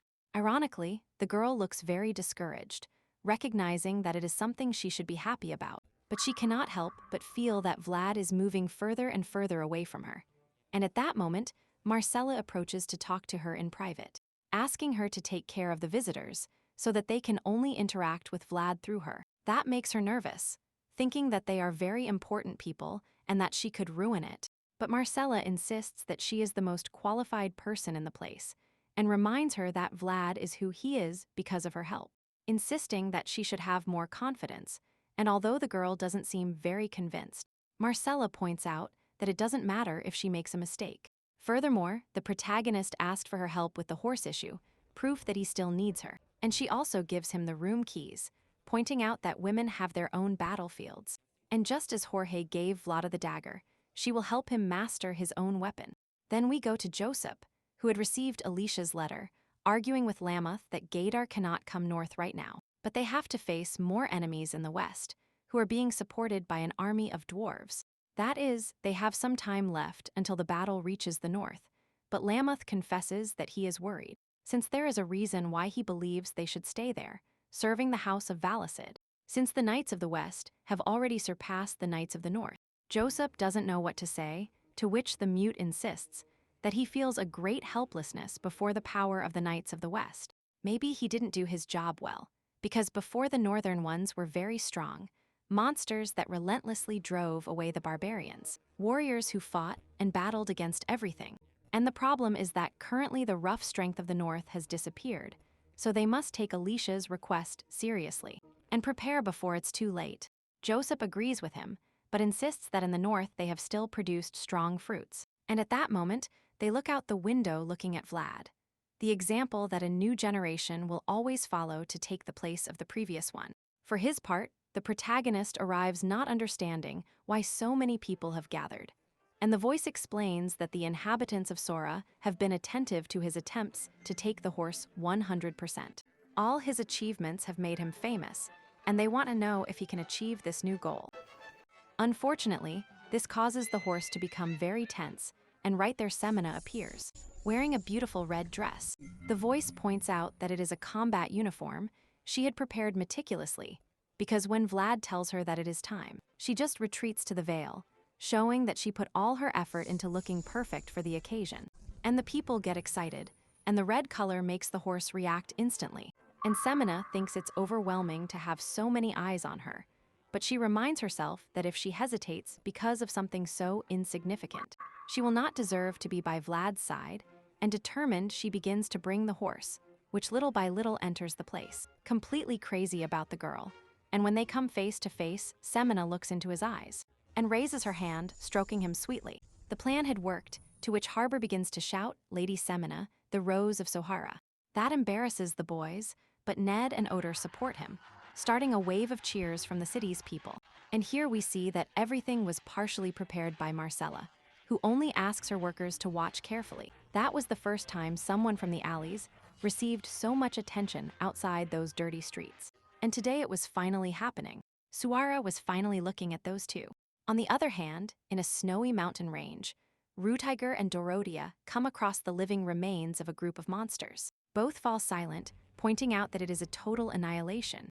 Dorothea adds that from the remains, all 50 were killed in an instant, with a quick attack. They probably didn't even realize it, coinciding with data from a report Joseph sent, talking about the most perfect existence that was destroyed by the Sword Master, and that as it fell to the ground, it spread its blood throughout the world. That's why the remains of the fallen dragon appeared like that. Some dragons lost their wings, their scales, their eyes, or simply divided themselves while forgetting their origins. However, Juno, for unknown reasons, realized that it is a dragon, one of the dragons that possesses the most perfect leg, and the one responsible for that tragedy. And at the same time, we go to memories of the past, on a coast, where 3 different groups of people met face to face, believing that life is an endless cycle of choices. And when the time comes to decide for yourself, that is when you can determine the type of person you really are. Since a man asks another if he intends to ignore his orders, and we see that it is Jorge who confronts Sigmund, declaring that he is not his lord. Even so, he insists that they are the orders of his uncle, Count Gaydar, who has decided that he executes those remaining from the battle front. Of the dwarf movement, Jorge refuses, insisting that they are only refugees, and that there is no way Count Gaydar would have made such a decision. And Sigmund reminds him that doubting an order means being disloyal. But Jorge insists that he is only human. And seeing the situation, Sigmund asks Jorge's subordinates if they plan to follow him in that decision, to whom they only move away from their leader, apologizing, but clarifying that no matter how wrong the order was, a knight must never challenge his lord. And in the end, the only one who doesn't abandon him is Godin, to which Jorge tells him to leave, having to keep advancing in a world where he can shine even more. All that is remembered by the one who, in the present, speaks with his vassals, drawing up plans about the attack they will make in the north. One of them presents a list of knights in the area, highlighting that it is still the same as years ago. So he hasn't managed to create a new generation of knights, insisting that Rutiger is the only outstanding one. But Godin warns them not to draw hasty conclusions, pointing out that the Valisi must also have their own hidden swords. And his disciples apologize. And at that moment, one remembers having heard rumors about a very promising vassal. Of course, he is not sure if they are true, but he heard that a deceased servant has stood out above the others. His name was Vlad of Savara, which immediately captures Godin's attention, since the boy used an aura in an honor fight in Dermer. For the others, that making him a vassal seems ridiculous, so they assume it's just a rumor. However, Godin thinks he remembers that man well, Vlad, Jorge's brave and snotty kid. For a moment, he doesn't want to believe that it is really the same one, and assumes it's just a name. And a face flashes in his memory, that of a boy who shone with so much potential that he wanted to bring him with him. And at that moment, we go to Vlad, who refuses to eat because he is so tired, having a training session with Jaeger in the morning, Laura handling classes, with the old man in the afternoon, and a series of discussions about his progress was coming. So he could die at any moment, and the voice tells him that he should be grateful.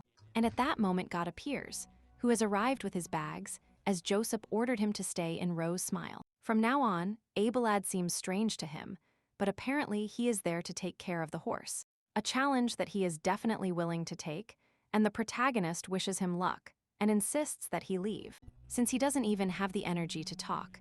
But at that moment Got reports that Joseph gave another order. He can finally return. Vlad asks why, and the boy insists that surely he called him to lift his punishment.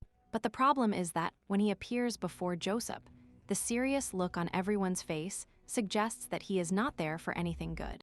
And he begins to remind him how he defied his orders in the last battle. Vlad admits his responsibility, to which Joseph asks him if he would do the same thing again. In a situation like that, if he would defy his orders in that way again. Vlad doesn't know what to say and thinks that he swore to be loyal to him, not to his own loyalty, and therefore he doesn't plan to lie. That is why Vlad affirms that he would do it again, something that doesn't bother Joseph, but on the contrary. He thinks that's why he chose him. He tells him that honor and conscience are very different things, but when someone loses their way, the latter is the only one that becomes his compass towards the right path, and Vlad's conscience marks his own path. That's why he decides to show him the armor sent by the Holy Knights, affirming that he hopes it can help them protect their conscience. Vlad recognizes the armor instantly, as it is made with the best techniques, although a part of him feels sad, since that means he will have to leave behind his old armor, which has a surprising emotional weight. And Joseph insists that this new armor is the proof of the path he has traveled, so he asks him to look closely at it. And the protagonist notices an inscription on the chest, which reads Vlad, the defender of children, and the whole moment is extremely emotional, which is noticeable in the proud looks of Jaeger, Lamon, Gregory, and Cade, who have also returned to work, while Joseph insists that this is the path he will take from now on. For his part, we return to that mountainous range, where Valkov Varnov, successor of the Iron Duke, leads an armada and observes the void, pointing out that they are here, and in the distance the light is visible, and some torches, which are being guided by some of his men, who lead the first line of attack. And they are being chased by a giant bright creature, with blue eyes that they recognize as a dragon, assuming that they must take it to the point where the others are waiting for them. But the creature almost reaches them, having counted the time. Luckily in that move, Valcourt activates his aura and prepares to attack, which the advance guys see as the signal that it's time to disperse. And as these turn in different directions, Valcourt gathers all his energy in a javelin attack that crosses the entire forest in a matter of seconds. And it almost hits the dragon, while thinking, "I'll catch you." Unfortunately, the creature manages to dodge him at the last minute, confirming that it is not only fast, but agile. And this dragon is known as Lindblom, the fastest of all.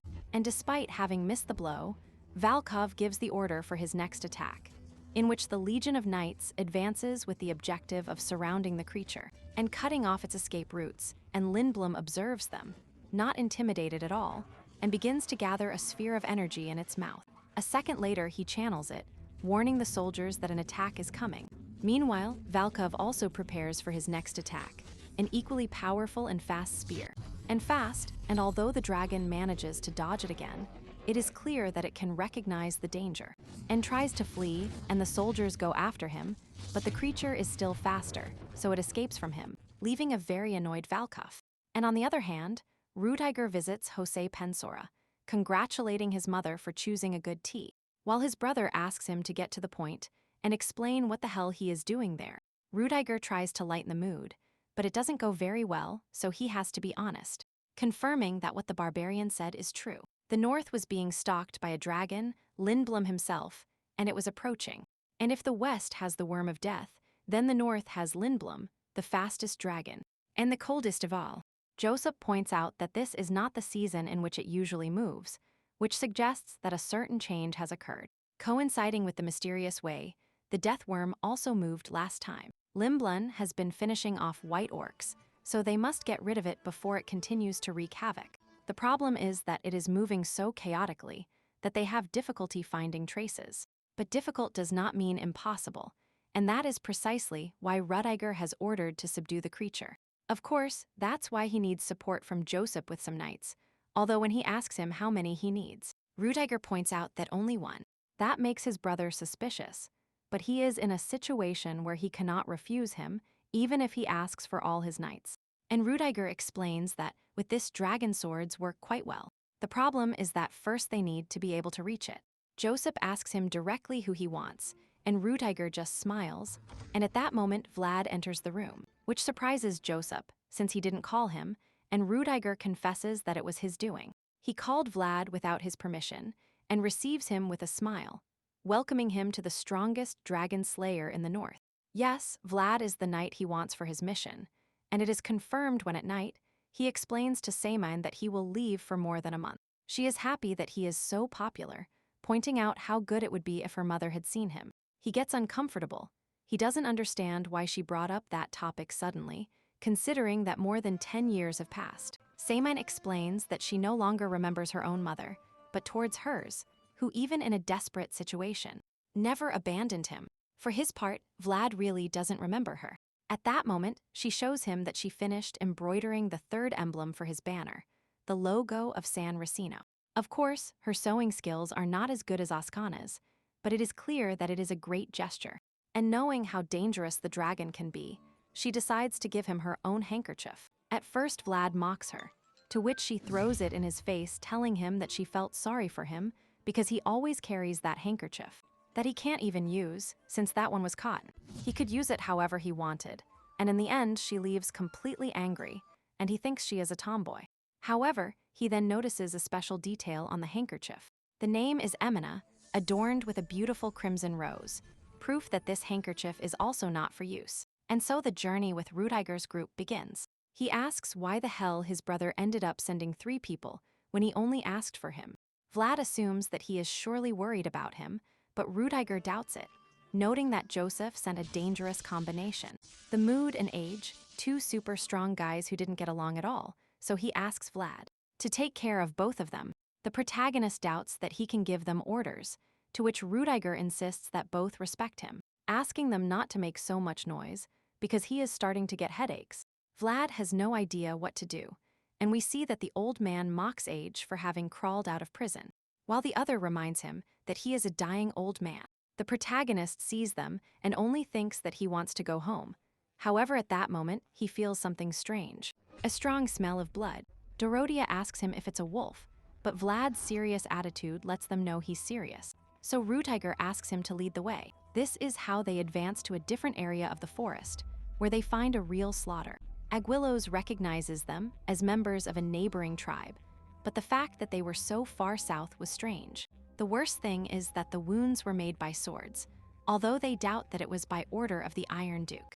It has been a long time since they shed blood against the barbarians, and although it wasn't the Northerners or the dragon, it seems they had an unwanted guest playing in the area. Even so, they have no choice but to advance to their destination, the northernmost point of the county of Valicid, the Barenheim fortress. The problem is that when they arrive, Vlad notices 2 flags, that of Valicid and next to it, a red one with a dragon in the center. Rudiger gets angry, asking what the hell those people are doing there, and the moon explains to the protagonist that they belong to the center. These are the direct knights of the Dragon Blood Duke, the Dragon Slayers, and apparently these guys were sent from the center and had arrived 2 days ago with the mission to subdue Lindblom, which seems to further anger Rudiger, for whom seeing his delegate is enough to give a direct order. The delegate sets in motion, while Vlad asks the old man, who exactly are those people? The moon explains that, as its name suggests, they have the sole purpose of killing dragons, and they are directly recognized by the Emperor, led by one of the nobles of the center, the Dragon Blood Duke. That is, very powerful people with a lot of authority. And with that, Vlad notices that the fortress is somewhat burned, since it turns out to be a place that has suffered many attacks, but has remained as proof of the indomitable will of Valicid. Logically, it is a great offense that they have raised their flag without authorization, which explains Rudiger's anger, who advances through the place and enters the main hall. There he is received by a blonde guy, who insists that he had been waiting for him and introduces himself as Mercia Dragilia, captain of the Dragon Slayers and eldest son of the Dragon Blood Duke. Rudiger returns his greeting, admitting that he didn't know he was coming and that he is the temporary captain of the Barenheim fortress. And his anger is evident, to which Mercia just smiles and glances at everyone, which paralyses Vlad with a similar sensation to when he saw the death worm. And the doubt is why he feels it in him, and the guy responds to his look, while Rudiger asks him if they are behind the barbarian attack. Mercia accepts it, alleging that it is something they had to do, as Lindblom is incredibly fast. And since they cannot reach it, they needed bait. That's why the corpses of the Farderos are the perfect bait for that. Words that unleash Age's anger, who advances to kill, but is automatically stopped by Lamon, who restrains him, and warns that if he says one more word, he will break his neck. Lowering his voice slightly, he confesses to him that he understands his anger, but that if he acts like that, he will only get himself killed. For his part, Mir mocks, calling the dogs immoral, and points out that he even adopted a cat. referring to Dorodia, beings of inferior status who forget their place.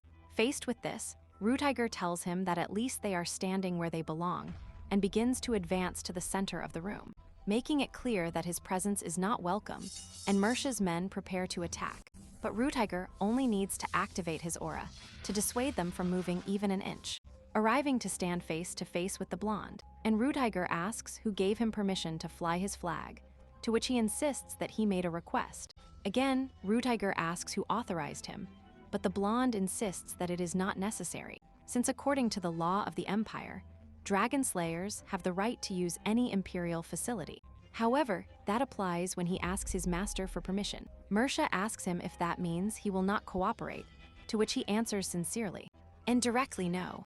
However, Rutiger insists that the situation will change if he goes through the necessary procedures, pointing out the two flags that fly outside the fortress. Mersha turns, noticing that right at that moment, the banner of the Dragon Slayers was being removed, and a second later the red flag falls to the ground, which does make the soldiers react, who ask how they dare disrespect the center. Here the moon intervenes, pointing out that because of that attitude, nobody wants to associate with them, and with a frightening voice shouts that no one moves. The master of that place has not given permission for that. His posture radiates pure confidence, and at that moment, Rutiger tells Mersha that now he can make a request to raise their flag. He also reminds him that they are in fallen territory, so he must first ask for his collaboration to kill the dragon. With that clear, he points out that they are ready to start over on the right foot, to which the blonde insists that he will regret it. Rutiger doubts that he knows what regret is, but he believes that if life is full of them, then it will be better to think about their actions. After that, we see Mikra consulting a crystal ball, different data about the protagonist. That way, he finds out that he is 17 years old and grew up in the slums of Sohara. The problem is that he has a hoarse and characteristic eyes, along with that heartbeat that he felt the instant he saw him. Having a hunch, and he is sure that it is true, but he considers that he was born too far away, and in too humble a cradle to be related to a certain noble family. Be that as it may, he must find out more about it. However, his mage points out that all the spies they had in Sohara have been eliminated, since Kosov gained total control over the city. Mirza is surprised, since he hasn't been mayor for long, and the mage confirms that his influence grew very fast. He thinks that swords are similar to authority. They have to be strong and sharp, but flexible at the same time. And Joseph can raise a sword, but he understands the qualities of this one better than anyone, being a threat as formidable as Rutiger, thinking that both are competent, but there is only one place they can climb to, and that is something he could try to shake. Then we go to a meeting with Rutiger's team, where they discuss the murky things of the Dragon Slayers, and they affirm that they would also have to use tricks on the dragon. And Dorodia thinks that they must hurry, because if they don't manage to finish this time, Mercia will use it as an excuse to stay in the fortress. The problem is that they don't have enough livestock to lure him with food, and finding allies will take them at least half a month.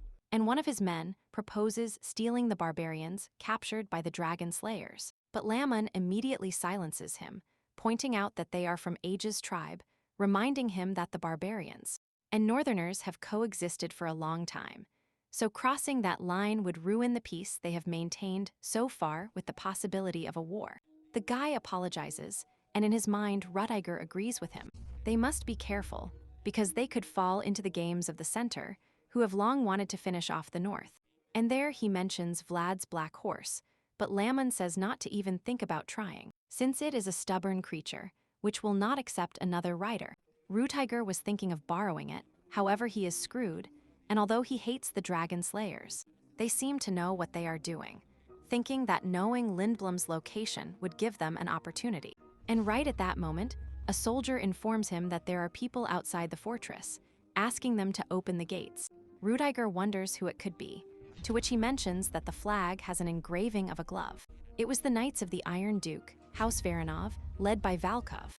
At the same time, we see that Lindblom seems to have fallen for the bait of the Dragon Slayers, devouring the corpses of the murdered barbarians. The strange thing is that all of a sudden, its blue eyes turn crimson red, and it begins to scream out of control. The next day, all the soldiers are ready to leave, and although Vlad believes he doesn't need it, Dorothea insists on putting a spell on him that will protect his face from the cold, focusing especially on him, because he will be on the battlefield for longer. And the soldiers agree that they trust him for this mission after what he did with the death worm. And Dorothea gets to work, warning that whatever he does, he must avoid the dragon's breath attack. And she mentions that she will also put protection on the horse, to which he asks her to watch out for bites, since poor Got has been badly injured several times trying to put on the saddle. At that moment, Lamond asks if they are ready with the preparations, pointing out that the scouts have returned. And the dragon finally took the bait, insisting that the situation with the barbarians is tense. And although Aga is willing to testify that the massacre was not the work of the Northerners, nothing guarantees them that they will not have consequences. And the old man asks if he has the mission details, and Vladar explains that he only needs to take Limblund to the designated place, where Rudiger and Valkov will be ready to attack with everything they have. And the protagonist insists that he has no questions. But the old man reminds him that it is not a simple hunt. The future of the North depended on that subjugation. And the invisible war between the North and Center has begun. Varanov of the Northwest and Valasith of the Northwest, those are the key faces for that mission, who have also agreed to collaborate with the Dragon Blood Duke in an extraordinary event. That representatives of 3 families are gathered in one place. But Rudiger and Valkov do not manage to kill the dragon. And Mercia does it. The Central Zone will use that as an excuse to destroy the North. In this way, the old man reminds him that whatever happens, Lindblom must be killed by them, and only then can they rescue Agwi's men, whom they have captured. And minutes later, they announce that it is time to start the mission, with Rudiger leading the vanguard. And everyone affirms that they are ready, and he indicates that they will meet under the cannon, observing his men with determination and confidence, a sign that they have to win no matter what. And among them is Vlad, to which Valkov asks him if the boy will be able to handle it. Rudiger reassures him, insisting that he is his best choice, and that he was key in the battle against the Deathworm, something he achieved when he didn't even know how to ride a horse. Valkov doesn't believe it. Rudiger insists that this is Vlad, full of surprises and unexpected moves. And Valkov knows that age is not everything, and although he didn't have much faith, it seems that Rudiger is not the only promising knight of Valjasid. And following the vanguard, they affirm that the dragon should be further ahead on the same route, and that it has been behaving chaotically, following an unusual route, as if it had its own objective. And they wonder if perhaps it gained intelligence, which could explain the strange attitudes. And besides, it is very probable, considering that the Deathworm also seemed to only attack pilgrims. And at that moment, they find a series of tracks left in the snow, confirmation that they are on the right path. The leader affirms that it seems to have been here recently, so they will follow the tracks in silence. And so they advance for a couple of hours, until sunset begins, and Vlad notices something strange. Supposedly the dragon was walking south, but the tracks were leading them directly north, an area of restricted movement, and suddenly Vlad feels that jolt in his heart, a sign that Lindblom was close. And they had fallen into a trap, and the protagonist is the first to notice the beast, making eye contact with it, while asking the others to disperse. Unfortunately, the creature lunges at him, and he only manages to dodge it due to the agility of his horse. And the protagonist is face to face with the dragon, while the leader gives the order to light the torches, magical artifacts that function as flares, and which begin to surround the creature in circles, creating a kind of barrier that keeps it centered on them. Right there, Lindblom begins to charge and attack, so they give the order to disperse. However, we can see the brutal range of its fire breath. The problem is that it is not common fire, but an icy breath capable of freezing anyone who comes into contact with it. The soldiers flee, but one of them ends up falling before the creature, turning into a block of ice instantly. And even though the breath barely grazed him, the leader automatically gives the order to flee. But the dragon does not plan to make it easy, using its claw to wipe out several of them with a single attack. Desperate, the leader activates his aura and lights one of the flares to capture the creature's attention. And in that way, Lindblom begins to chase him, while he affirms that he will go to the front. And he asks them to keep their distance while they run. That gives way to an abysmal pursuit with him in front, and all the others following the creature from behind, ready to act if necessary. The problem is that its agility is absurd. It does a kind of flip that cuts the distance, and it lunges at the leader, almost killing him instantly. it also prepares another blue fire attack. And although the leader shouts to flee, the creature uses its breath on the ground, causing everything to turn into a kind of minefield that can turn them into ice instantly. And Vlad manages to save himself, but the problem is that the others have been trapped, forcing them to get down, and of course ruining the plan, and the leader affirms that they must cut at least one of its legs. But when they are face to face with the creature, they know there is nothing else they can do. And it attacks them, but before it can kill them, Vlad cuts his palms, creating a trail of blood towards which the creature is instantly attracted. At that moment, seeing the blood fall, Limblun's heartbeats accelerate, and its blue eyes turn that characteristic red color from before. And finally, it unleashes a monstrous rage. And although Vlad thinks it was very effective, now he is the dragon's target.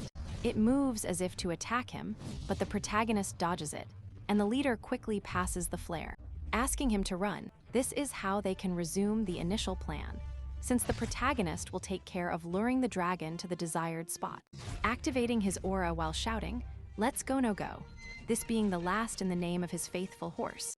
And from the top of the canyon, Valkov waits patiently, to which one of his men indicates that they are coming, and he asks how long it will take them to arrive, and the man begins to calculate the time. 5 minutes, 4, 3, 2, and sooner than expected, he affirms that they have already arrived.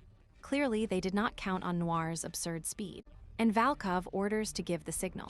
So the protagonist now also knows that he has little time left to reach the indicated point. Right under the canyon, Rutiger and his world are already waiting for him there. But the problem is that suddenly, Vlad begins to feel something strange in his heart, and the voice asks him what the hell is happening. Surprisingly, Lindblum also seems to experience the same effect, as if something were tightening its heart. The voice assumes that it must be some kind of binding spell, as the sensation is almost like a chain of thorns surrounding the whole body. And Vlad wonders who could have put such a thing on him, and observes that in the distance, right behind Rutiger, Mersha is analyzing him with those cold and calculating eyes very similar to his own, while mocking him. For his part, Rutiger notices that both the protagonist and the dragon suddenly stop, both trembling as if their lives depended on it. And little by little Lindblum begins to move, but it seems to have intentions of retreating, so Rutiger orders his knights to attack. And these are led by Laman, and Valkov's men also join them, all focused on the objective of surrounding it, and finish driving it into the canyon. Rutiger also alerts Valkov to the situation, and she acts immediately, attacking with an intensity that makes them believe they have won. The problem is that when the dust and mist clear, we see that the dragon is intact, charging its next attack. Now it is the moon who gives the order to disperse, but it is too late, because although the others obey the order, the fire goes directly to Vlad, who cannot move. Meanwhile, the voice tells him to concentrate. However, his body prevents him, and he only manages to save himself thanks to the moon, who arrives in time. And she gets in the middle, taking the full force of the attack. Luckily, she managed to strengthen her body with her aura, mocking that she is already old. And when you are old, the cold winds get into the joints. That impresses everyone present, not only for her strength, but for what it means, the will to protect the future. Meanwhile, Vlad is still unable to move, intoxicated by the horrible sensation of the cold air, ignoring the voice's shouts, thinking that he managed to get out of the horrible mire of the alleys.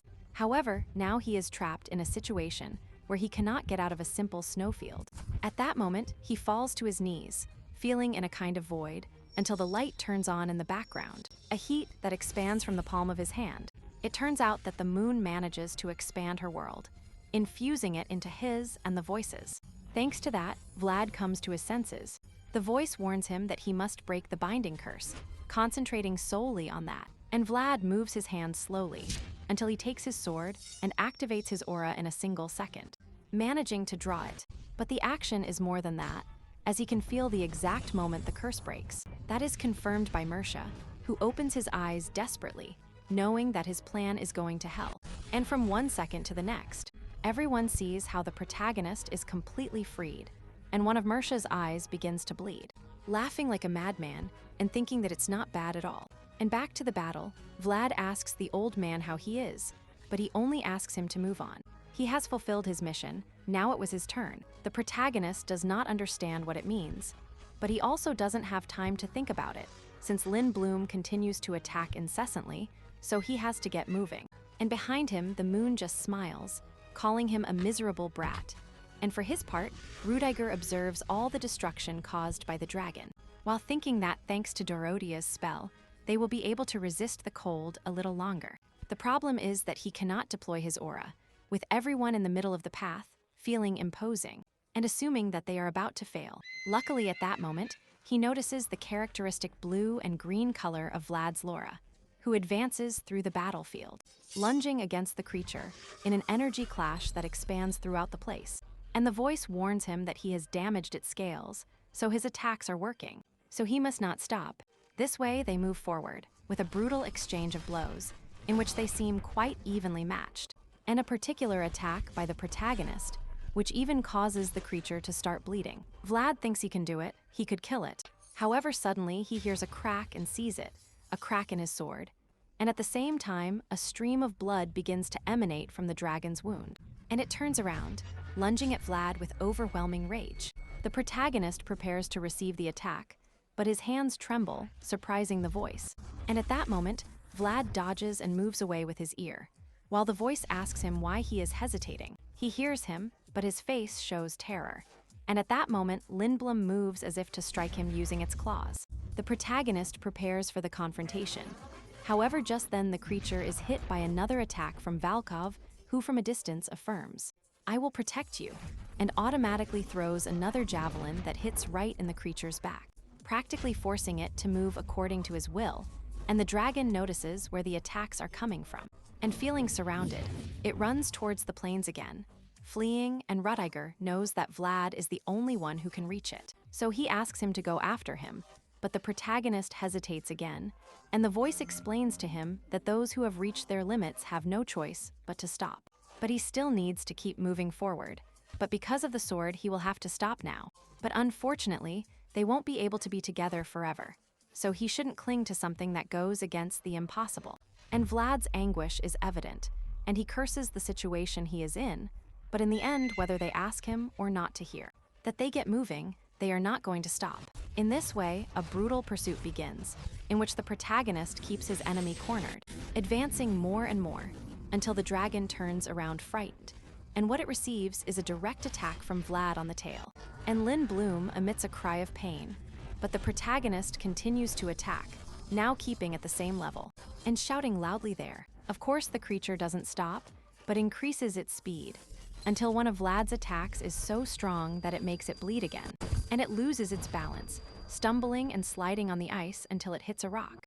And the dragon gets up, however it is hit by another attack from Valkov, who manages to stick one of his javelins right into its leg. Unfortunately, we see that it is the last one in his arsenal, and his hand has reached its limit, so he only affirms, "I'm counting on you, Vlad, that will do it."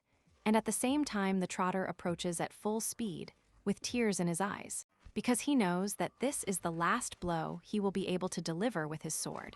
And little by little, he begins to remember everything they experienced together. Those equally beautiful and horrible moments, thanking it for its help, for getting to where he is, activating his aura, which together with the no-go energy, merge into an abysmal attack that the dragon simply cannot escape. And the protagonist's face is reflected in its red eyes, but the most impressive thing is what follows, since he uses his sword to pierce the creature's body. The scene is observed by everyone, shocked by his feat, but also by the fragment of the sword flying around the place. And with a goodbye, Vlad bids farewell to his faithful companion, that sword that had a deep shine, and dark since it was in the hands of a man who wanted it to shine. And that's why even a sword found in the back alley can become a star, until it is recognized as the dragon-slaying sword. The next thing we see is the body of Lindblom being dragged through the forest, and despite being a victory, Vlad cannot help but feel discouraged. Clutching the sword, he ignores Rudiger's compliments, and Vlad asks about the old man, making it clear that he never told him his name, as he has not yet completed his duties. Rudiger affirms that he assured him that he would tell him very soon, that is, the old man was alive. Furthermore, seeing that his sword broke, he affirms that it was a good weapon, and that he himself will take care of getting him a new one. The protagonist doubts that he will be able to find him a sword like that, And Rudiger admits that although there are hundreds of shining and strong swords out there, he understands that none will be as special as that one. However, he assures him that their connection will only end because he can no longer wield it. The title he has left you will always be with you, insisting that he should be proud. Only the two of you form this Valicide generation, and that sword is the witness of your new title, the name that the entire world will venerate, the Dragon Hunter, Vlad of Zora.